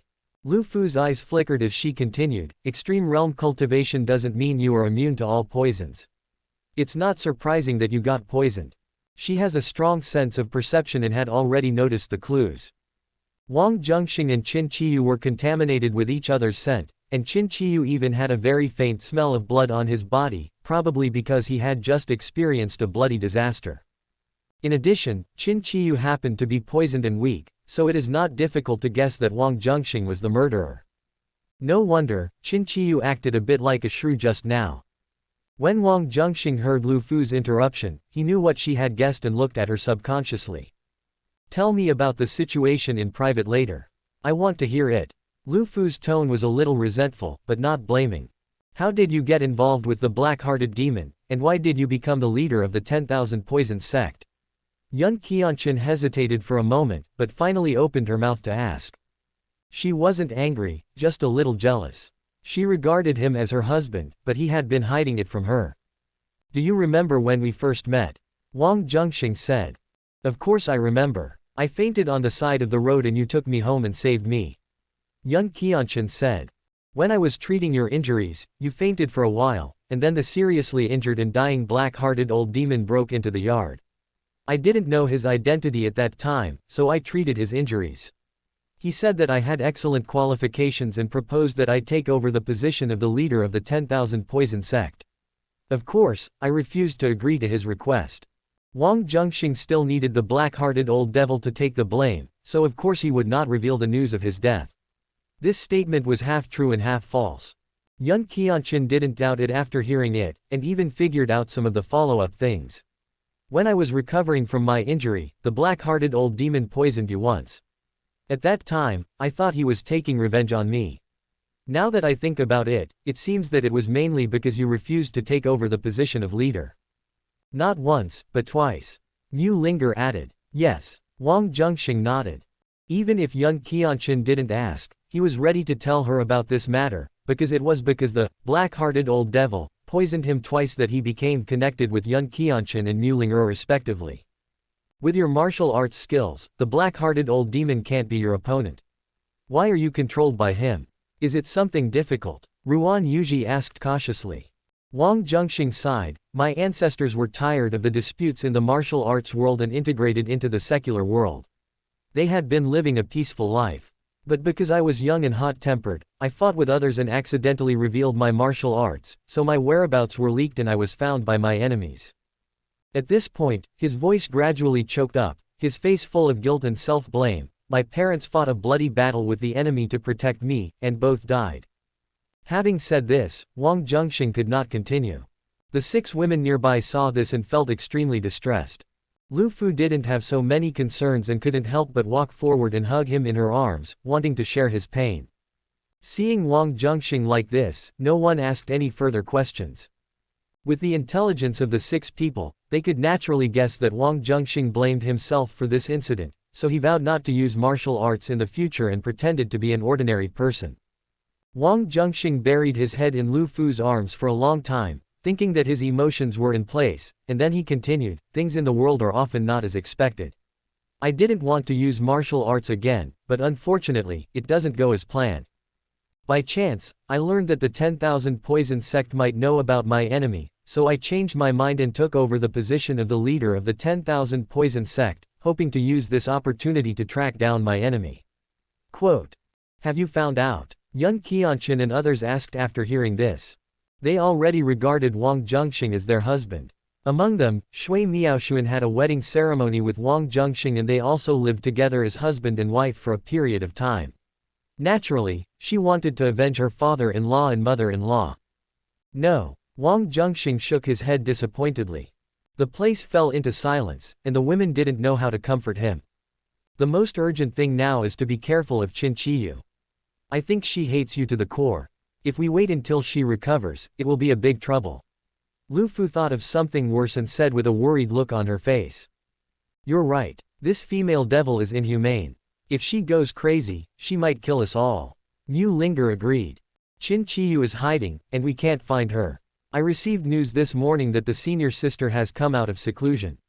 I think it would be better to ask the senior sister to come down the mountain. Only she can match Qin Qiyu. Ruan Yuji looked around the field and asked. My fellow apprentice sisters, what do you think? Chapter 477, Xiao Yi's new move.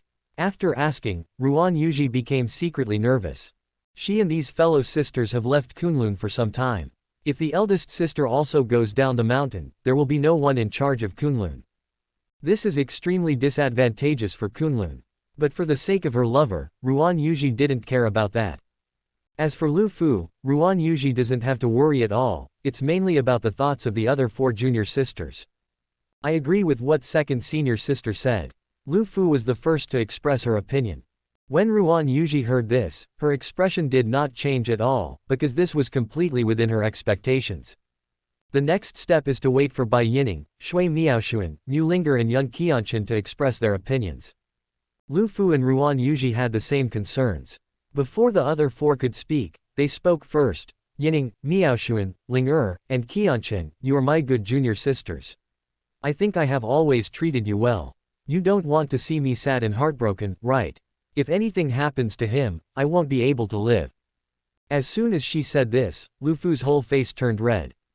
She is thin-skinned and would not have the nerve to say such words under normal circumstances, but the situation is special now and she has no choice but to be thick-skinned. Lu Fu sat next to Wang Zhenxing, holding his hand, and waited quietly for a reply. Wang Zhenxing didn't say anything, but just looked at the floor, as if he thought the pattern on the floor was particularly beautiful. Mu Linger and Yun Qianchen were a little jealous and wanted to glare at him, but seeing that he was looking elsewhere, they couldn't do anything. I agree with second senior sister's opinion. He saved me, so naturally I don't want anything to happen to him. Yun Qianchen said. I agree too. If Xiao Wang dies, someone will buy me some candy. Mu Linger agreed with a smile. Out of the 6 people, 4 have already agreed. Those who agreed looked at the remaining Bai Yining and Shui Miaoshuan. In fact, these 2 people have the closest relationship with Wang Zhenxing among those present. Bai Yining and Wang Zhenxing had an unforgettable past. After they met again, Bai Yining saw the spirit tablet of his beloved wife placed by Wang Zhenxing at home, and she already regarded herself as Wang Zhenxing's wife. As for Shui Miaoshuan, needless to say, she has even had a wedding ceremony with Wang Zhenxing, and to some extent, they are already a legal couple. The 2 did not express their opinions first, just because they felt guilty. Since third senior sister said so, it would be really unkind of me if I didn't agree. Bai Yining pretended to be calm and spoke slowly. I'll listen to everyone. Shui Miaoshuan also expressed her opinion calmly. It's unanimous. I really love you so much. Lu Fu looked at the 4 junior sisters with a smile, turned to Ruan Yuji and said, second senior sister, I'll have to trouble you to pass the message. Ruan Yuji rolled his eyes at Lu Fu and wanted to refute, but in the end he didn't say anything and sighed helplessly. Whoever passes the message will most likely be scolded. Of course Ruan Yuji was not willing to do this, but this man belonged to him and Lu Fu. There must always be a message between her and Lu Fu. Although she is Lu Fu's senior sister, when there is no one around, Lu Fu is the older sister. Ruan Yuji had no choice but to admit it and began to think of an excuse. While waiting, Lu Fu winked at Wang Zhenxing, then stood up and said, I'm going to the garden to get some fresh air.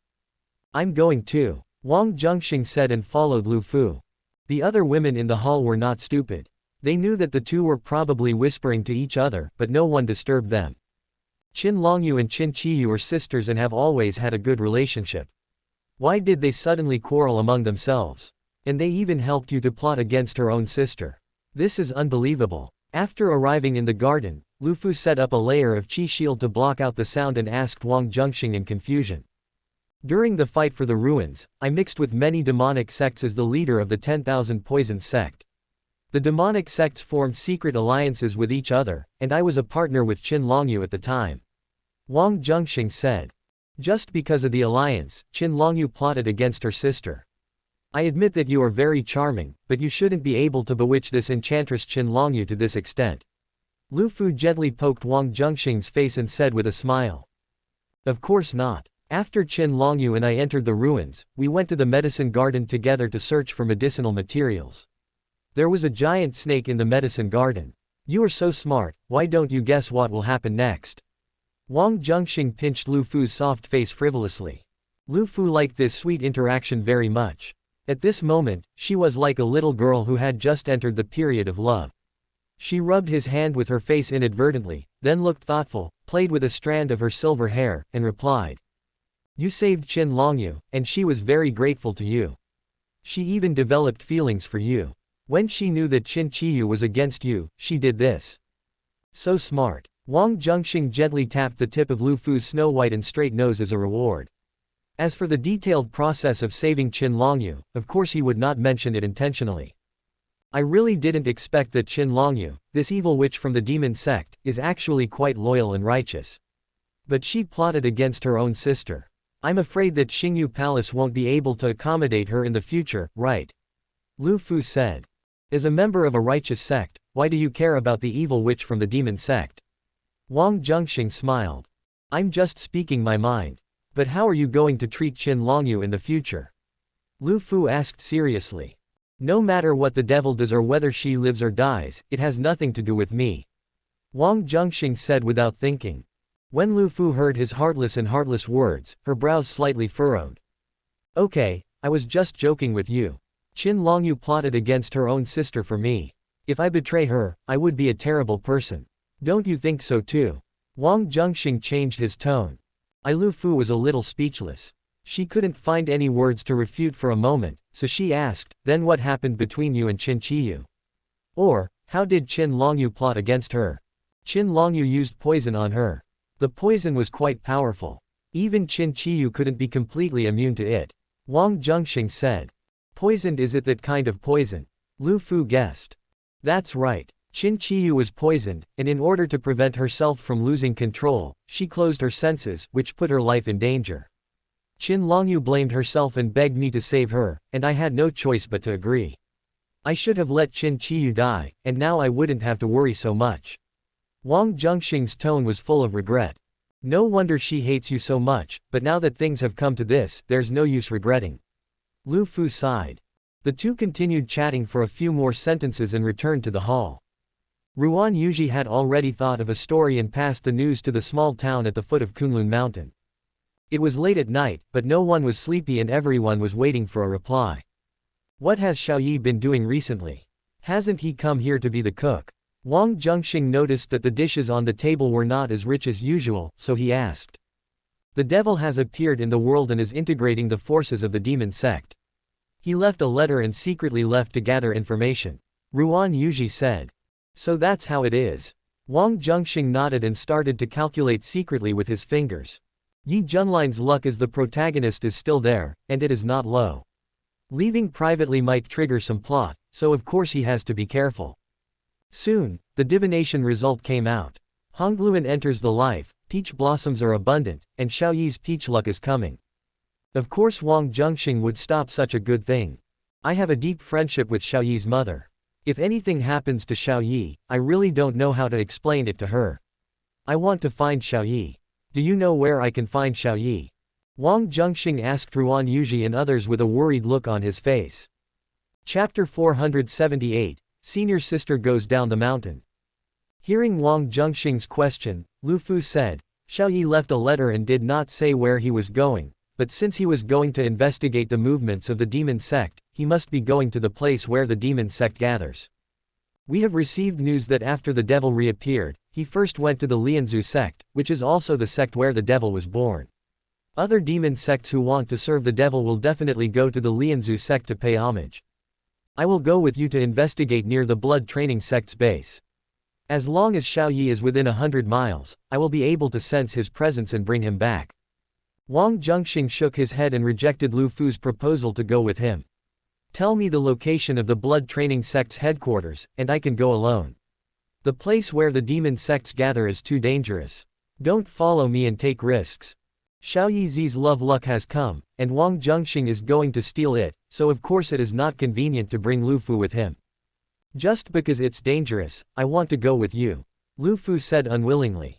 I will go alone. If we encounter any dangerous situation, it will be convenient for me to escape with Xiaoyi. If you are the only one with me, we may not be able to take care of it. Be obedient and stay here. Besides, there are 6 of you together. Qin Qiyu has not recovered yet, so if he comes to cause trouble for you, you can still handle it. Wang Zhenxing said reasonably. His cultivation is no less than mine. As long as he doesn't confront the devil head-on, he can definitely escape. Third junior sister, don't follow him. Although Ruan Yuji was also worried, after analyzing it, she felt that what Wang Zhenxing said made sense. After hearing this, Lu Fu did not continue to dissuade him, and said seriously, then you should be careful in everything and don't force yourself. If you really run into big trouble, you can leave Xiaoyi behind, but you must come back safely. You're right. This kid is so reckless that he actually went to investigate the movements of the demon sect. He really doesn't know his own limitations. Ruan Yuji also frowned slightly and echoed. That's right, you can't get into any trouble, otherwise my third sister will be a widow. Mu Linger said. Yun Qianchen, Shui Miaoshuan and Bai Yining said the same thing, although they didn't say anything. If you encounter a situation, it would be great if you can save Xiao Yi, but if you can't save her, then just ignore it. Under the starry sky, above the mountains, there stands a forest of ancient buildings. Da-da. The sound of hurried footsteps was heard. A female disciple walked through the brick-paved roads and came to an ancient and elegant pavilion. There were lights on in the building, and the sound of a melodious piano could be heard, but suddenly there was a bang, and the piano stopped instantly. Master, there is urgent news. The female disciple waiting outside the door reported. After counting the breaths, the wooden door creaked and opened automatically. The female disciple walked in holding a bamboo tube containing letter paper. In front of the desk inside the door, there was a beautiful figure in a plain white dress sitting on the ground. On the table, there is a guqin. From a distance, one could vaguely see that one of the strings of the guqin had broken. The woman's slender, white hands were still resting above the guqin. The woman stared at the broken strings, frowned slightly, and then with a wave of her hand, the bamboo tube in the female disciple's hand was pulled and flew into her hand. He unfolded the letter paper in the bamboo tube and quickly scanned the contents with his sharp eyes. You really make me worry. You left Kunlun for the secular world for so long, and you still have the nerve to ask me for help, the woman complained, but after a moment, she said to the female disciple who came to report. Go and call Liu over. Yes, master. I'll inform my senior sister right away. The female disciple responded and immediately retreated. Liu is the most outstanding female disciple of Kunlun besides Yi Junlin.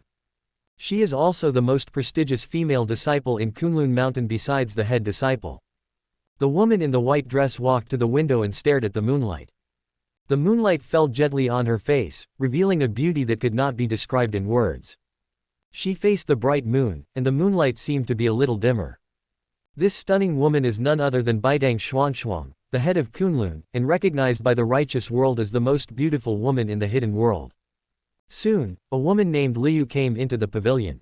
What, master, you are going down the mountain too? Liu was shocked and terrified when she heard Baidang Xuanshuang ask her to take care of the sect's affairs. The 6 uncles are not in Kunlun, and even you are going down the mountain. How can I take on this responsibility? Your 6 uncles are in danger, so I have to go down the mountain. Don't worry, I won't be gone for too long. After I see them, I will bring them all back. During my absence, all the affairs of Kunlun will be handed over to you. Baitang Xuanshuang's tone was calm, but there was a trace of unremitting sorrow in the depths of his eyes. Broken strings are a bad sign. It's a pity that her attainments in divination are not very high, far inferior to her junior sister Yun Qianchen, and she is unable to make more detailed predictions. But no matter what, even if the journey is dangerous, she has to take the risk for the sake of her 6 junior sisters. Disciple will follow your instructions. Li Yu accepted the order helplessly. After Baidang Xuanshuang finished explaining things to Li Yu, he took a jade flute and went to the gate of Kunlun Mountain. She is proficient in music, and one of the top magical powers she is practicing is also related to music. This jade flute is both a musical instrument and a weapon, and she rarely leaves her body. Qin Qiyu, you'd better not do anything rash. If my fellow apprentice sisters are hurt, don't blame me for attacking your own sister.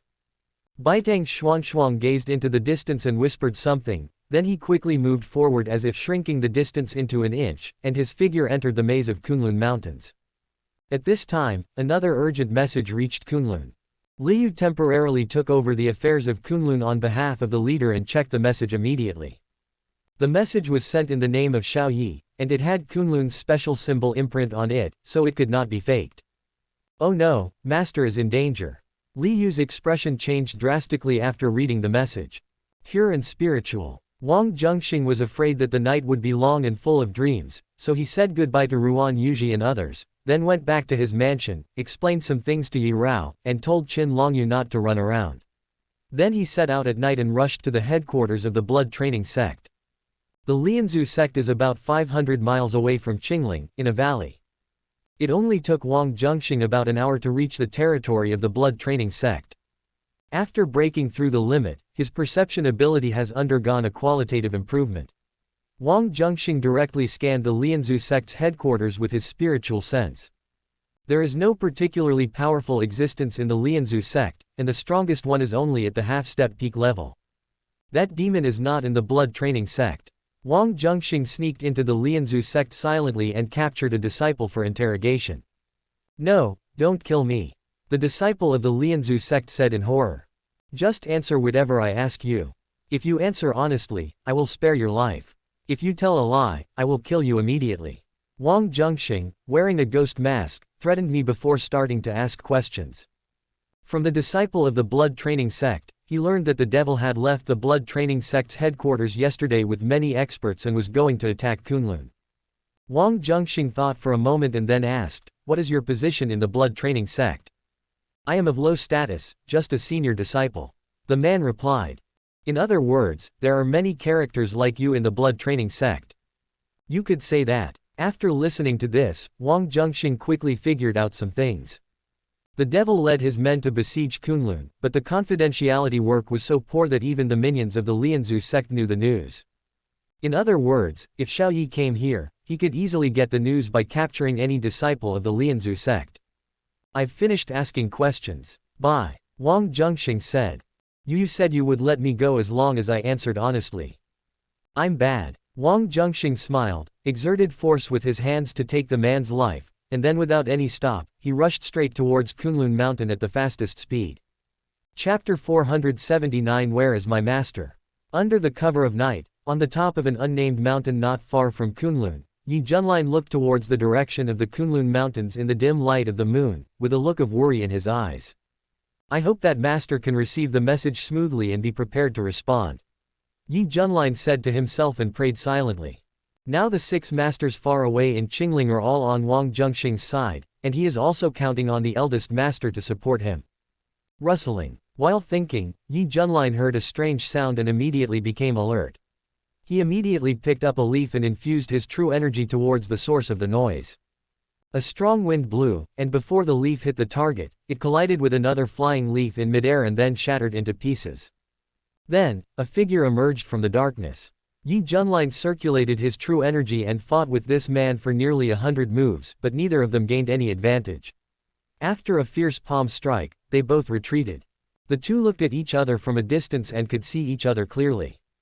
Both of them were very handsome, but a feeling of disgust arose from the bottom of their hearts. This guy looks just as annoying as Wang Zhenxing.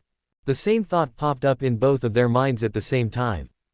The person who fought with Yi Junlin was none other than Qin Wudao. The two are the protagonists, and the plot has only developed to the early and middle stages. When they intersect at this time, it is like natural enemies meeting, and both have the urge to kill each other. "I don't kill unknown people. Tell me your name." Qin Wudao has been refining his skills, and his strength is not as good as before. He is not sure he can deal with Yi Junlin, so he made some sarcastic remarks, trying to disrupt the other party's mentality. "Stop barking like a dog. Come at me if you have the guts." Yi Junlin hit back. "Humph, if I hadn't recultivated my skills, killing you would be as easy as killing a chicken." Qin Wudao sneered, but he was not ready to risk his life. Instead, he said loudly, "Master, this man is suspicious, he might be a demon. Please cripple his martial arts, and then interrogate him." Yi Junlin didn't notice any breath around him. After hearing what he said, he was immediately shocked. "Wudao, don't speak nonsense." Chu Qingyan walked out from the darkness and came to Qin Wudao's side. His martial arts should be from Kunlun, and his grade is not low. He is at least a core disciple of Kunlun. How could he be a demon? Yi Junlin could feel a strong sense of oppression from Chu Qingyan, but seeing that he had a kind face and looked much more pleasing to the eye than Qin Wudao, he immediately asked in a respectful tone. "Senior, you have good eyesight. My surname is Yi, and my courtesy name is Junlin. I didn't ask for your name." "Chu Qingyan, the person next to you is my apprentice, Qin Wudao." "It's Senior Chu." Yi Junlin had heard of his name, so he immediately bowed and performed the etiquette of a junior. As for Qin Wudao, he simply ignored him. "It's so late, what are you doing here? We thought you were a lone member of the demonic path, so we wanted to interrogate you and get some information. Fortunately, we resolved the misunderstanding in time," Chu Qingyan said. Senior Chu, it's like this, Yi Junlin had long heard of Chu Qingyan's name for chivalry, and he needed help right now, so he did not hide anything and told him about the demonic path's plan to attack Kunlun. My master and I discovered the traces of the demon sect by chance, so we followed them all the way here. It turns out that they wanted to attack Kunlun. Chu Qingyan suddenly realized, and then said to Yi Junlin righteously. Don't worry too much. I will immediately notify the righteous sects and ask them to come to rescue. Thank you, Senior. The terrible thing is that distant water cannot put out a nearby fire. Yi Junlin said worriedly. I heard that the Kunlun mountains are surrounded by a maze. If the demons want to attack Kunlun, they may not even be able to find the gate of Kunlun mountain for a while. They must be in time. Chu Qingyan had heard some secrets about Kunlun, and he immediately analyzed it and added. Unless, the people on the mountain come down by themselves. As soon as these words were spoken, the sound of fighting was suddenly heard in the distance. Chu Qingyan, Qin Wudao and Yi Junlin came to the edge of the cliff on the top of the mountain and looked out. They could vaguely see a group of people and the scene was a bit chaotic. However, it can be vaguely distinguished that many people are besieging one person. So many masters of magic. Qin Wudao exclaimed. The cultivation level of the person who is being besieged is even more terrifying. Chu Qingyan said. It seems like it's my master. Yi Junlin's face changed drastically, thinking that this Senior Chu was really a jinx. Although the figure could not be seen clearly from a distance, the powerful fluctuations of true energy were very familiar. The other 6 masters are not in Kunlun, so it cannot be anyone else except the Grand Master. The attack of these magic masters is in an orderly manner. It should be a formation. With the devil in the way, your master is in a bad situation. Chu Qingyan said solemnly. Master, there are too many masters of the magic world. For fear of being discovered, let's retreat first. The reason why Qin Wudao followed Chu Qingyan to inquire was just to know the news about Long Yuan, and he didn't care about other things. No, we are all in the same sect, how can we just stand by and watch someone in danger? Moreover, once Kunlun's power declines, the evil will slaughter the world and it will be even more difficult for the righteous to resist. Chu Qingyan said solemnly. I've heard of Senior Chu's reputation for chivalry for a long time. Seeing him today, I find that he is indeed worthy of his reputation. After complimenting him, Yi Junlin asked, does Senior Chu have any ideas? No. Chu Qingyan shook his head. Yi Junlin was speechless. It's a pity that Wanner is not here, otherwise she would definitely have a way. But no matter what, we have to try it anyway. Chu Qingyan muttered. At the foot of the mountain. Under the moonlight, a figure in white was seen fighting with a group of magic masters. It seemed dangerous, but he always managed to avoid it, and either seriously injure 1 or 2 people, or even kill several people directly. But there are too many masters of magic, and every time one is seriously injured or killed, there are others who immediately take his place. Although the figure in white was not injured for the time being, his true energy was being consumed at a terrifying rate. Outside the battlefield, there was a man surrounded by people. The man had long hair that was a mixture of black and white, a gloomy face, and looked to be in his 40s. He was the devil, and his real name was Yin Changkong. Compared to the ghost-like appearance when he just escaped from the academy, he is in much better condition now. As expected of her, she is the leader of the 7 immortals of Kunlun. She is truly stunningly beautiful. Yin Changkong praised. Although he had been trapped for many years, a master of magic recognized Baidang Xuanshuang and reported it to him. Yin Changkong saw the continuous loss of magic masters, but he was not anxious. His strength has not yet fully recovered, and he was captured many years ago, mainly because of the previous generation of Kunlun's leader, so he is still very afraid of Kunlun. This is also why he decided to attack Kunlun first. As for those masters of magic who were killed, they will not be wasted. He has mastered the top-level method of refining puppets. As long as the dead masters of magic are not badly mutilated, they can be made into puppets. Moreover, the successfully refined puppet will be stronger than the original one. She has very little true energy left. Yin Changkong observed for a while, seized the opportunity to join the battle, and used a stream of true energy to hit the back of the white-clothed figure from a distance. Blood spurted out of Baidang Xuanshuang's mouth. Baidang Xuanshuang almost lost his fighting ability, and only managed to avoid falling down by relying on his willpower.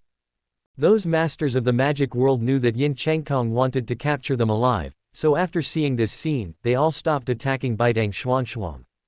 There were a large number of people lying on the ground. Among the masters of magic brought by Yin Changkong, 8 out of 10 were killed or injured. You have been trapped for many years and the world has changed.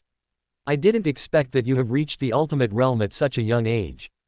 It is really beyond my expectation. But unfortunately, you did not hide in the Kunlun Mountains with numerous mazes, but actually ran down the mountain on your own initiative. It seems that God is helping me and I am destined to be able to achieve the goal of Taoism and the rise of demons. Yin Changkong laughed heartily. Baidang Xuanxuang's face was as dark as water. He just gently picked up the jade flute and put it to his lips. A strange sound wave sounded and then went straight into Yin Changkong's mind. Yin Changkong's laughter stopped abruptly, he wailed in pain, and half knelt on the ground, but stood up again after a few breaths, but his face was as hideous as a devil from hell. He didn't expect that Baidang Xuanxuang still had the energy left to use Kunlun's top magical power, Tianyan Guanao. The main reason he was captured that year was because he fell into this trap. In terms of attainment of this magical power, Baidang Xuanxuang is even better than the previous generation of Kunlun sect leader. Just now, Yin Changkong's consciousness was almost shattered and he was about to die on the spot. It's just that Baidang Xuanxuang had depleted too much of his internal energy and was seriously injured. Otherwise, he would have been able to kill Yin Changkong by surprise. Seeing that Yin Changkong was not dead, Baidang Xuanxuang felt extremely regretful. Yin Changkong's body has reached its limit, and shattering his consciousness is the only way to kill him. As the head of Kunlun, Baidang Xuanxuang is no ordinary person, but it is a pity that he is still a little short of it. Kill her. Yin Changkong gave the order. Baidang Xuanxuang already made him feel threatened, so it would be better to be decisive to avoid any further complications. Moreover, with Baidang Xuanxuang's cultivation level, if he could be refined into a puppet, it would definitely be a great help. The magic master attacked Baidang Xuanxuang. Chu Qingyan, Qin Wudao and Yi Junlin had been lurking in the dark for a long time. Seeing this, Chu Qingyan bravely took the lead and rushed out to fight with the magic master. Baidang Xuanxuang heard the sound and knew that someone was trying to rescue him, but he was too exhausted and seriously injured, his vision began to blur and he fainted on the ground. You take your men and go first. Chu Qingyan blocked all the magic masters by himself, leaving only some magic cannon fodder disciples, who were handed over to Qin Wudao and Yi Junlin to deal with. Yin Changkong's consciousness was damaged and he was temporarily unable to fight, so he could only watch. Senior, be careful. Yi Junlin was very grateful. He kept clearing away the cannon fodder disciples of the demonic path who were blocking his way and moved closer to Baidang Xuanxuang. In less than 10 seconds, only one cannon fodder disciple of the magic sect was left in front of him. Mercy, mercy, the cannon fodder disciple said tremblingly. Yi Junlin was already killing his opponent, so he was not going to waste time talking to him. He slapped him on the chest, but was knocked back several feet by a huge force. The cannon fodder disciple was stunned for a moment, and then he realized that there seemed to be endless power in his body. He felt that he was ready and rushed towards Yi Junlin with the knife raised.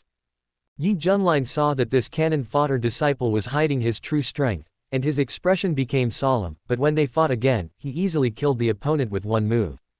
This made Yi Junlin stunned, but the situation was critical and there was no time to think too much. Saving people was the most important thing. Where's my master? Yi Junlin looked towards the place where Baidang Xuanxuang fainted, only to find that she was nowhere to be seen. Chapter 480 Yunshuang, Lu Xing. Yi Junlin was horrified. At first, he thought that the master had woken up and escaped, but he denied it the next moment. He believed that as long as the master was conscious, he would never abandon his fellow rescuers and escape alone, not to mention that he, his disciple, was there. Senior Chu, have you seen my master? Yi Junlin asked Chu Qingyan. Chu Qingyan was already struggling to fight against so many people alone, and had no time to pay attention to Baidang Xuanxuang's situation. When he heard Yi Junlin's question, he took advantage of the break in the fight to reply, no, and then continued to deal with the master of magic. Qin Wudao quickly dealt with some of the magic cannon fodder and joined Chu Qingyan's battle to share the pressure for him. At the same time, he shouted to Yi Junlin. What are you standing there for? Come and help me. Yi Junlin was extremely anxious, but considering Chu Qingyan's efforts to help, he certainly couldn't just stand by and watch, so he hurried over to help. Master, this is not a solution. Let's go. Qin Wudao barely fended off a magic master, but the situation was so dangerous that he couldn't help but retreat and shouted to Chu Qingyan. No, my master, Yi Junlin interrupted anxiously. Don't worry about your master for now. If this goes on, we will all die here. Qin Wudao interrupted him. Maybe someone took advantage of the chaos to rescue your master. Let's withdraw first. Otherwise, when the devil recovers some strength, none of us will be able to escape. Chu Qingyan thought quickly and followed suit. He was just brave, not that he wanted to die. He still wanted to marry Su Wan and have children and grandchildren, so he didn't want to die here. Yi Junlin hesitated for a moment, but nodded to Chu Qingyan, and then under his leadership, he and Qin Wudao broke out of the siege. These masters of the magic world watched Chu Qingyan and the others go away and did not continue to chase them. There were too many casualties in the siege of Baidang Xuanshuang, and the ground was littered with corpses. If they had not been afraid of Yin Changkong's ferocity, they would have retreated long ago. As Chu Qingyan and others left, Yin Changkong recovered a little.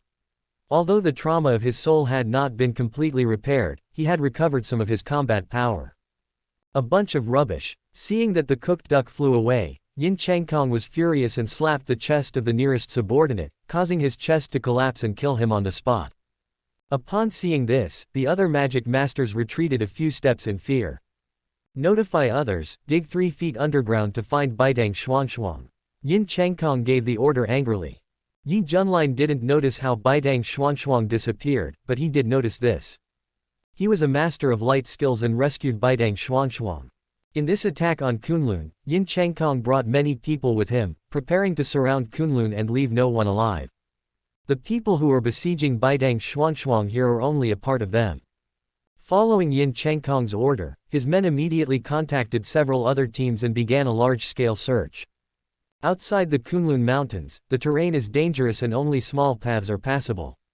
There is a small town beyond the mountains, bordering the secular world. If you want to leave Kunlun and enter the secular world, you must pass through this small town. Yin Changkong asked some experts to take control of the town and block the exit, while he himself stayed on the road that Baidang Xuanshuang took when she went down the mountain to prevent her from returning to the gate of Kunlun Mountain. If the two ways of survival were blocked, Baidang Xuanshuang and those righteous masters who came to rescue them would naturally be trapped. What Yin Changkong has to do now is to wait for his subordinates to report the whereabouts of Baidang Xuanshuang. The protagonist is the protagonist. It's not that easy for him to die. On a mountain not far from Yin Changkong and others, Wang Zhenxing held Baidang Xuanshuang in a princess hug. After watching Chu Qingyan and others escape, he sighed. The host intercepted the protagonist Yi Junlin and rescued the heroine Baidang Xuanshuang, which greatly affected the plot direction. He obtained 3,500 counterattack points, the protagonist Yi Junlin's luck value -350, and the host's luck value 350. Wang Zhenxing received a reward message. He lowered his eyes and looked at Baidang Xuanshuang, who had fainted and lost consciousness, and began to think. He now has two choices. The first option was to take Baidang Xuanshuang out of the blockade area and heal her in a safe place. After she recovered, he would get straight to the point. With the ability copied from Qin Wudao, he didn't have to worry about Baidang Xuanshuang turning against him afterwards. The second option is to follow Yi Junlin's plot and stay in the blockade area temporarily to treat Baidang Xuanshuang's injuries. Interesting things will probably happen, and it is very likely that Baidang Xuanshuang will fall in love with him without crossing the line. If the plot of Yi Junlin saving Baidang Xuanshuang goes smoothly, he will definitely win her heart. Wang Zhenxing is now far superior to Yi Junlin in terms of charm and luck. Since Yi Junlin can do it, he can naturally do it even better. Not to mention, he is also blessed with super luck in love. After weighing the pros and cons, Wang Zhenxing decided to follow Xiao Yi's story. Although the first option is more direct and convenient, and there is no need to worry about Baidang Xuanshuang getting upset, it is unlikely to make Baidang Xuanshuang obey immediately with a smile on his face. This can be seen from the example of Qin Qiyu. Like Baidang Xuanshuang and Qin Qiyu, their looks and martial arts talents are rare in the world, and they must each have their own pride. Afterwards, Qin Qiyu didn't seem to give Wang Zhenxing a good look and even called for his killing. I believe that if a similar thing happened to Baidang Xuanshuang, the situation would probably be similar. Furthermore, Wang Zhenxing also hoped that Baidang Xuanxuang could help mediate the emotional problems of her 6 junior sisters and make them get along more harmoniously with each other. Although Wang Zhenxing believed that he would be able to appease everyone one by one once the matter was exposed, it would take time, which could be several months, half a year or even longer. Putting his thoughts aside, Wang Zhenxing carried Baidang Xuanxuang away and found a secluded cave as a hiding place. A bonfire was lit in the cave, illuminating the surroundings. Wang Zhenxing found some dry grass and spread it on the ground of the cave, using it as a simple bed, and let Baidang Xuanxuang lie down. The light from the bonfire shone on Baidang Xuanxuang's exquisite body. Wang Zhenxing didn't take a good look at it before, but now he can see it clearly. Wang Zhenxing has a relatively thorough understanding of Xiaoyi's masters. To be honest, Baidang Xuanxuang is worthy of being the eldest senior sister, and her figure is truly amazing. However, Wang Zhenxing just admired it briefly and didn't look at it for long. Baidang Xuanxuang was seriously injured, both externally and internally. Her white dress was stained with blood in many places, which looked somewhat shocking. After breaking through the limit, Wang Zhenxing's medical skills were also passively improved, from the quasi-medical immortal level to the formal medical immortal level. Wang Zhenxing could easily heal Baidang Xuanxuang's injuries just by using his spiritual energy, but since he had to follow Xiaoyi's storyline, of course he couldn't do that. After thinking about it, Wang Zhenxing first sealed some of her acupuncture points to stop her bleeding, then walked out of the cave, went to find some herbs, and began to crush them. These practices are truly representative of Xiaoyi's medical skills. The sound of stones hitting each other echoed in the cave. Baidang Xuanxuang was disturbed by the sound and gradually regained consciousness. He became alert at first, then looked around. When he saw a man pounding herbs next to him, he quickly realized that he was the one who saved him. "You're awake." Wang Zhenxing came to Baidang Xuanxuang and looked down at her. The bonfire flickered in the cave, a man and a woman looked at each other, and Baidang Xuanxuang also saw Wang Zhenxing's appearance clearly. The heroine Baidang Xuanxuang's favorability towards the host increases to 30, friendly. "You, who are you?" Baidang Xuanxuang looked at him for a moment, then slightly looked away and asked with some difficulty. "Who are you and why are you being besieged by so many masters of magic?" Wang Zhenxing asked back. "My name is Yunshuang." Looking at the strange man in front of him, Baidang Xuanxuang was still a little wary and did not reveal his true identity. "Lu Xing." Wang Zhenxing saw that she was not telling the truth, so he just said a fake name. He guessed that the origin of Yunshuang should be that Baidang Xuanxuang borrowed the surname of his junior sister Yun Qianchen, and then added the word Shuang to her name, so he followed suit, borrowed Lu Fu's surname, added a character from his own name, and made up the name, Lu Xing. "Why are you there?" Baidang Xuanxuang was very weak and spoke feebly. "Looking for someone." "Who are you looking for?" "My friend's son." Baidang Xuanxuang remained silent and did not ask any more questions. She could tell that the other party did not want to elaborate, and if she continued to ask, the other party would probably not tell the truth. "Can you move on your own?" Wang Zhenxing put the pounded herbs in a large leaf and came to Baidang Xuanxuang. Baidang Xuanxuang raised his hand, but found that he had no strength left. "No." Wang Zhenxing reached out to the waist of Baidang Xuanxuang's white skirt. "You, what are you going to do?" Baidang Xuanxuang said in shock. "You have multiple sword wounds on your body, and your backbones are dislocated. If you don't put them back in place and don't take medicine, your injuries will worsen and you will die." Wang Zhenxing calmly described her condition and placed the leaves filled with herbs on the soft grass beside her. "Apply the medicine yourself." After saying this, Wang Zhenxing walked out of the cave like a gentleman, giving Baidang Xuanxuang enough private space. Baidang Xuanxuang looked at the herbs around him and tried several times, but he found it difficult to even raise his hand, let alone apply the medicine. But asking Lu Xing to help would undoubtedly. For a moment, she was in a dilemma. I don't know how much time passed. There was a rumbling sound outside, accompanied by some lightning, shining into the cave. The wind, mixed with some drizzle, poured into the cave. It is winter now, and with the wind and rain in the middle of the night, people are shivering with cold. Baidang Xuanxuang's true energy was severely depleted, and now he was almost the same as an ordinary person, so he naturally felt the severe cold. However, she did not care about her situation, but looked in the direction outside the cave with some surprise. Although she couldn't see anything, she knew that there must be someone at the entrance of the cave. It's windy and rainy outside now, and there's even a drizzle coming inside the cave. You can imagine the situation at the cave entrance. It's raining outside, please come in. Baitang Xuanxuang couldn't bear it, and called out in the direction of the cave entrance. A moment later, she heard footsteps getting closer and closer. Soon, Wang Zhenxing, who was soaked by the rain, appeared in her sight. Wang Zhenxing glanced at the untouched herbs without saying anything. He just walked to the campfire, dried his clothes, and then lay down on the spot, as if ready to rest. Baitang Xuanxuang turned his head and looked at the face with eyes closed and resting. He was troubled for a moment and asked for help softly, "You help me?" She knew the extent of her injuries. If she didn't receive treatment, her life would be in danger. Although innocence was important, it was not worth losing her life for it, especially if she was just looking at it. Besides, this guy doesn't look unpleasant. Chapter 481 The barbecue is delicious. Hearing the call for help, Wang Zhenxing slowly opened his eyes, slowly came to Baitang Xuanxuang's side, and then reached out to her waist again with an expressionless face.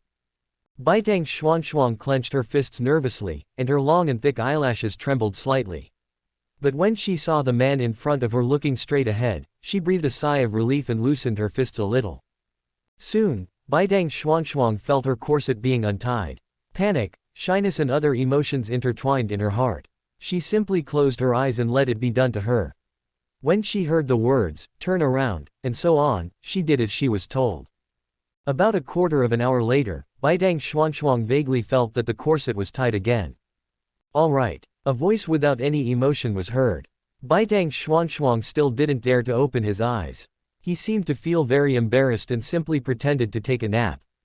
In the cave, the bonfire was still burning, and the wood made crackling sounds from time to time.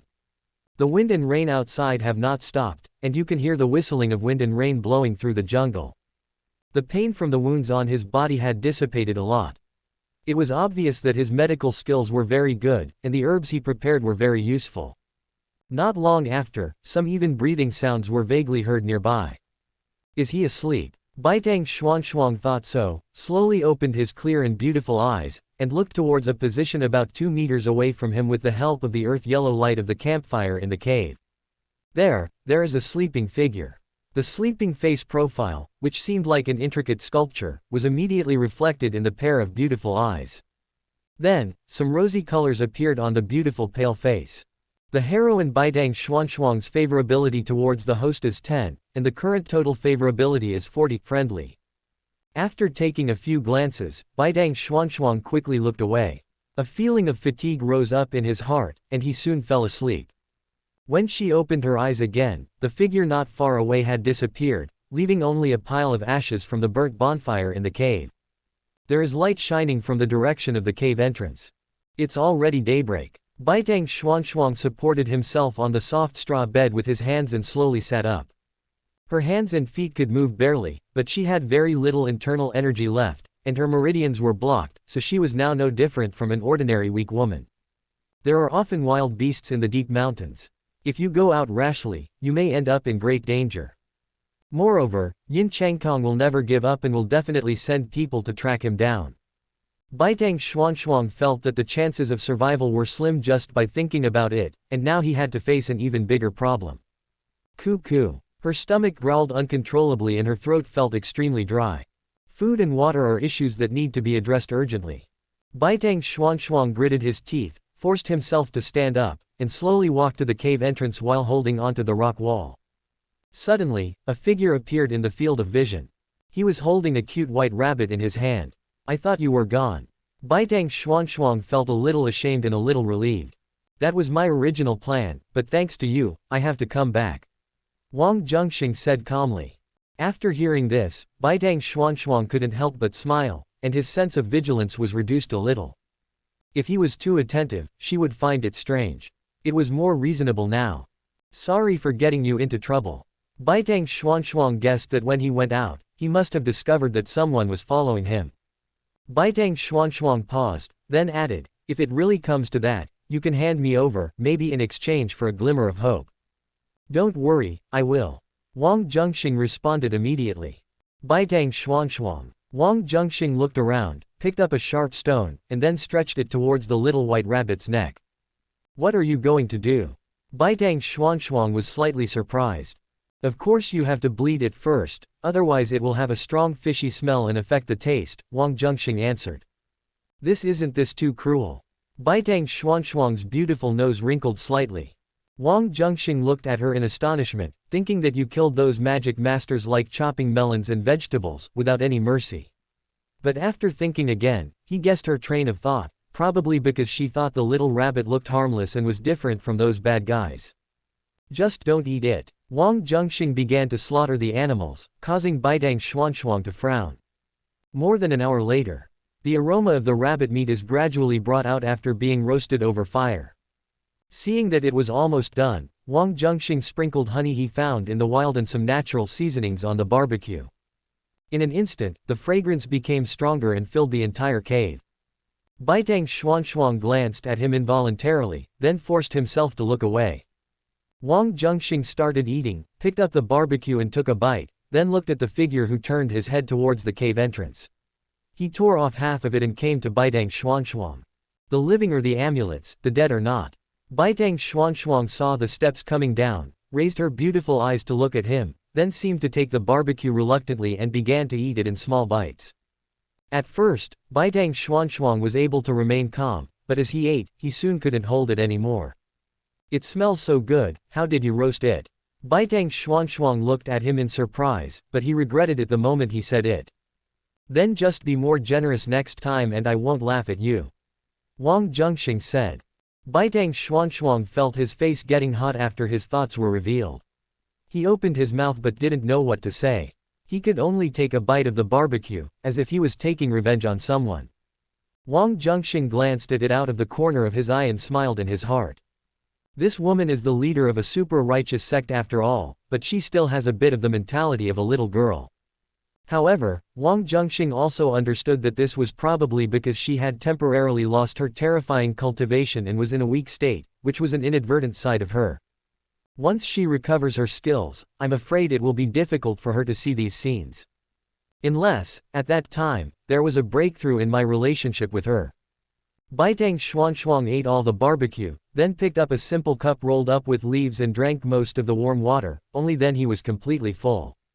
"You are a good doctor and your martial arts are not weak either. You should not be an unknown person, right? Why have I never heard of the name Chen Xing?" Baitang Xuanxuang said casually. "You must be something extraordinary to be besieged by so many masters of the magic world. I have never heard of the name Yunshuang," Wang Zhenxing said. "I'm not some big shot." Seeing that he couldn't get any words out of him, Baitang Xuanxuang tacitly agreed not to mention the topic anymore. The cave fell into silence again.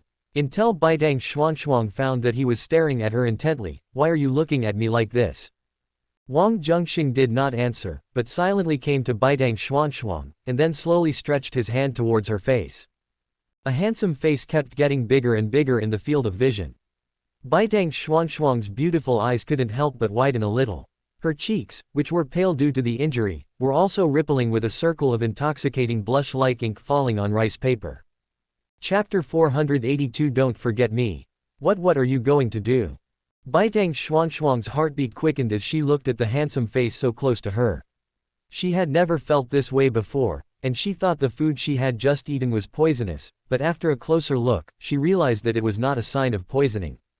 Soon, a palm brushed across his cheek, and Baitang Xuanxuang's body tensed up instantly, but the panic as expected did not happen. It turned out that he just wanted to wipe off the grief stain for himself. "Thank you." Baitang Xuanxuang looked calm, but if you put your ear close to her and listen, you can definitely hear the rapid sound of dong dong dong.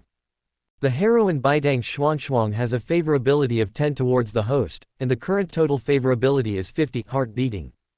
Baitang Xuanxuang soon discovered that something was wrong with her. Although she had never had such an experience before, her intuition told her what it meant. This person's identity is suspicious, and I don't know what his purpose is. Although he said he was looking for his friend's son, who knows if it's true or not. She forced herself to calm down, her heartbeat gradually returned to normal, and her mind became clear. "When you fainted, you were holding this jade flute tightly. It seems that it is very important to you." Wang Zhenxing's eyes fell on the object next to Baidang Xuanshuang. Yes, this was given to me by a very important person. Baidang Xuanshuang picked up the jade flute and stroked it gently with his fingers. A very important person. Wang Zhenxing looked at Baidang Xuanshuang. She is my master. She treats me like her daughter, and I also treat her like my mother. Baidang Xuanshuang blurted out an explanation. She couldn't explain why, she just wanted to make it clear that this so-called very important person was not a man. Do you understand music? I understand a little. Do you understand too? A little bit. Hearing this, Baidang Xuanshuang's eyes brightened slightly, and he continued to chat with him on the topic of music, from ancient times to the present. Even if it was a tricky question, he could answer it with ease. You know more than just a little bit. Baidang Xuanshuang felt like he had met a soulmate and made a comment. You know more than just a little bit. Wang Zhenxing responded. Which traditional instrument are you best at? Relatively speaking, I prefer qin. Baidang Xuanshuang's eyes curved slightly. She liked this answer very much.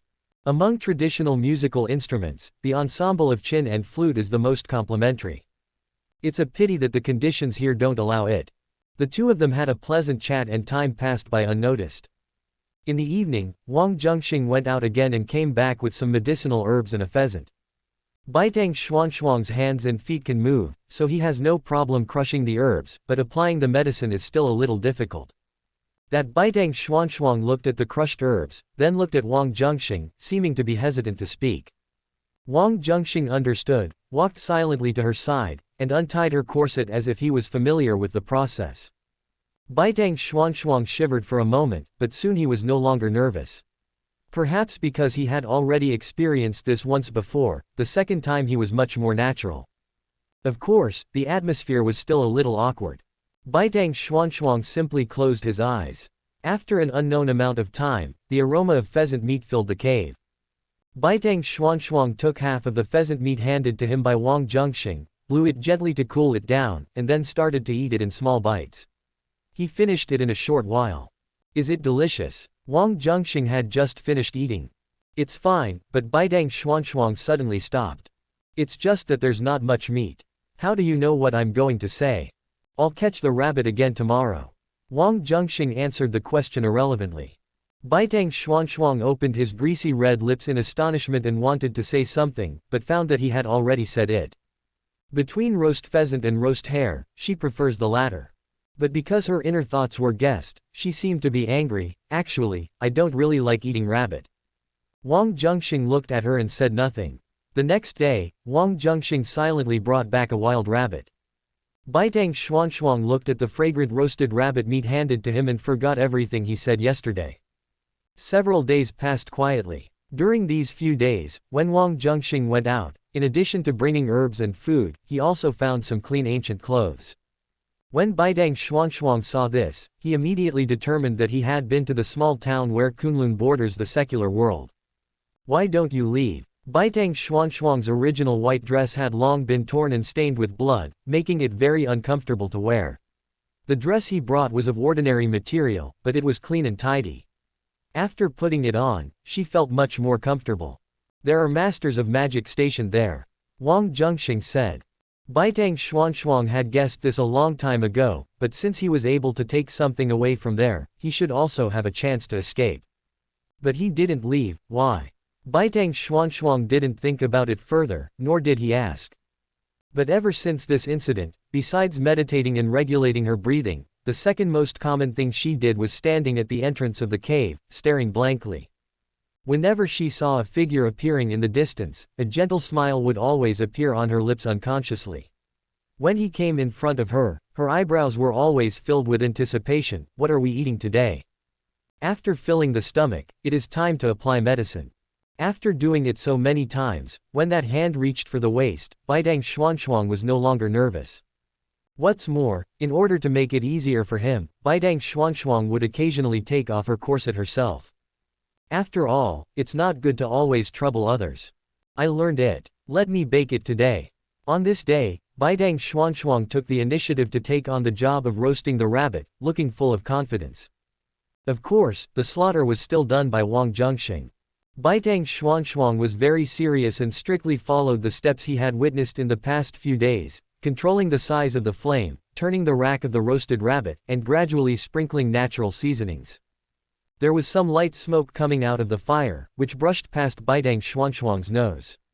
She covered her mouth with her hands and coughed lightly. She didn't care that her pretty face was smudged by the carbon ash. She just carefully tore off one of the rabbit legs and handed it to Wang Zhenxing with some joy on her lips. "I'm making food for the first time, let me try it. From the appearance point of view, rabbit meat is still very good." "Then I'm honored." Wang Zhenxing took the rabbit leg she handed over, took a bite silently, and chewed it for a few times. He didn't comment, but just glanced at Baitang Xuanxuang. "Is it not delicious?" Baitang Xuanxuang asked weakly. "It's delicious." Wang Zhenxing smiled and continued to gnaw on the rabbit leg. "That's good." Baitang Xuanxuang smiled happily, tore off a piece, put it into her rosy mouth, and began to taste the fruits of her hard work. After just 2 bites, his expression gradually changed. "I followed his steps, so why doesn't it taste right?" "Stop eating." Baitang Xuanxuang stopped him. "I think it's very good." Wang Zhenxing seemed to be eating with gusto. Baitang Xuanxuang was stunned for a moment, then suddenly smiled knowingly and continued to tear off a piece of rabbit meat, but this time he felt it inexplicably sweet. Late that night, it started raining heavily outside again, and cold wind continued to blow into the cave. Baitang Xuanxuang's injuries had healed somewhat, and she was no longer the weak woman she was a few days ago. Although it was cold in the cave, it had no effect on her. But out of the corner of her eye, she inadvertently caught a glimpse of a figure lying on the soft grass not far away, and the figure was actually shivering. Baitang Xuanxuang was shocked. Logically speaking, he shouldn't be like this. "What's wrong with you?" A soft questioning voice was heard in the cave, but the only answer she got was the thunder and lightning outside. With doubts, Baitang Xuanxuang walked to his side and quickly found the problem. He was seriously injured, no wonder he couldn't use his true energy to keep warm. Baitang Xuanxuang thought about it and felt that it was most likely the day he brought the clothes back. He had been to a small town at that time, and it is very likely that he encountered a master of magic and was injured, but he just kept holding on. The cold wind was still pouring into the cave, and he was shivering even more violently, but he seemed to be still asleep, muttering something in his mouth, as if he was dreaming, a nightmare. Baitang Xuanxuang bit her lips lightly, then lay down on the soft grass beside him and put her arms around him. From time to time, she heard some of his whispers in his dreams. As she listened, she suddenly felt a prickly pain in her heart. Although she didn't know what he was dreaming about, she could tell from his dream talk that he had lost 2 of his closest relatives and was very helpless and in pain. "Don't be afraid, you still have me, I still have you." Baitang Xuanxuang comforted him gently, holding his head in his arms to ease his inner pain, and at the same time using his own true energy to heal him. White light shone into the cave, and 2 pairs of eyes slowly opened at the same time, and then collided with each other. The 2 stared at each other for a few seconds, then moved away at the same time and released their arms around each other. The atmosphere became awkward and weird. "What happened last night?" Wang Zhenxing asked casually. "You don't have any impression at all." No, you do. But don't worry, I won't laugh at you." Baitang Xuanxuang seemed to be holding a grudge and was a little angry, throwing back at him the words that were spoken back to him a few days ago. Wang Zhenxing was speechless. Baitang Xuanxuang seemed to be somewhat pleased as his words seemed to be confirmed, and his perfect lips formed a gentle and charming curve. In the cave, a man and a woman gazed at each other, peaceful and beautiful. Until Baitang Xuanxuang sensed something, his figure flashed, he left the cave for a moment, and then turned back. "The righteous sect has come to help, we are saved." Baitang Xuanxuang felt somewhat relieved, but also somewhat disappointed. Because this means that the days of hiding here are coming to an end. "Really? That's great." Wang Zhenxing took a long time to respond. This should have been a good thing, but there was no joy in his tone. Baitang Xuanxuang could feel his emotions, and felt upset and uncomfortable. "Goodbye," Baitang Xuanxuang said, with some expectation in her eyes. Some things should not be initiated by her. "Well, goodbye." She was very dissatisfied with this answer. "I'm leaving." The tone of these 4 words was obviously heavier.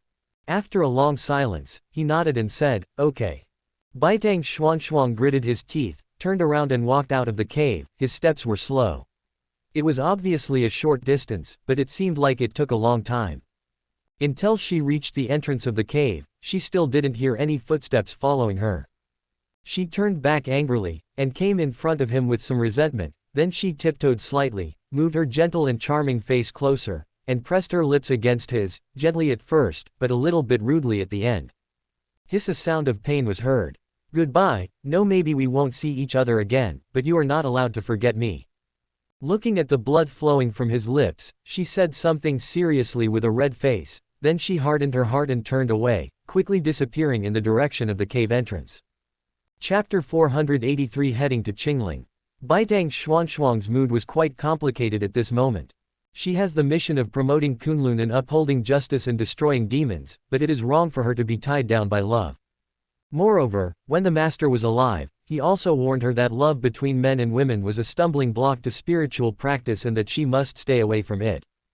Baidang Xuanxuang had never experienced it personally, and didn't know whether it was true or not, but since his master said so, it must make sense.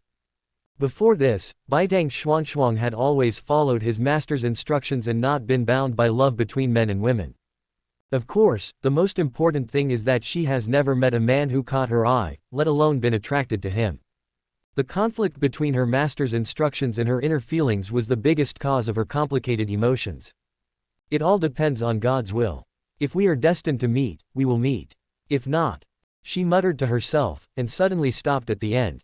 She felt a sharp pain in her heart, and then took a few deep breaths before she managed to calm down. She used her Qinggong skills to fly towards the source of the fighting.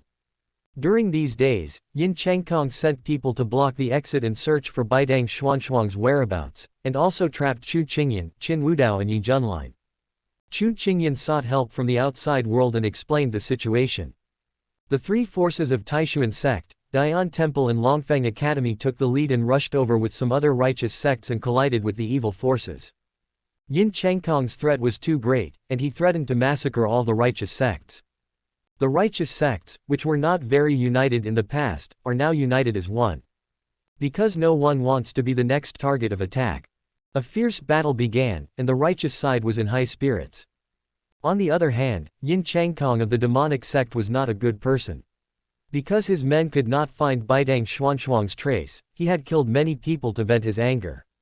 In addition, these people had been searching everywhere day and night and were not in good condition. In the battle between the righteous and evil camps, the evil side is almost on the verge of defeat. Yin Chengkong's strength has not yet returned to its former peak, and his soul has not yet fully recovered from the severe damage caused by Baidang Xuanxuang. Seeing that the situation was unfavorable, he uttered some harsh words and retreated with the remaining magic personnel. Wang Zhenxing stood on a peak, looking down like a dragon, taking in the entire battle situation below the mountain. Yin Chengkong's luck is too bad. It would be strange if he could accomplish anything. The heroine Baidang Xuanxuang's favorability towards the host increases to 80, unswerving love. The host seriously affects the plot, and obtains 3,500 counterattack points. Yi Junlin's luck minus 350, and the host's luck 350. After checking the message he had just received, Wang Zhenxing was quite satisfied. During the time they spent together in the cave, Baidang Xuanxuang's inner emotions had been accumulating, and they completely burst out at the time of their separation. When Baidang Xuanxuang was about to leave, if Wang Zhenxing was willing to try to persuade her to stay, there was a 99% chance that Baidang Xuanxuang would change his mind. But Wang Zhenxing weighed the pros and cons and decided not to do so.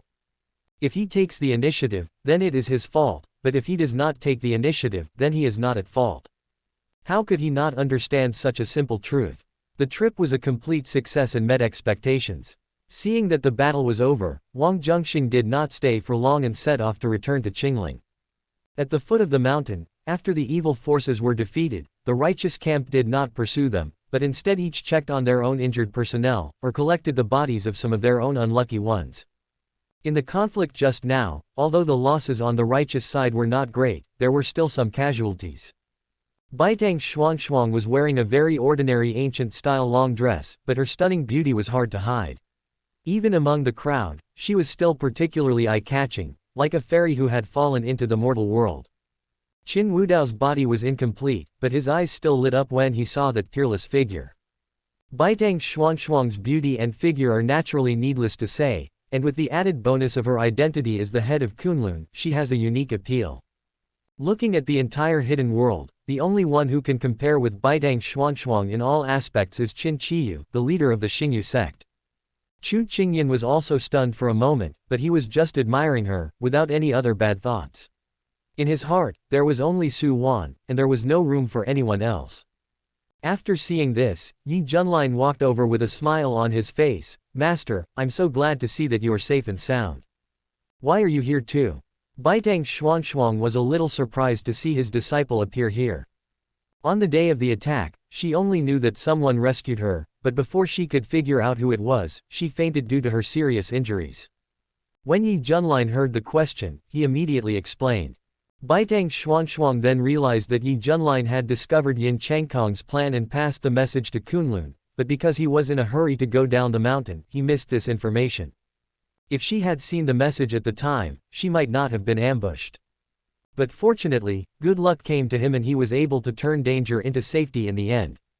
"Master, who rescued you after you fainted that day?" Yi Junlin expressed the doubts that lingered in his mind. "I don't know the identity of that person." Baitang Xuanxuang shook her head slightly. She didn't think that Lu Xing was her real name. Just like herself, she used the fake name, Yun Shuang.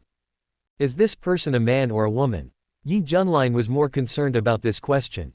At that time, the master was seriously injured and fainted. He would definitely need medical treatment after being rescued. If the person who rescued him was a man, I would go crazy just thinking about it. Baitang Xuanxuang was unwilling to answer this question, firstly because he felt guilty, and secondly because he did not feel the need to tell his apprentice, so he turned to accuse. "Why don't you stay with your other masters? Why do you go to the territory of the demon sect to get information? You are so brave. Also, you've been down the mountain for quite some time, but your cultivation hasn't improved much." Yi Junlin couldn't help but feel ashamed when he heard this. The reason why he went to the demonic sect to gather information was because he wanted to try his luck and see if he could get any information related to Dragon Yuan. As for the fact that his cultivation had not improved much, that was naturally because he encountered many setbacks after coming down the mountain. Fortunately, his mentality was still good, otherwise his Taoism heart would have collapsed long ago. "Master, it's hard to explain the reason right now. When I have the chance, I will explain it to you clearly. Anyway, you can't blame me for this," Yi Junlin complained. Baitang Xuanxuang was a little confused, but it was not a good idea to ask too much in this situation. "Your 6 masters asked me for help. I need to go to Qingling. You know where they are staying, so you can lead the way for me." Yin Changkong's plan here failed, and the demonic sect suffered heavy losses. It is estimated that there will be no action in the short term. She can take advantage of this gap to bring the 6 sisters back to Kunlun to avoid Qin Qiyu's concerns. "Master, are you planning to go to Qingling?" "That's great." Yi Junlin became excited instantly. Finally, someone could punish that guy. Baitang Xuanxuang saw this and couldn't help being a little surprised, but before he could ask his disciple, some top figures from the righteous sects came over to greet him. He could only suppress his doubts temporarily and respond one by one. After the greetings, the various sects agreed to exchange information and intelligence, and once an emergency situation was discovered, other forces would immediately rush to provide assistance. After the agreement was reached, everyone dispersed. Baitang Xuanxuang went back to Kunlun, changed his clothes, and found some healing pills made by his junior sister Lu Fu. Then he and his apprentice Yi Junlin set out for Qingling. Chapter 484. Time is running out. Wang Zhenxing returned to Qingling and came to the villa where Ruan Yuji and others lived. There were 7 women in the hall of the villa, including Yun Qianchen, her 5 senior sisters, and her female apprentice Leng Qinghan.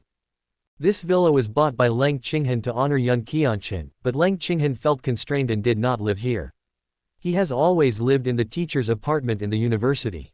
2 days ago, Leng Qinghan learned from Yun Qianchen that Wang Zhenxing had risked his life to find Yi Junlin. He was extremely worried, so he stayed here waiting for news. When everyone saw Wang Zhenxing returning safely, the sorrow they had felt for days dissipated a little and they all became delighted. "We didn't find Xiao Yi." Wang Zhenxing reported the result of the trip. After hearing this, Ruan Yuji and others sighed, but had no complaints. Before Wang Zhenxing set off, they reminded him that it would be great if he could find Xiao Yi, but if not, then forget it, and Wang Zhenxing's safety was the most important thing. Xiao Yi is not a child anymore. If he rashly sneaks out to find out the news about the demon sect, he should be prepared to bear all the consequences. By the way, I didn't find Xiao Yi, but I ran into a demon sect besieging a woman on a mountain road near Kunlun. The woman was seriously injured. I guessed that she might be related to Kunlun, so I saved her in the chaos. Wang Zhenxing quickly added. Do you know her name? Ruan Yuji asked. Yunshuang. Hearing this unfamiliar name, Ruan Yuji and her fellow apprentice sisters looked at each other. There seems to be no one in Kunlun with this name, not even ordinary disciples can match the name. Moreover, the fact that she was besieged by the demonic sect proves that her strength and status are extraordinary, and she cannot be an ordinary disciple. This may be a fake name. Yun Qianchen expressed her opinion. Maybe. She was very vigilant. But I didn't suffer any loss. I also used a pseudonym. Wang Zhenxing shrugged. Master Yin, Leng Qing asked coldly. She had already learned from her master Yun Qianchen that Wang Zhenxing's identity had been exposed, so naturally there was nothing to worry about. Lu Xing. After he finished speaking, the women in the hall were stunned for a moment, and then they all looked at Lu Fu at the same time. Obviously everyone had vaguely guessed the origin of the name, Lu Xing, and couldn't help but feel a little envious. Lu Fu felt sweet in her heart. She gently shook the ends of her silver hair and looked at Wang Zhenxing. What happened after that? I took Yunshuang to a cave to recuperate. The demon sect searched everywhere for our traces, and then the righteous sect came to help. The two sides clashed and a war broke out. I didn't want to get involved, so I took a look from a distance and left. However, judging from the situation, the demon sect was most likely defeated. Wang Zhenxing skipped the details of his time with Yunshuang in the cave and briefly described the circumstances of the trip. So many demonic sects have gathered together and are parading around Kunlun. The guy leading them must be the devil. Ruan Yuji exchanged glances with her fellow sisters. Yun Qianchen and others understood what he meant. Being able to cause the demon to launch a siege is a treatment that not everyone can have. Then the true identity of this, Yunshuang, becomes obvious. Even though everyone guessed it, no one pointed it out. Expressions of worry, fear, and uneasiness soon appeared on the faces of Ruan Yuji and others. If things go as expected, Yunshuang should be on her way to Qingling now. Leng Qinghen noticed that his master Yun Qianchen had a strange expression on his face, and he could vaguely guess something. Master, don't worry, maybe things will turn around. Leng Qinghen pulled Yun Qianchen's hand and comforted her in a voice that only the two of them could hear. But even she herself didn't believe this sentence, let alone Yun Qianchen. It was getting dark, so Lu Fu asked Wang Zhenxing to stay for dinner and poured him a glass of medicinal wine while they were eating. The wine was the one that Xiao Yi brought from home. Xiao Yi said that his mother had specially asked him to give it to Wang Zhenxing. Wang Zhenxing did not take the wine away and kept it in his villa. I heard from Xiao Yi that the medicinal wine is very nourishing to the body. Of course, this is not the point. The key is to let Wang Zhenxing drink it.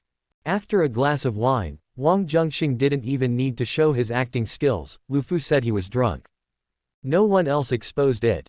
In this way, Wang Zhenxing stayed here as a matter of course and was carried by Lu Fu into a guest room. Leng Qinghen did not return to the teacher's apartment at the university. He also lived here and slept in the same bedroom with Yun Qianchen. After Lu Fu sent Wang Zhenxing to the bedroom, she returned to the hall. Ruan Yuji came up to her and took her hand. Third junior sister, I just happened to have something to ask you about alchemy. Is it convenient? Hearing this, Lu Fu was stunned for a few seconds, then nodded, convenient. She was actually a little embarrassed, but since second senior sister had hinted at it, she had no choice but to agree. As for Ruan Yuji, she didn't feel embarrassed at all. After all, she and Wen Qingxie, that outsider, had seen each other, so why would she mind being stared at by her third junior sister? Besides, time is really running out. The head sister has probably already set out, and may arrive in Qingling tomorrow or the day after tomorrow. It is hard to say what will happen by then. The best outcome may be to return to Kunlun with the head sister. As we are about to leave, we no longer care about some things that concern our reputation. After agreeing, Ruan Yuji and Lu Fu left the hall and apparently went to Lu Fu's bedroom. Only Mu Linger, Bai Yining and Shui Miaoshuan were left in the hall. Fourth senior sister, I'm afraid of the dark. Let me sleep with you tonight. Mu Ling simply wanted to find a companion to relieve her anxious mood. Fifth junior sister and I have something important to discuss. We've already agreed in advance that I won't accompany you.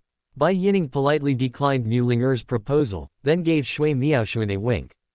Shui Miaoshuan was stunned for a moment, then she reacted and nodded seriously. Yes, fourth senior sister, I'm sorry, I almost forgot. After saying that, without waiting for Mu Linger's response, she left the hall with Bai Yining and went to the bedroom. Mu Linger looked at the empty hall with a suspicious expression. She always felt that something was wrong, but she couldn't tell what exactly was wrong. Of course, she could see that third senior sister Lu Fu poured wine for Xiao Wang on purpose, but that one glass of wine could not make Xiao Wang drunk. It is not difficult to guess the third sister's intention in doing this. But why did the third sister agree to sleep in the same bedroom with the second sister? Isn't the second sister a hindrance? And as for my junior sister, even if she wanted to find a companion, she should sleep in the same bedroom with me, but now she is sleeping with her female disciple. Is it because the master and disciple are about to separate? There are also the fourth and fifth senior sisters, and their relationship seems to be much closer than before. I always feel that there are some unspeakable secrets between them. They are all so weird. Mu Linger muttered to herself, turned off the lights in the hall, and then walked towards her bedroom with confusion in her mind. Chapter 485, Pretty Polite. This night is destined to be restless. The next morning, everyone gathered together for breakfast. Mu Linger looked listless, while the other women at the table were radiant, but there was an indelible sadness between their brows. The atmosphere in the restaurant seemed a little dull. Mu Linger, who was usually active and talkative, was also exceptionally quiet. She hardly spoke a word throughout the whole process, but her eyes would occasionally wander between Yun Qianchen and Leng Qinghan. Leng Qinghan noticed Mu Linger's gaze and lowered his head guiltily. After finishing breakfast, he made the excuse that he had to go back to the university to teach and left in a hurry. Wang Zhenxing also left quickly on the pretext of company matters. Ruan Yuji and others watched them leave, stayed at the door of the villa for a long time, and then turned back into the house. Junior sister, my ice silkworms won't eat. You have good medical skills, so please help me take a look. Mu Linger waved at Yun Qianchen and went to her bedroom with her. Yun Qianchen naively thought that the ice silkworm was really sick, but after seeing Mu Linger closing the door, she realized that Mu Linger was just looking for an excuse to talk to her in private. Sixth senior sister, what do you want to tell me? Yun Qianchen asked. I couldn't sleep alone last night, so I wanted to talk to you. Mu Linger had a strange expression on her pretty face, which still retained a bit of childishness. Yun Qianchen thought about it, but she didn't remember Mu Linger looking for her. She immediately realized, you saw everything. It's ridiculous. Qinghan is your disciple. Why are you with her? Mu Linger couldn't continue. She felt ashamed for the master and disciple, and a little jealous at the same time. After all, a master and disciple are closer than sisters. It's really too much. This matter is complicated and there is no point in pursuing it. If you want to blame someone, sixth senior sister, just blame me. Yun Qianchen sighed. I'm not blaming you. I just want to say that Qinghan already lives in the secular world and doesn't have to go back with us. They have plenty of time to spend together. Shouldn't you have kept me company yesterday? Mu Linger said resentfully. Yun Qianchen was a little embarrassed. Did he come to see you last night? You came to find me when it was almost dawn. You see, my forehead is still a little red. Mu Linger pointed at her head resentfully. Why is this happening? Play cards. If you lose, tap your forehead. Yun Qianchen didn't know whether to laugh or cry. Seeing Mu Linger looking at her with squinted eyes, she restrained herself and comforted her. At least I remember you, don't I? I didn't take a good rest and went to play cards with you. But why did I do it when it was almost dawn? At the end, some doubts appeared on her face. Because when he left, it seemed to be around midnight. I think he went to see third senior sister. Mu Linger continued. I saw second senior sister and third senior sister coming out of the same bedroom this morning. They should have lived together yesterday, right? Yes. Yun Qianchen and Mu Linger looked at each other and both caught a glimpse of suspicion in each other's eyes. After Leng Qinghan left the villa, he walked towards Qingling University. On the way, she met a strange beautiful woman. Originally, Leng Qinghan thought that the woman wanted to ask for directions, but when she opened her mouth, he realized that it was not the case. What is the relationship between your master and uncle and that guy surnamed Wang? I don't understand what you are talking about. Leng Qinghen felt a strong sense of oppression from this beautiful woman. You understand. Who are you? Qin Qiyu. The beautiful woman spoke lightly. When Leng Qinghen heard the name, he felt a chill down his spine. What do you want to do? Just answer whatever I ask you. As long as you cooperate, I won't hurt you. Why should I trust you? You have no other choice. Friend, he is friends with my master and uncle. Leng Qinghen knew that she couldn't escape, so she could only answer Qin Qiyu's question. After all, Qin Qiyu was not forcing her to plot against her master and uncle, so there was no need for her to refuse even at the cost of her life. You are lying. Don't test my patience. Qin Qiyu looked at her and saw that her eyes were evasive. He is in love with my master Yun Qianchen. Leng Qinghen added. What else? Qin Qiyu asked. He is also in love with my sixth uncle Muling. After saying this, Leng Qinghen faintly heard the sound of grinding teeth and couldn't help but glance at Qin Qiyu, but soon felt that he might have heard it wrong. Go on. Qin Qiyu was silent for a while and spoke again. No more. Leng Qinghen shook his head. It doesn't matter if you don't tell me. I can forcibly take your memory, but I have to remind you that this will cause damage to your consciousness.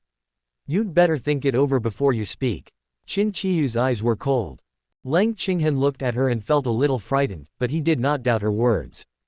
Second uncle Ruan Yuji was born with heterochromia, which allows him to read other people's memories but does not cause any harm to them. Qin Qiyu's ability should be acquired through training, so it is not that powerful and could kill people if not handled properly. My third uncle Lu Fu is also in love with him, and there's also me, too. Leng Qinghen could only reveal another secret. After hearing this, Qin Qiyu was obviously stunned for a moment, and there was some murderous intent in his words. What about your other uncles? Are they also his lovers? No, my second uncle Ruan Yuji, fourth uncle Bai Yining and fifth uncle Shui Miaoshuan are just friends with him. Leng Qinghen replied. Qin Qiyu was inexplicably relieved. After a pause, he said angrily, you Kunlun are really chaotic. I didn't expect that the so-called famous and upright sects would do such shameful things. I've said everything I wanted to say. Can you let me go? Leng Qinghen asked cautiously. One last question, how is he treating you? Okay, that's good. He said he would marry me in the future. Qin Qiyu looked at Leng Qinghen deeply, and a smile suddenly appeared on his cold face. I have no ill will towards you, don't take it to heart, and I won't spread these things. Leng Qinghen looked at Qin Qiyu in astonishment, a little confused. What exactly did this female devil want to do? Okay, go now. I'm sorry to have wasted your time. Qin Qiyu continued, his tone surprisingly gentle. Leng Qinghen looked at her suspiciously. Why did this woman seem quite polite? Was this really the legendary female devil Qin Qiyu? Although he felt strange, Leng Qinghen didn't want to ask. After seeing Qin Qiyu leave, he secretly contacted his master Yun Qianchen. After listening to her apprentice's story, Yun Qianchen was also confused and couldn't figure out what Qin Qiyu's purpose was. But what was certain was that Qin Qiyu must have ulterior motives, and it was impossible for him to be so bored as to pry into other people's private affairs. In the evening, a plane landed at Qingling Airport. Yi Junlin and Baidang Xuanshuang, who had changed into modern clothes, set foot on the Qingling land. Because of her injuries, Baidang Xuanshuang looked a little pale, but it did not affect her beauty much. People passing by, both men and women, could not help but cast their glances at her. What's worse, some young people were watching and filming with their mobile phones, causing some congestion, so much so that some people who were not aware of the situation thought it was a big star passing by.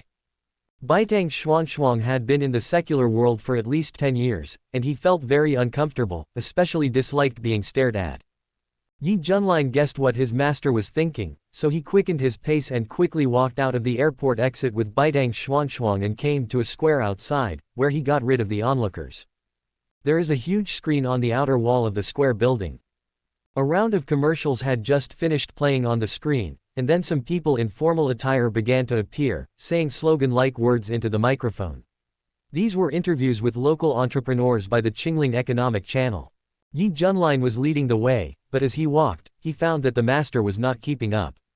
He turned around and saw that the master had stopped and looked up at the big screen in the square. With some doubts, Yi Junlin followed the master's gaze and looked at the big screen. Chapter 486 Ask Someone for Me. The interview footage was playing on the big screen.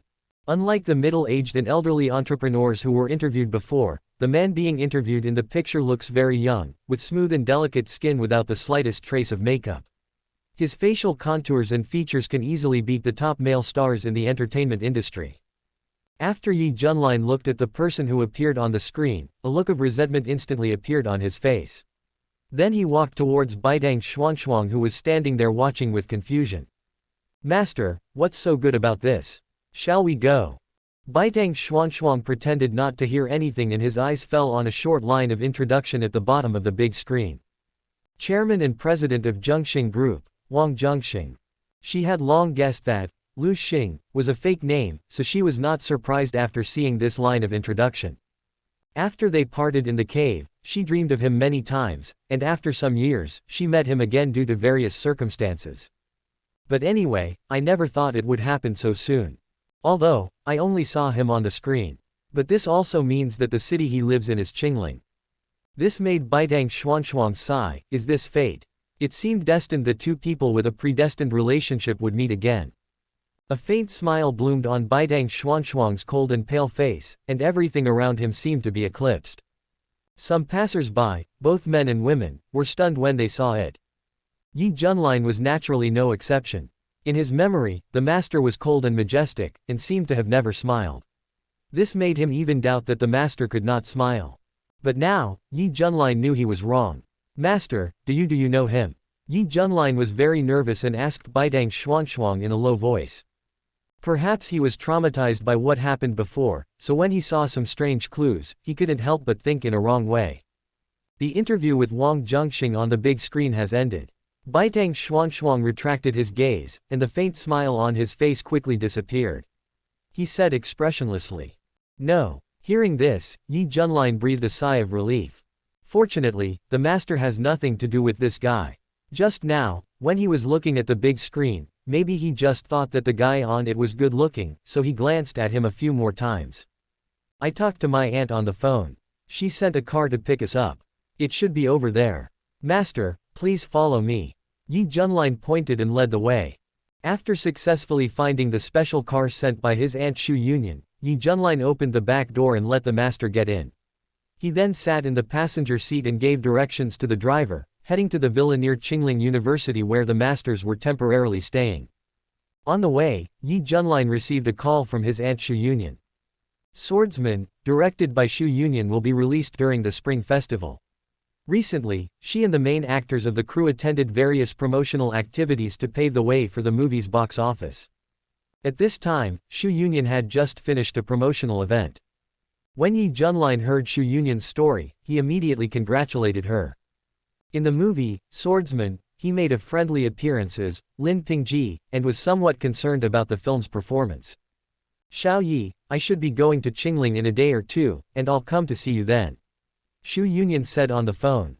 Yi Junlin felt a little bitter after hearing this, thinking to himself, "Aunt, you don't want to see me, you clearly want to see Wang Zhenxing as soon as possible." But he said, "It's only a few days until the Spring Festival. Aren't you going back to Guangling, Aunt? Your mother also came to Qingling to celebrate the Spring Festival. I bought a house in Qingling some time ago, and it's the same as celebrating the festival in Qingling with your mother," Shu Yunyan said. "My mother is here too. She didn't even tell me." Speaking of his mother Luo Zushuan, Yi Junlin missed her a lot. "Maybe she wants to give you a surprise." Surprise. Yi Junlin was no longer feeling bitter, but sad, because this surprise was probably not for his son. Seeing that Yi Junlin didn't say anything for a while, Shu Yunyan immediately realized that she might have said something wrong, so she comforted him, "I'll prepare a gift for you when we return to Qingling. Be happy." After coaxing him for a while like coaxing a child, Shu Yunyan made an excuse that she was busy with other things and ended the call with Yi Junlin. A special car took Yi Junlin and Baidang Xuanxuang to their destination. Yun Qianqin and others were prepared for Baidang Xuanxuang's arrival, but Yi Junlin's appearance surprised everyone. Yun Qianqin and others thought that Yi Junlin had met with an accident, but now they were all happy to see him return safe and sound. But when the joy of seeing Yi Junlin's return ended, the atmosphere became solemn and tense again. "Senior sister, why are you injured?" Ruan Yuji noticed that something was wrong with Baitang Xuanshuang. No problem. Baitang Xuanshuang didn't say much and brushed it off lightly. Yi Junlin opened his mouth, but closed it again. The Grand Master didn't say anything, so she must have her own considerations. Maybe she didn't want to make the second master and the others worry. Or maybe there were some other reasons. But no matter what, since the master didn't mention it, there is certainly no need for me to say anything more. In the hall, young Qianchen and others did not dare to sit down. They stood nervously in front of Baitang Xuanshuang, silent as a cicada. Baitang Xuanshuang had a blank expression on his face, and his eyes swept lightly over the 6 junior sisters. Compared to when they came down the mountain, the 6 sisters' cultivation had improved, especially the 6th sister Muling whose progress was the most obvious. Apparently, during this time in the secular world, these sisters did not neglect their practice. Do you have anything to say to me? Baitang Xuanshuang was silent for a long time before he slowly spoke. Yun Qianchen and the others looked at each other, and no one dared to speak. There must be a reason why you have stayed in the secular world for so long, but since you don't want to tell me, I won't force you, let alone deliberately pursue it. Baitang Xuanshuang said again. Hearing this, Yun Qianchen and the others relaxed their tense nerves a little, but soon fell into sadness again. Because what the senior sister said meant that she might have to return to Kunlun soon. Although I was mentally prepared, when the moment really came, I felt particularly reluctant. Master, I don't know when I will go down the mountain again. I want to see my mother before returning to Kunlun. Yi Junlin understood what the master meant and made a request. I didn't say I'd leave right away. You have plenty of time. There was no obvious emotion in Baitang Xuanshuang's tone. Yi Junlin felt that this was a sign of the master's love for him, and he couldn't help but sigh in his heart that among the 7 masters, the master loved him the most. But before he could continue to be happy, Baitang Xuanshuang suddenly dismissed Yun Qianchen and others and said to him alone, Xiao Yi, I need you to do something. Yi Junlin was suddenly shocked. The master sent the others away, obviously not wanting his other masters to hear it. It seemed that what the master wanted him to do was very unusual. Master, just follow my orders. Yi Junlin said solemnly. Go and find someone for me. As he said this, Baitang Xuanshuang's eyes softened a little. Chapter 487. Each has his own thoughts. Ask about someone who. After hearing what the master said, Yi Junlin's expression became more serious. Lu No, Wang Zhenxing. Baitang Xuanshuang said. Master, are you referring to the person we saw on the big screen at the airport? Yi Junlin asked, wanting to confirm.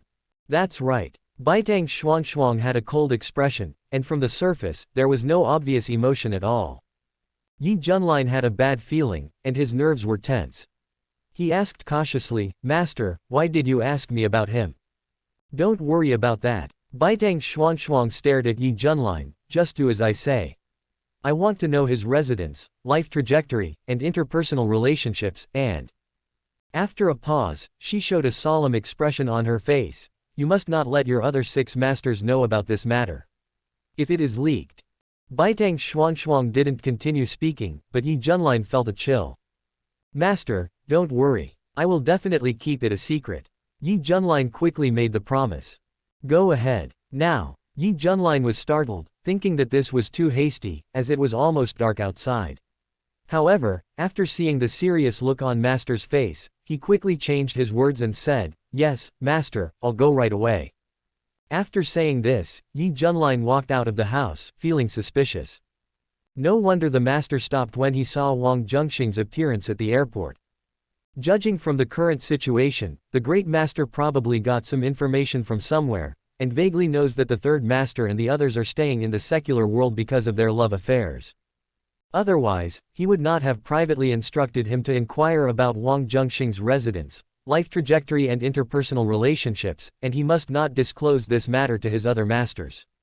Yi Junlin could fully foresee that if he told everything he knew about Wang Zhenxing would most likely not survive the Spring Festival. He didn't care about Wang Zhenxing's life or death, but the problem was that if Wang Zhenxing died, his mother Luo Zhuxuan would probably collapse and might even commit suicide for love. Since Master asked me to inquire, it is obvious that you do not know all these things in detail. Perhaps there is still room for maneuver. After finishing his analysis, Yi Junlin quickened his pace and prepared to set out to find Wang Zhenxing.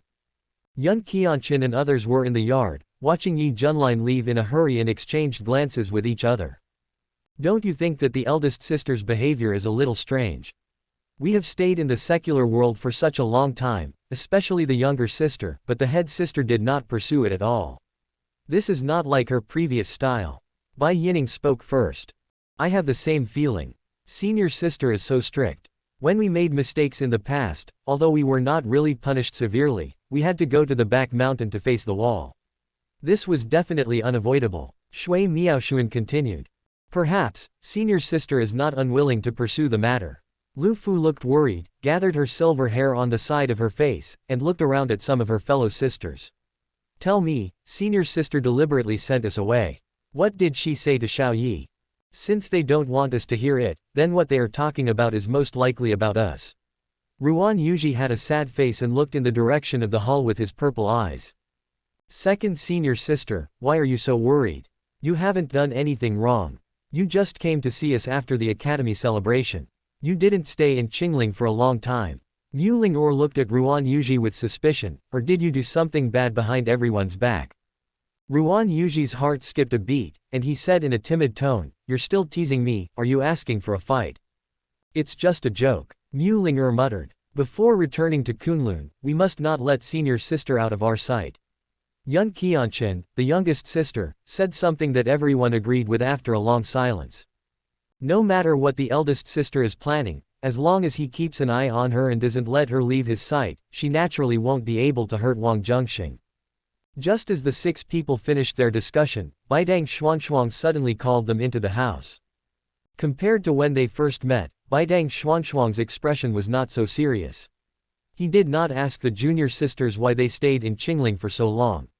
He simply talked about some problems in cultivation and wanted to guide the junior sisters, as if he really did not hold them responsible for anything. Yun Qianqin and others felt that the senior sister was trying to paralyze everyone and make them relax their vigilance, so they were absent-minded when talking about the issue of cultivation. What's wrong with you? Are you listening to me? Baitang Xuanshuang noticed something unusual. Senior sister, if you have anything on your mind, just tell me directly.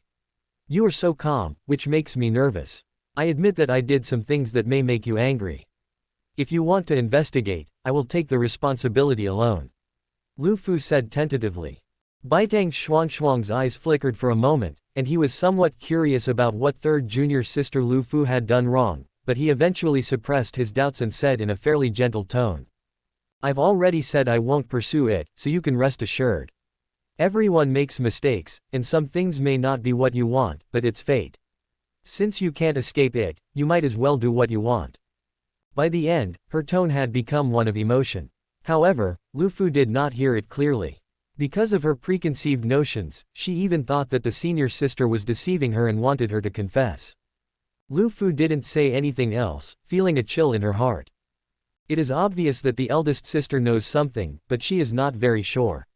She talks to Xiao Yizi, probably wanting to confirm it through Xiao Yizi. Ruan Yuji and others had the same idea as Lu Fu, and they were more determined to keep an eye on the senior sister. The night sky is dotted with stars. Wang Zhenxing attended several dinner parties in a row and had no idea how many times he had wiped the lipstick marks off his face. He only returned to his mansion around 10 o'clock in the evening. During the few days she was away, Qin Longyu stayed here temporarily, and she and Yi Rao saw each other every day. Although they disliked each other, they never quarreled. When they saw Wang Zhenxing appear, Qin Longyu and Yi Rao both smiled, and the former even threw herself into Wang Zhenxing's arms excitedly. Yi Rao curled her lips and felt a little sour in her heart. My sister is probably still in Qingling, so you should be careful when you go out.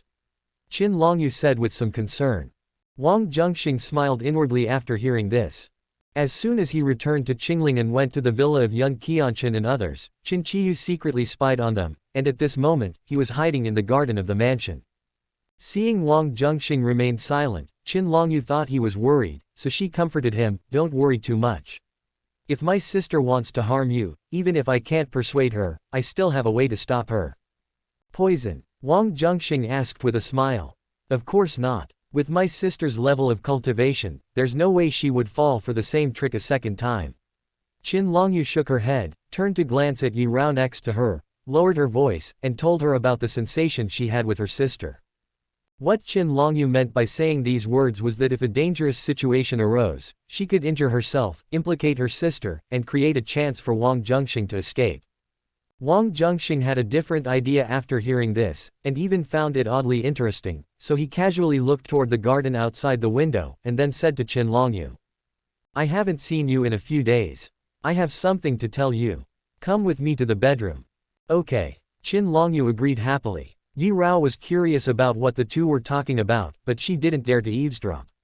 After a while, Qin Longyu's voice came from the direction of the master bedroom. "Which?" Yi Rao spat, her cheeks flushed. She reached out to cover her ears, but she could still hear the sound. So she simply picked up the shower head and walked outside, wanting to go to the garden to water the flowers and have some peace and quiet for a while. But just as she arrived at the garden, Yi Rao heard some similar strange noises again. She was startled and shouted at the source of the noise. "Who is it?" Chapter 488 Xiao Yi's Strategy. As Yi Rao shouted softly, the strange sound suddenly stopped. Putting down the shower head in his hand, Yi Rao slowly approached the source of the sound, ready to take action at any time. We arrived at a suspicious place, which was a patch of flowers that was half a person's height, but there was no sign of any living creature around. Am I hallucinating? Yi Rao was puzzled for a moment and looked around carefully. In the moonlight, I quickly caught a glimpse of some traces in the grass next to the flowers. Yi Rao took a closer look and felt that it seemed like the indentation was caused by kneeling on the ground, and it was new. I heard it right. There must be someone here just now. Yi Rao thought so in her heart and felt that this matter was of great importance. She wanted to inform the leader, but after taking a few steps, she remembered that he was busy at the moment, so she had to stop. At this time, there was a knock on the big iron gate of the mansion. Yi Rao walked over when she heard the sound, looked through the gap in the big iron gate, and saw the figure of a young man. At this time, Yi Rao was still in disguise, looking very ordinary, and dressed similarly to the nanny. "Who are you looking for?" Yi Rao asked through the door. "I have something important to discuss with Wang Zhenxing. Please open the door for me," said the visitor. "My master is busy now and has no time to see you. Come tomorrow." Yi Rao wanted to send this man away. It might be too late tomorrow. "My name is Yi Zhenxing, and my mother and he are good friends. Go talk to him, and he will definitely meet me. In that case, wait a minute. I'll tell him when he's done." "Okay, but can you open the door and let me in?" "No, love will wait. If it doesn't wait, leave." "Hey, you're a nanny, how can you talk like that?" Yi Zhenxing suddenly felt a little unhappy. He thought that it was okay for Wang Zhenxing to bully him, but his nanny even dared to give him a bad look. It was really unreasonable. Although this iron gate looks tall, it is useless to Yi Zhenxing. With a slight bend of his legs, Yi Zhenxing used his lightness skills to leap over the iron gate and jumped in. But as soon as his feet touched the ground, the nanny sprinkled a handful of unknown powder over him. Yi Zhenxing dodged in a hurry, but his sleeves were still stained with some. "It's poison." Looking at some scattered black spots on the cuffs, Yi Zhenxing's face changed. "If you don't back out now, I'm going to get serious," Yi Rao warned in a deep voice. Yi Zhenxing was not sure he could deal with her, so he could only go back outside the gate. Yi Rao clapped her hands, snorted lightly, picked up the showerhead that she had placed on the ground, and went to the garden to water the flowers. After watering the flowers in the garden several times, Yi Rao returned to the house. She didn't hear any strange noises and breathed a sigh of relief. Knock, knock. Yi Rao came to the master bedroom, stretched out her slender white hand and knocked gently on the door, and reported through the door. "Master, there is a guest outside. He said his name is Yi Zhenxing and he has something important to discuss with you."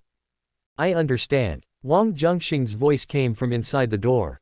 Yi Rao finished her message and retreated to the hall to wait.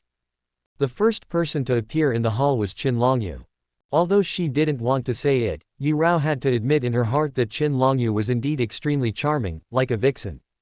In particular, Qin Longyu's face was rosy at this time, even more beautiful than the flowers in the garden that had just been watered. Wang Zhenxing followed closely and appeared in the hall. Yi Rao came to him and reported that there was a suspicious person hiding in the garden and spying. Wang Zhenxing had already noticed it and knew who it was, so he was not surprised after hearing Yi Rao's report. Meet the guests first, Wang Zhenxing said. Yi Rao nodded, turned around and went outside to open the door. While waiting, Wang Zhenxing glanced casually at Qin Longyu beside him. I'm going to the rooftop to get some fresh air. Qin Longyu understood and said with a smile, and her figure quickly disappeared around the corner of the stairs. The sound of staggered footsteps was heard outside the hall. Yi Rao brought Yi Junlin to Wang Zhenxing, then turned and left to make tea in the kitchen. My master has arrived at Qingling, and seems to have vaguely known about your affairs with several other masters. He asked me to investigate your life trajectory and the interpersonal relationships around you. Yi Junlin went straight to the point, and after he finished speaking, he expected a look of panic to appear on Wang Zhenxing's face. Really? Then I'll go visit you when I have time and bring some gifts. After all, we'll be a family in the future. Wang Zhenxing said without hesitation. Want to marry my masters? Don't dream on. My master will never agree to such a thing. Yi Junlin said with disdain. Xiao Yi, who can say for sure what will happen if it hasn't happened yet? Wang Zhenxing said with a smile. It seems that you really don't understand the situation. My master asked me to inquire about you, and it is very likely that he wants to harm you. You have to understand that for my master, dealing with you is as easy as crushing an ant. Do you understand? Yi Junlin sneered. Since your master asked you to come and inquire, she must not know some things very clearly. Whether I am in danger or not depends on how you talk to her. Wang Zhenxing looked at Yi Junlin. You want me to say something good for you? Yi Junlin was a little proud.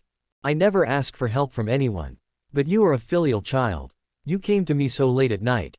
You must have made an idea for your uncle, right? Yi Junlin was speechless for a while, and said in a muffled voice, hurry up and pack your things, go as far as you can, it's best to go abroad, my master can't find you, and you will naturally be out of danger. Wang Zhenxing said solemnly, this won't do. As a man, I can't escape. I must face what I have to face. If I am destined to be unable to escape this disaster, please tell your mother on my behalf that I will marry her in my next life. Yi Junlin was speechless for a while. Since you don't want to leave, I have another way. For him, the best option is to let Wang Zhenxing run away, but if Wang Zhenxing disagrees, then he can only resort to the worst option. At this time, Yi Rao brought the brewed tea and placed it on the tea table in front of Wang Zhenxing and Yi Junlin respectively, then left with the tea tray. You talk, I'm listening. Wang Zhenxing picked up the tea and took a sip. Yi Junlin glanced at the tea in front of him and didn't dare to drink it. That little nanny knew how to use poison, and he didn't feel safe at all drinking the tea she made herself. I don't know how much my master knows, but I can help you improve your image as much as possible. In this way, my master won't be able to blame you.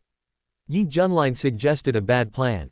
Good idea. Come here, I have some ideas that can give you some inspiration. Wang Zhenxing waved to Yi Junlin and came to an altar. Do you know why I am in my 30s and still not married? Wang Zhenxing asked. It's convenient for flirting with other girls. Yi Junlin answered subconsciously. Nonsense. Wang Zhenxing pointed to an unsigned tablet on the altar and said with a sad face, do you know who this is? You don't mean to say that this is your deceased wife? Yi Junlin guessed. She's not a deceased wife, but she's better than a deceased wife. That's why I haven't married for many years. Wang Zhenxing sighed. If that's the case, then what's her name? Why is there no name on the memorial tablet? It's not important. Oh no, I don't want to talk about the sad past. Please don't ask any more questions. Yi Junlin was speechless for a while. If he hadn't known that Wang Zhenxing was having affairs with other girls, he would have almost believed it. By the way, I am also passionate about charity and have helped many people. I am a well-known philanthropist in Qingling. Have you heard about these things? Wang Zhenxing said again. Never heard of it. Yi Junlin looked at Wang Zhenxing, his eyes full of suspicion. Then come with me, and I'll show you the various charity awards I have won over the years. Wang Zhenxing took Yi Junlin to the study for a visit. Chapter 489 Helping to cover. Given the various inspirations given by Wang Zhenxing, Yi Junlin already had an idea in his mind of how to create a perfect man.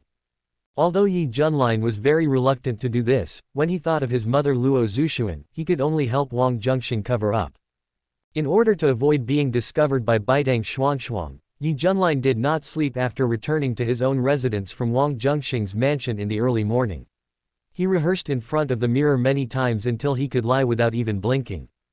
Early morning, Yi Junlin came to the villa where the masters lived and prepared a sumptuous breakfast. After breakfast, Baidang Xuanxuang dismissed 6 junior sisters and talked with Yi Junlin in the restaurant. In order to ensure that his fellow disciples would not hear anything, Baidang Xuanxuang also set up a layer of qi shield around them. She has a high level of cultivation, and the qi shield she set up can not only completely block out any sound, but also make it so foggy from the outside that even her figure cannot be clearly seen. Yun Qianchen and others wanted to eavesdrop, but they could only sigh helplessly. "How are you going with the matter I asked you to do?" In the restaurant, Baidang Xuanxuang asked Yi Junlin with his eyes flickering slightly. "I found out a lot of things, but I didn't know where to start." Yi Junlin was afraid that the master would notice that he had rehearsed beforehand, so he didn't tell the story directly. "Let's start with his family situation," Baidang Xuanxuang said without hesitation. "His parents are gone, and he is the only one at home." Yi Junlin replied. "What else?" Baidang Xuanxuang didn't hear what he wanted to hear. Yi Junlin was stunned for a moment, then continued, "He has never married, but he once had a beloved love, but she passed away due to an accident. He has been sad for many years, and now he is over 36 years old, but he still hasn't married. So, he is a very affectionate person."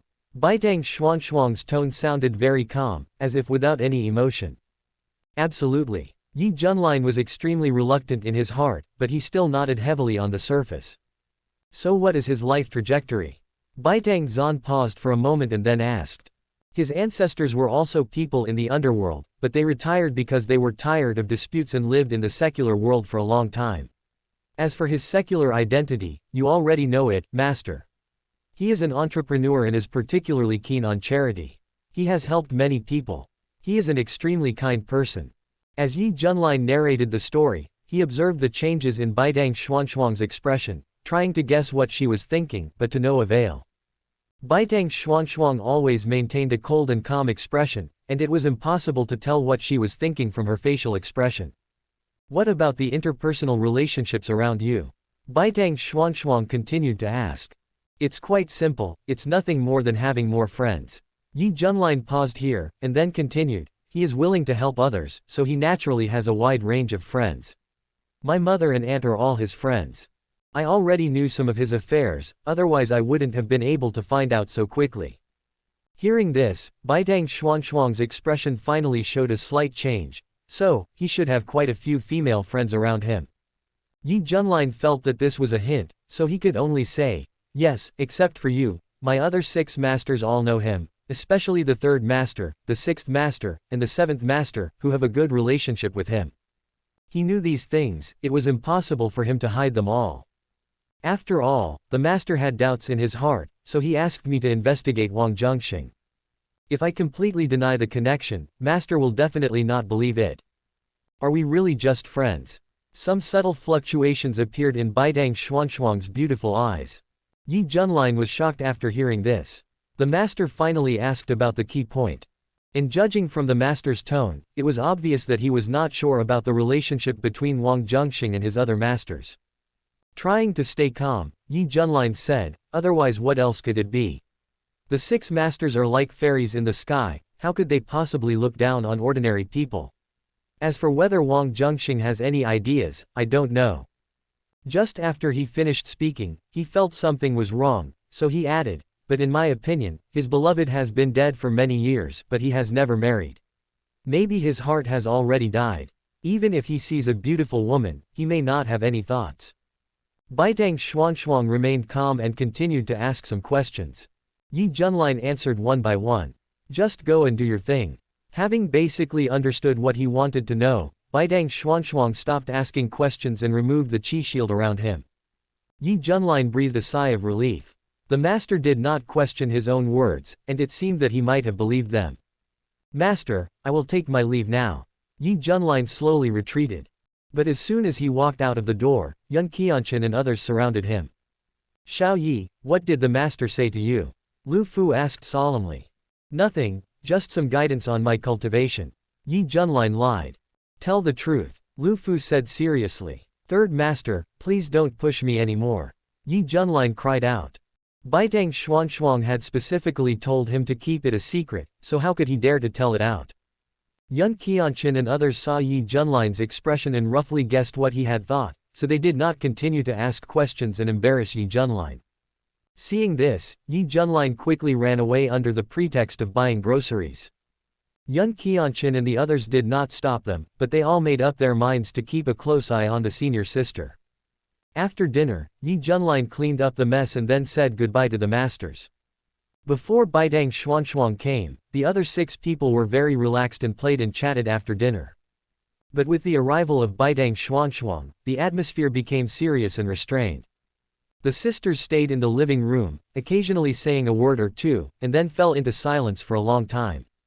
Moreover, Yun Qianqun and others would cast their eyes on Baitang Xuanxuang from time to time. Baitang Xuanxuang naturally discovered this, which made her a little suspicious, but she didn't understand why. As the night deepened, there were 7 women left in the villa and they all returned to their own rooms. At 12 o'clock midnight, Baitang Xuanxuang estimated that the 6 sisters had fallen asleep, so he quietly left the villa with a deep longing for someone. Baitang Xuanxuang had just left. Lu Fu noticed it. She had a very strong sense of perception and was well prepared, so even if Baitang Xuanxuang concealed his aura, he could not hide it from her. However, Baitang Xuanxuang's cultivation was too high. Once he left a certain range, Lu Fu's perception became blurred, and she could not estimate Baitang Xuanxuang's exact whereabouts.